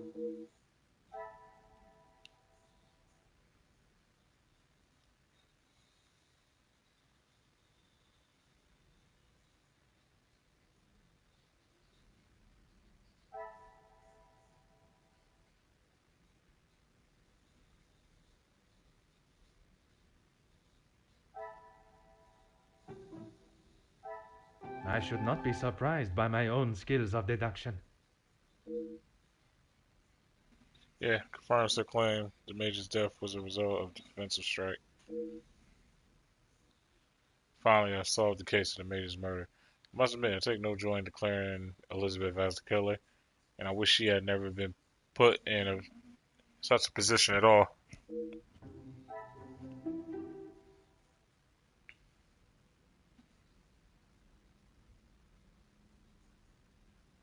My whole thing is this: if it can be proven that the person did it in self-defense, to a point, I feel like most crimes should kind of like the person shouldn't be they shouldn't be jailed for it. If not, at the most, put on probation. Like, because that person feared for their life. Like feel like it was nothing they could do. They can only see like certain options and shit. So why?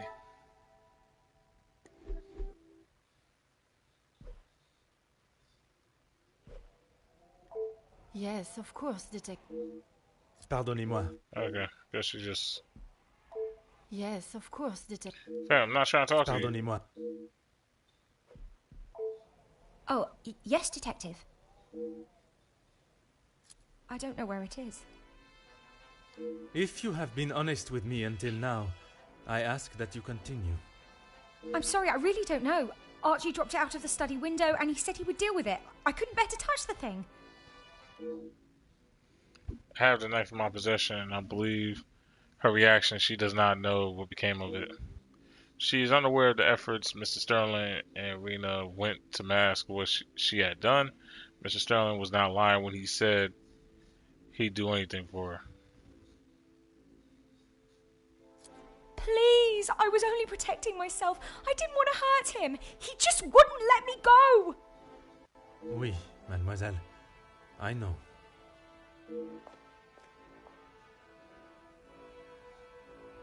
Mademoiselle tells quite the harrowing story. I cannot imagine the Major acting in such a way, but Elizabeth could not make up such a story. After learning what I have about the Major's character this weekend, I would not question the lengths he would go to in order to keep his secret hidden. I know that you share a close bond with Mademoiselle Elizabeth, but you cannot allow your personal feelings to taint your belief of what took place. Self-defense? Self-defense. It's like, yeah, if anything, at the most, Elizabeth should go into jail for maybe trespassing. That'd be about it. Anything else, you're kind of just pushing it. She has committed a terrible crime, but she will live with that for the rest of her life.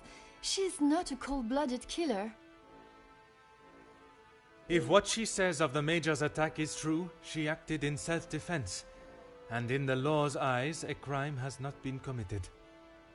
I will do everything I can to make sure her story is heard and a fair trial is conducted. I believe the version of events that Elizabeth has confessed to are true.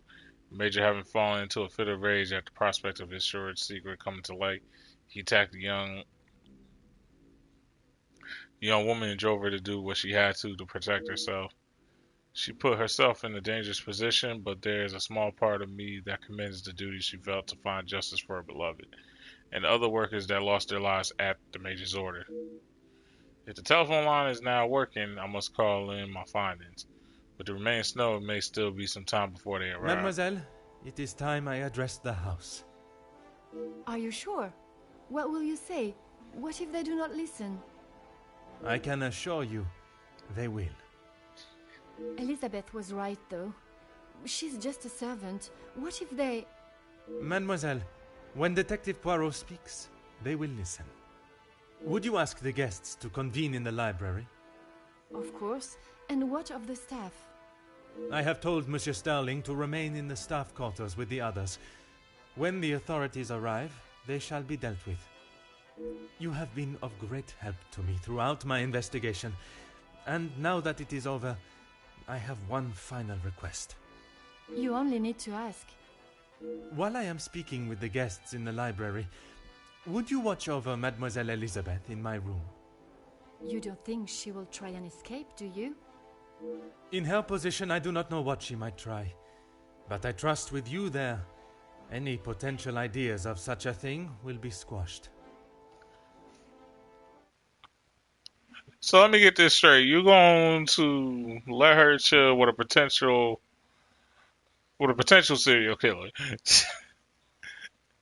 because now she's in an extremely desperate situation. It's not the regular shit, you feel me? It's not hey, you funny, bro. You funny. So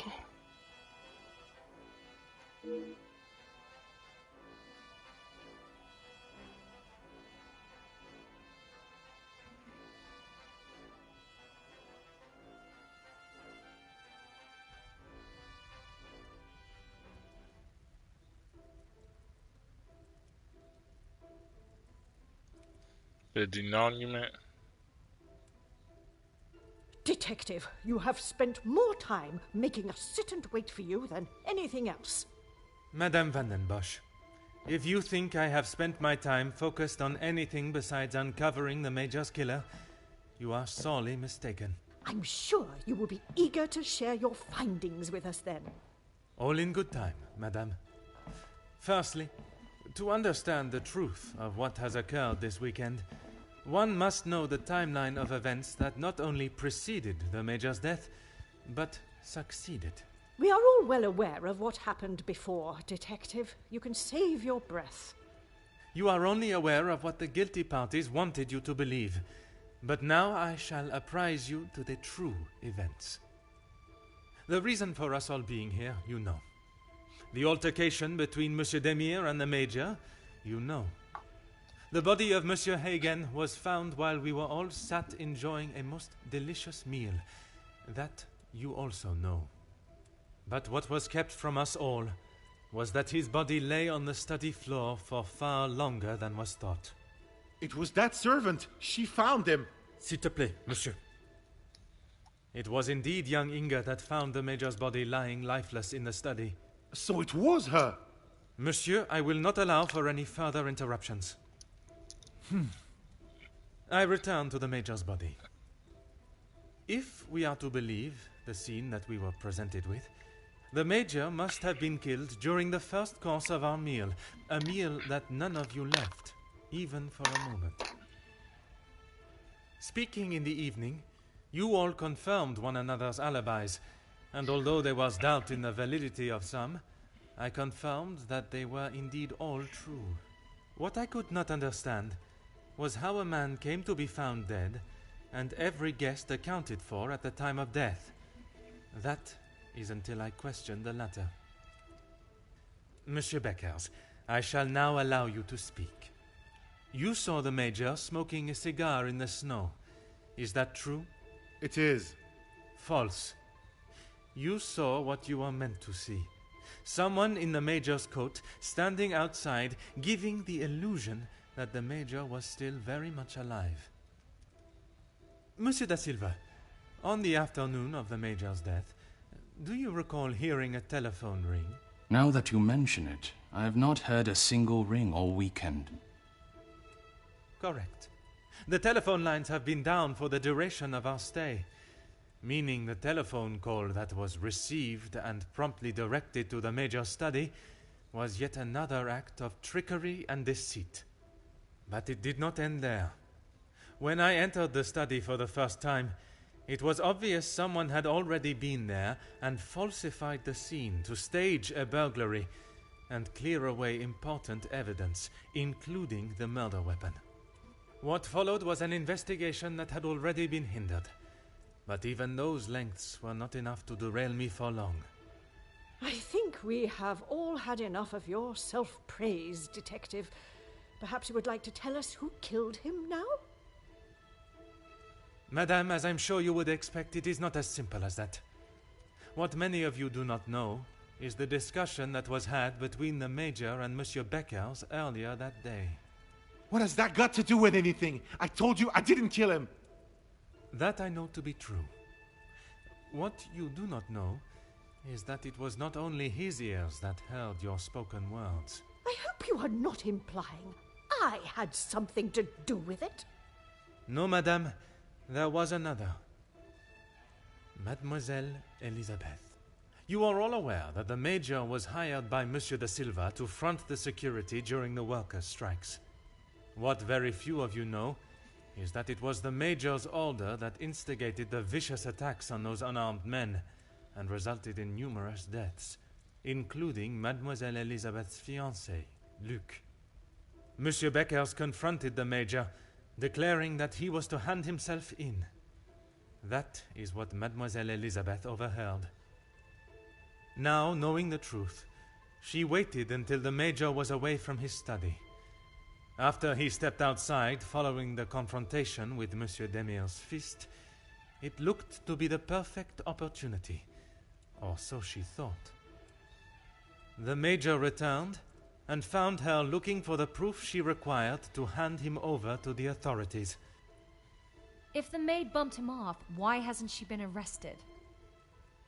The events that followed in the study are not those of a cold-blooded murder, but one of a young girl that had no other option but to protect her own life.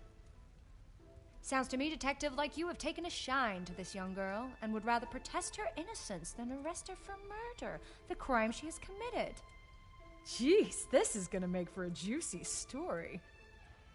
Mademoiselle, I ask you this. You have seen the Major's anger before, oui? What if I have? How do you think he would have reacted if someone was to find proof that he had committed a terrible act, and that if made public, would surely result in his incarceration? Exactement. It is quite the story you have told, Detective, but all I have heard is that Elizabeth overheard a conversation blaming the Major for her fiancé's death, and she murdered him in revenge. A servant killing a man that is as revered as he was. She will face the noose. I am not denying that a man has lost his life, but it is not the crime of murder that you all believe. While the Major did not deserve to die in such a way, it was his actions towards Mademoiselle Elisabeth that drove her to defend herself in any way she could. Mademoiselle Elisabeth will be punished, but we will let the law decide the severity of her punishment. She has played you like a fiddle, Detective, acting the innocent victim. She will be arrested and hanged for her crime, like every other cold-blooded killer. Here. Give her what she deserves. The girl has got to pay for what she's done. I could not have been clearer with what occurred in the Major study. They all forgotten their own perception of the Major, the terrible crimes he has committed, and what he has done to them all in one way or another. I cannot allow for Madame Elizabeth's sins to be negatively influenced by those in the house. I must help them to see how their past actions have led to these unfortunate circumstances and losses of life. Perhaps I should remind them all the participation in not only the workers' strike, but the resultant riots. Those of you that are calling for the hanging of Mademoiselle Elisabeth, Have you forgotten the roles you played? Your actions have been far from innocent. Look, Detective, I see where you are going with this, but it's not going to work. So maybe the strikes were down to De Silva and Beckers. But don't try and drag me into their mistakes. Mademoiselle Conrad, if you are so confident of your innocence, perhaps we should begin with you. Yep. Yo, y'all want to keep talking shit? Y'all want to keep talking shit? Bet. I got you. Convincing Madame Conrad to admit to her involvement will be no easy feat. She's strong and had deflected questions in the past. Perhaps a more aggressive approach is in order.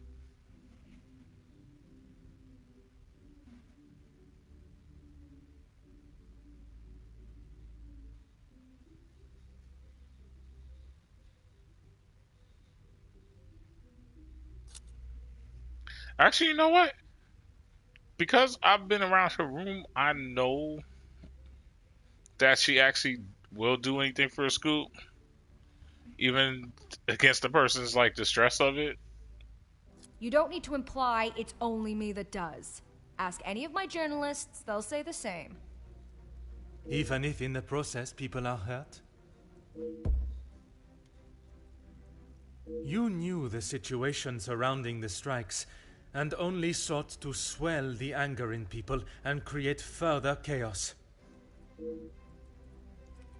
Mademoiselle, you so often have something to say. Now is not the time for silence. You really are delusional.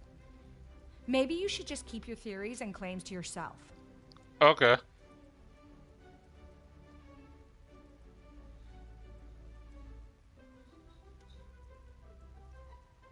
I do not know any field that would sacrifice the lives of others for gain.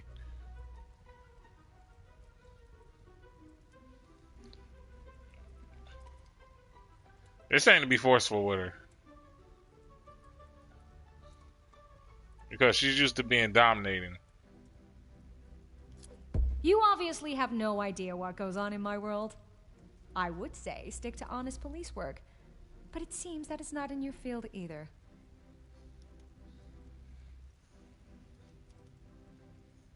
You allow others to fall while you walk proudly across their backs. Look, it's... Mademoiselle, I do not have time for your excuses. Do you wish to state your direct involvement, or should I? It's not... Okay, fine. Yes, the story was going nowhere. There was a deal on the table, and it was going to be done and dusted. Everything you said is true. I wanted the story. The scoop that would have blown the others out of the water. I never wanted anyone to get hurt. But I can see what I did wasn't right. I didn't think you had this side in you. I can see now why Angeline asked for you personally. You're not like other cops. It's clear it's the law and doing the right thing through and through with you. If you say it was self-defense, I believe you. We can't just forget what that girl has done. It's not Jackie's fault, or any of ours, that she decided to do what she did. Okay, Mr. next. Beckers, you are the last person I expected to defend Mademoiselle Conrad. Facts.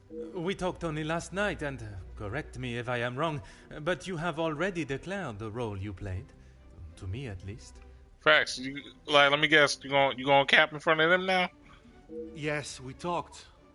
It's just not fair of you to attack Jackie like that, putting words in her mouth until she succumbs to your plan. Alright, bet. Then I'm going to use actual facts. I know enough of Beckers to know that pushing them will not yield the results I need. Playing the role of an ally may be the best way to approach it.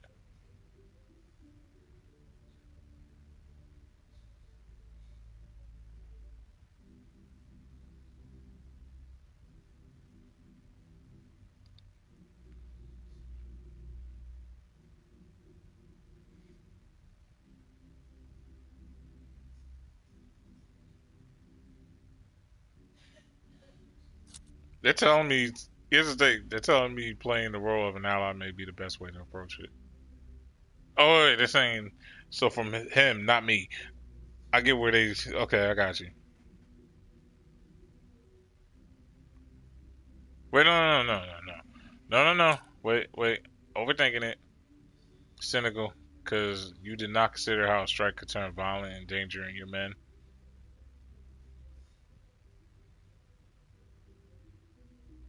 Because even as a leader, you were swayed by one who didn't take parts in this. Actually, both of these are nice. I like both of these responses.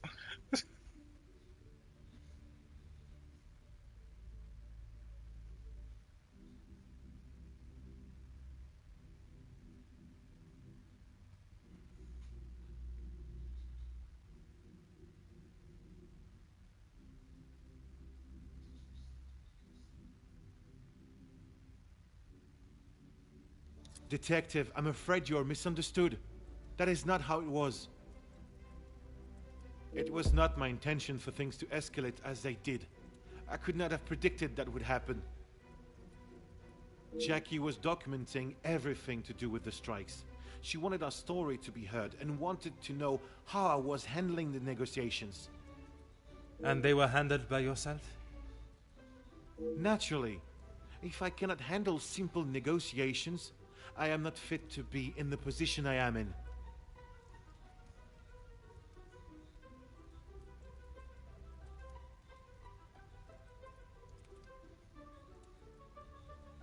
She swayed, influenced, and manipulated your every decision. Yeah, bro, you a puppet, guy. You take great pride in your work. Are you proud of the decisions made during the strike?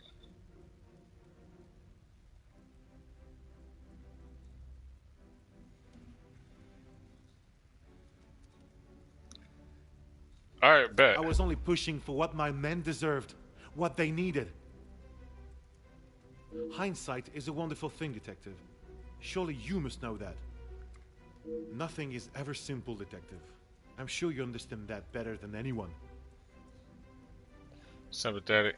I understand that you may not wish such details to be presented in front of your fellow guests, but justice will prevail. The whole truth must be known.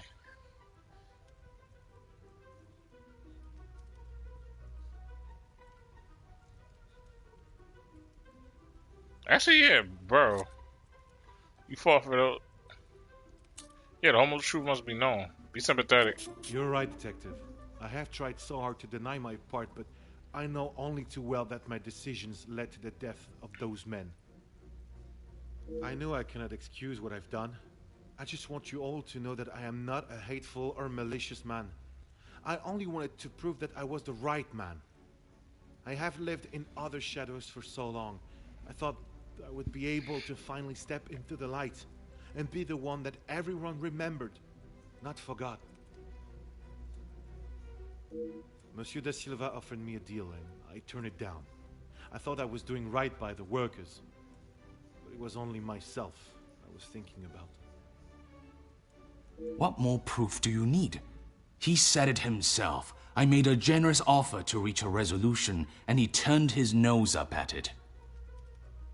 It was not that simple, though. Oui, an offer was made, but Monsieur Beckers and the workers would never have been forced into that position had their working conditions been satisfactory to begin with. Facts! This is outrageous! Do you plan on blaming everyone for doing their jobs? I suppose it makes you feel better about yourself, doesn't it? See, everybody's so scared they keep trying to compare. They keep trying to compare themselves. They keep trying to put me into like the equation, but I'm like, bro, you can't. My job is supposed, like, my job doesn't entail that.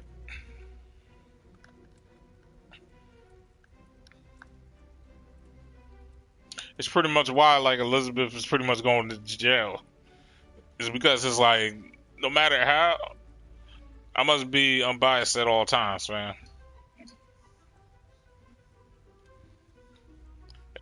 When it comes to law, I gotta be biased at all times.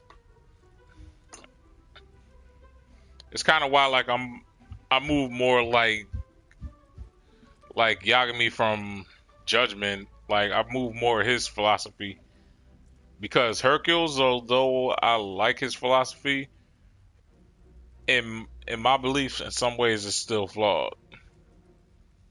Like the first case that we did in this game proved that.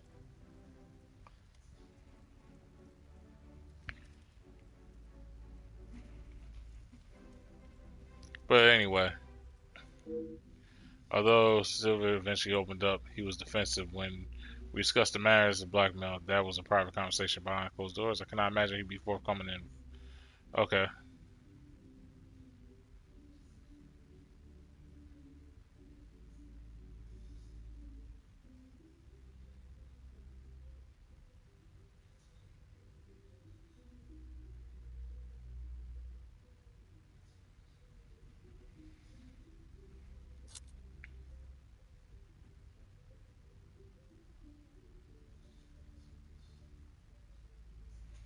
Wait.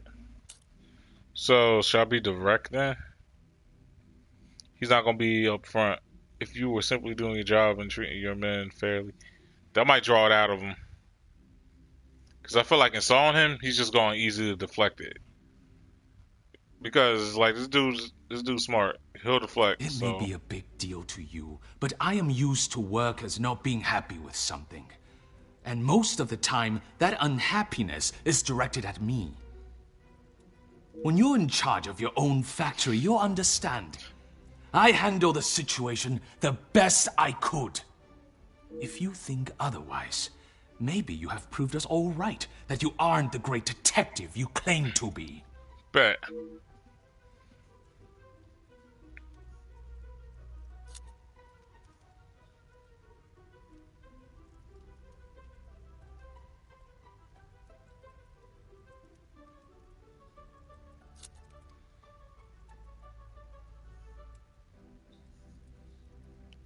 Yeah, be straightforward. Because starting the one that has the secrets, I wonder how easily yours is broken. Yeah, I'm gonna be straightforward. You said it. Anonymous. I don't know them, and it doesn't sound like they know me. When you have something people want, money, they will do anything, including constructing lies to get their hands on it. This man's doing everything. Monsieur da Silva, you seem to have forgotten our previous conversations. I recall them just fine, thank you. A police officer trying to manipulate facts to fit his own agenda. Shocking. I'm not police, man. Those are facts that have been twisted to my agenda. Matter of fact, yeah, intentional or not, your arrangement with the Major kindled the fire.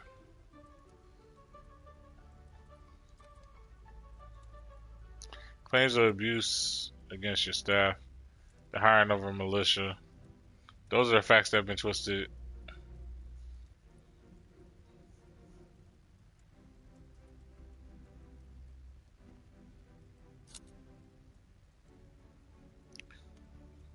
He could deflect and be like, yo, that's a single individual. So I'm gonna go forceful. Yeah, your claims of abuse. Is that what you plan to do?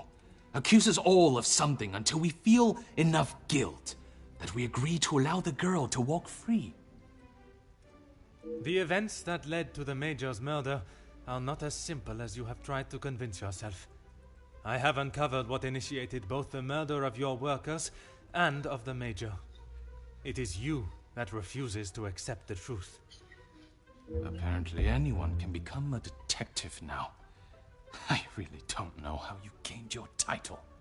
Damn, is it? Through order and... Order? There's no order in beating down who you consider suspects until they have no other option but to admit something, guilty or not. This man is fighting. Monsieur da Silva, you have stood steadfast, and your opinion on your involvement has not wavered. Detective, you would do well not to anger my friends. It was not my intention. I only want those responsible to be held accountable for their actions. The Major's death does not fall on one person alone.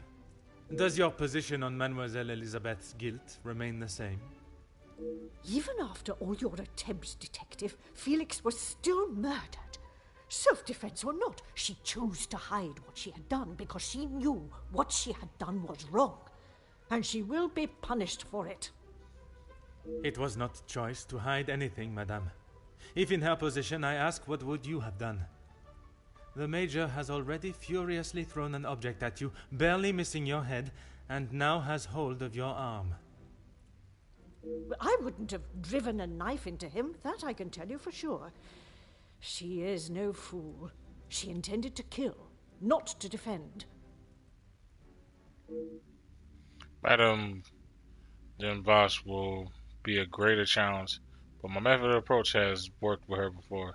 If I am to sway her into seeing that Elizabeth had no other option, I must persuade her it was the Major's actions that drove her to do what she did.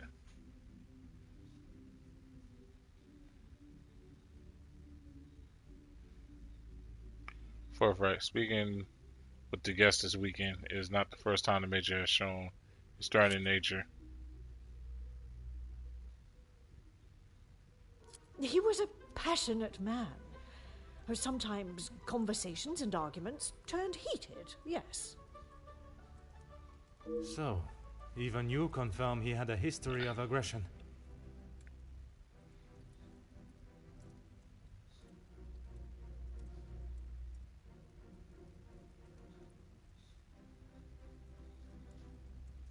Actually, yeah, be direct with it. I'm sure that is none of my business. Likewise, it is none of yours.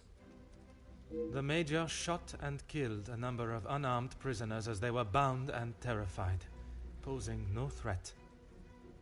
His actions are unforgivable and should not be defended by anyone. You judge him so harshly, but I return the question. What would you have done in his position? He had made mistakes. I will not deny that. In those moments when a decision had to be made, it fell to him, and he did what he saw fit.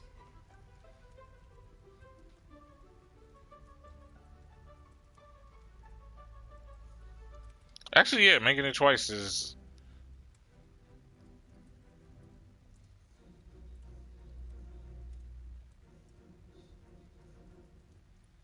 So, yeah, making a poor decision once is a mistake. Making it twice is a choice.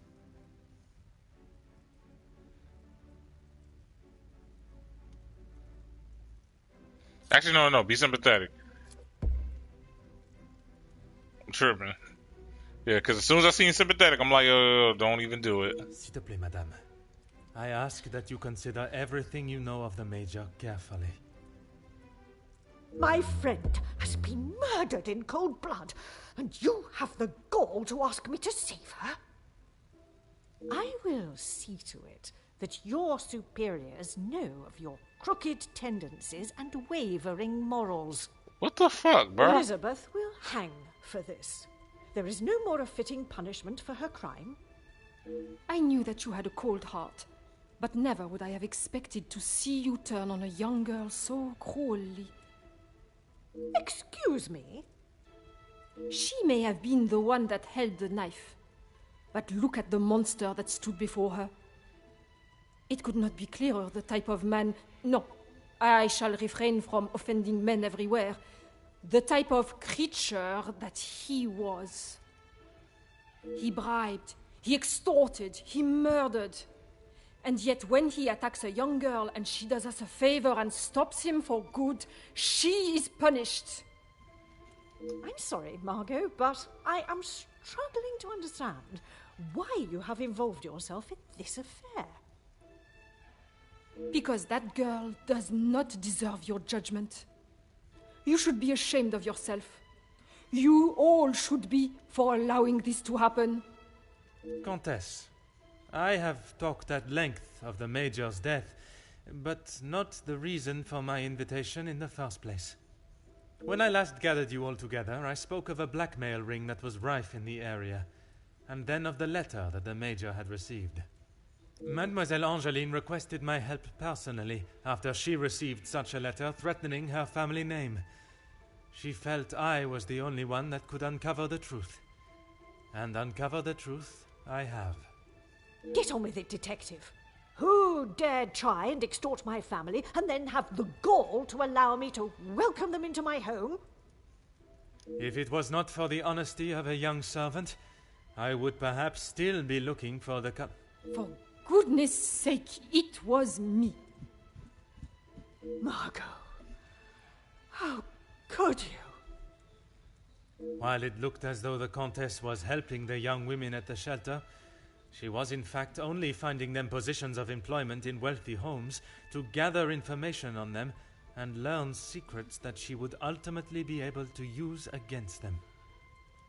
Monsieur da Silva fell victim to her network of moles and was in turn blackmailed.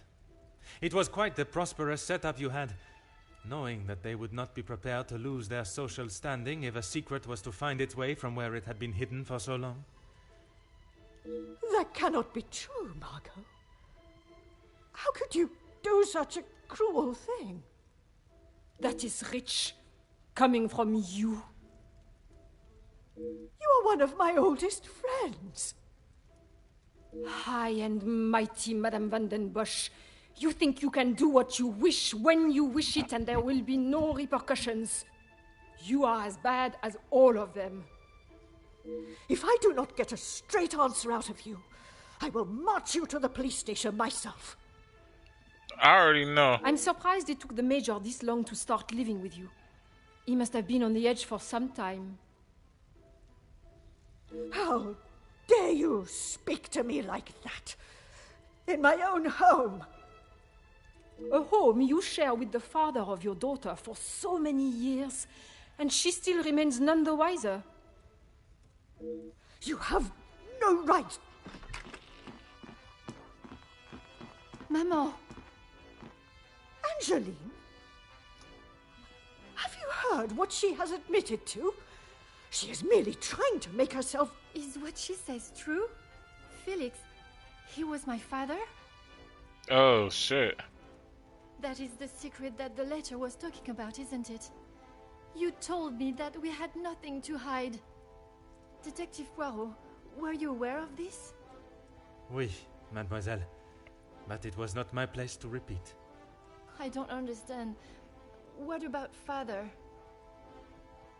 Your maman betrayed the love of a good, honest man and played away behind his back and then kept it hidden for all these years like a lady of the night with her client list. Don't do us anymore. Angeline, I... No? This is not an appropriate conversation. He knew, dear girl. He knew the whole time. It is only dear Edwin that was blind to their deceit. Yo, I'm so... This...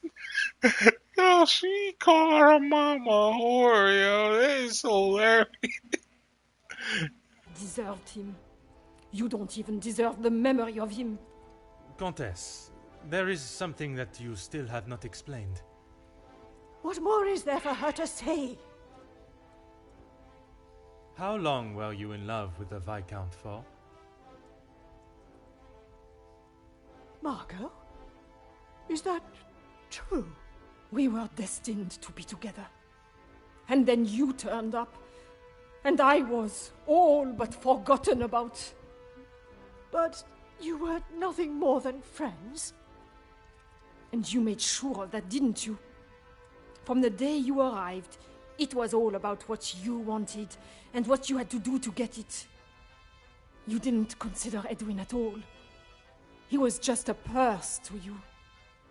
I loved my husband, and I miss him every day. Loved him enough to stray? Both of you, no more. Please, Angeline, let me explain. Maman, I do not wish to hear anything else from you. Not even your own daughter wants to hear your lies anymore. Cassandra van den Bosch, all alone. How dare you!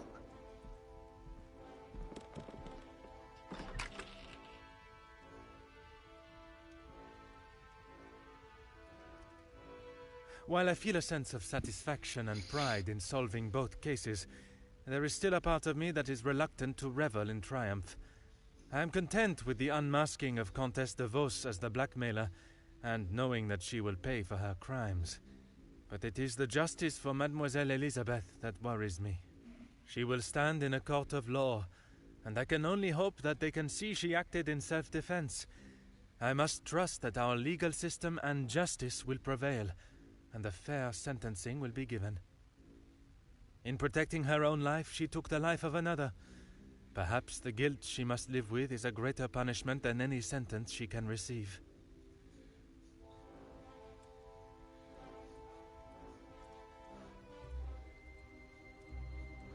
Countess de Vos was taken from Nemozine House in cuffs and placed under arrest. Although she initially tried to plead her innocence, Inga, along with a number of other girls that the Countess had found employment for, came forward and made full statements. She was charged with 5 counts of blackmail and extortion and sent to a house of corrections, where she will have a new life to become accustomed to.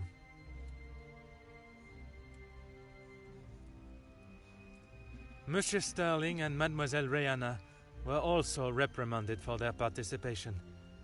While they may not be facing time in prison, tampering with a crime scene and obstruction of a police investigation are certainly not something that houses and new employers will look positively on.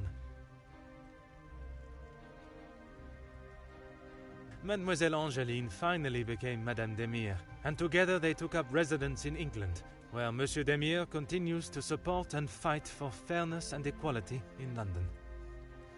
I am happy to say that we have remained in contact, and Madame Demire has become a regular correspondent of mine, and the latest joyous news is that they are expecting a child of their own. After Madame van den Bosch's secret was revealed to the world, her position in the social hierarchy was no more, disappearing in a moment.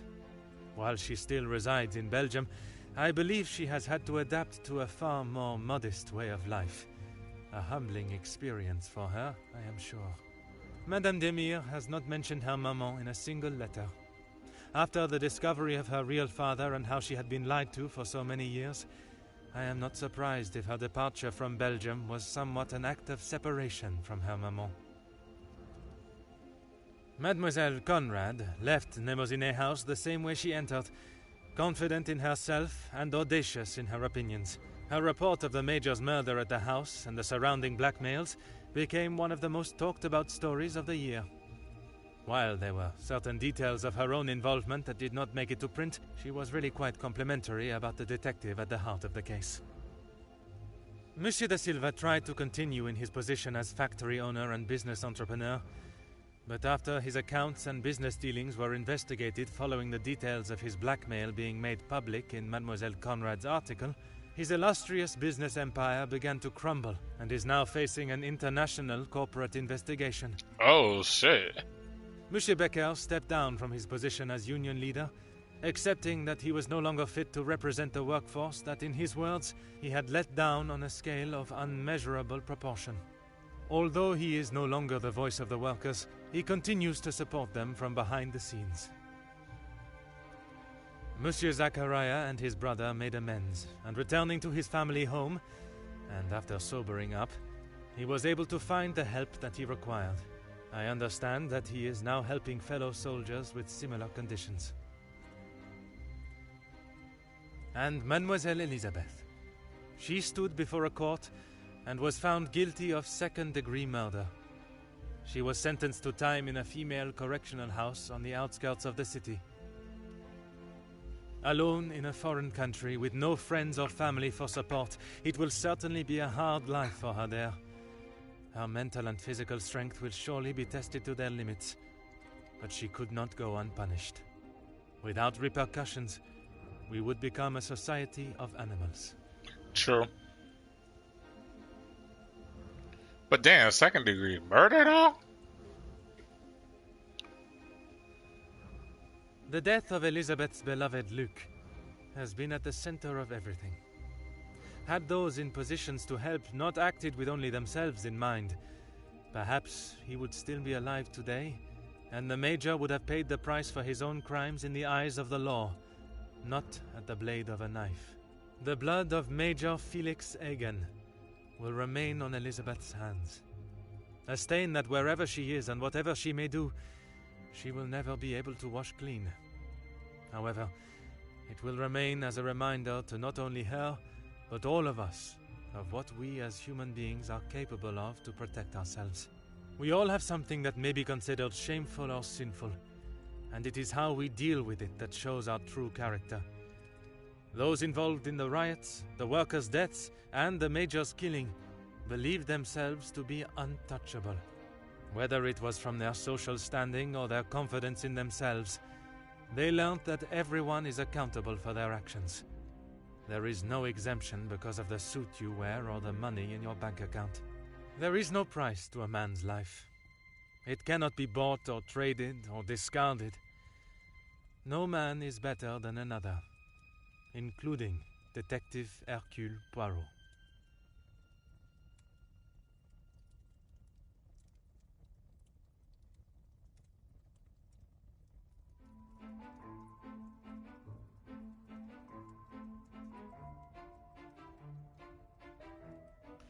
Okay, so I give this game an 8 out of 10 for what it was made for and all that, in my opinion. So yeah, case was actually pretty decently tough. Especially the first one. I didn't expect, like, I was not like thinking, I was trying to be more logical. But yeah, if it's like only one pet peeve I can give this game, which really was bringing it down, it's like I feel like they didn't reward you if you was ahead of like the game, you know? Because there was sometimes I'd get annoyed where I'd have to either go backwards or I'd have to like connect stuff that at first were worded like not in the greatest of ways. Like, but I only had to use the study guide. I think I said study guide, the walkthrough guide like twice. But yeah, but it did take long to solve like each of these. But none ever escapes Detective Foss. But I ain't gonna lie though, I did not expect Elizabeth to be the murderer at the end of this, and for like Florette to like go unanswered. Those were like two things I was not expecting.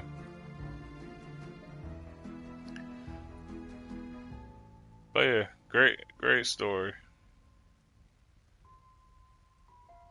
And I think if anything, that's like the great thing about like the lady who like cause this is all based on a book by what is her name? Agatha Christie, I believe her name is. All these are like her works. So yeah, she was really great at this because she makes it realistic, but at the same time, she makes it hard for you to figure out who did what. Like, she literally puts you into the mind of Hercule as you're like playing like the game and doing like the stories and all that. She puts you in his mind, so when you get like something unexpected, you're like, what? It's not like I already knew for the most part. But yeah, so about 8 out of 10. If anything, it kind of makes me more curious about reading her books. But if they're just gonna make games out of it, I'll do the wait, because I don't want to like. It's like I don't want to read the book and then play the game and I already know it, because that almost happened. It's getting close with the Sherlock Holmes games I was playing with Justin Muffin, but I never read the books. But this is definitely a good way of telling like the book stories and all that. But yeah, but like always, I like thank y'all for watching. I said watching, for rocking with me, Foster Gamer, Foster Gamer. And with that, catch y'all later, and I'm gone.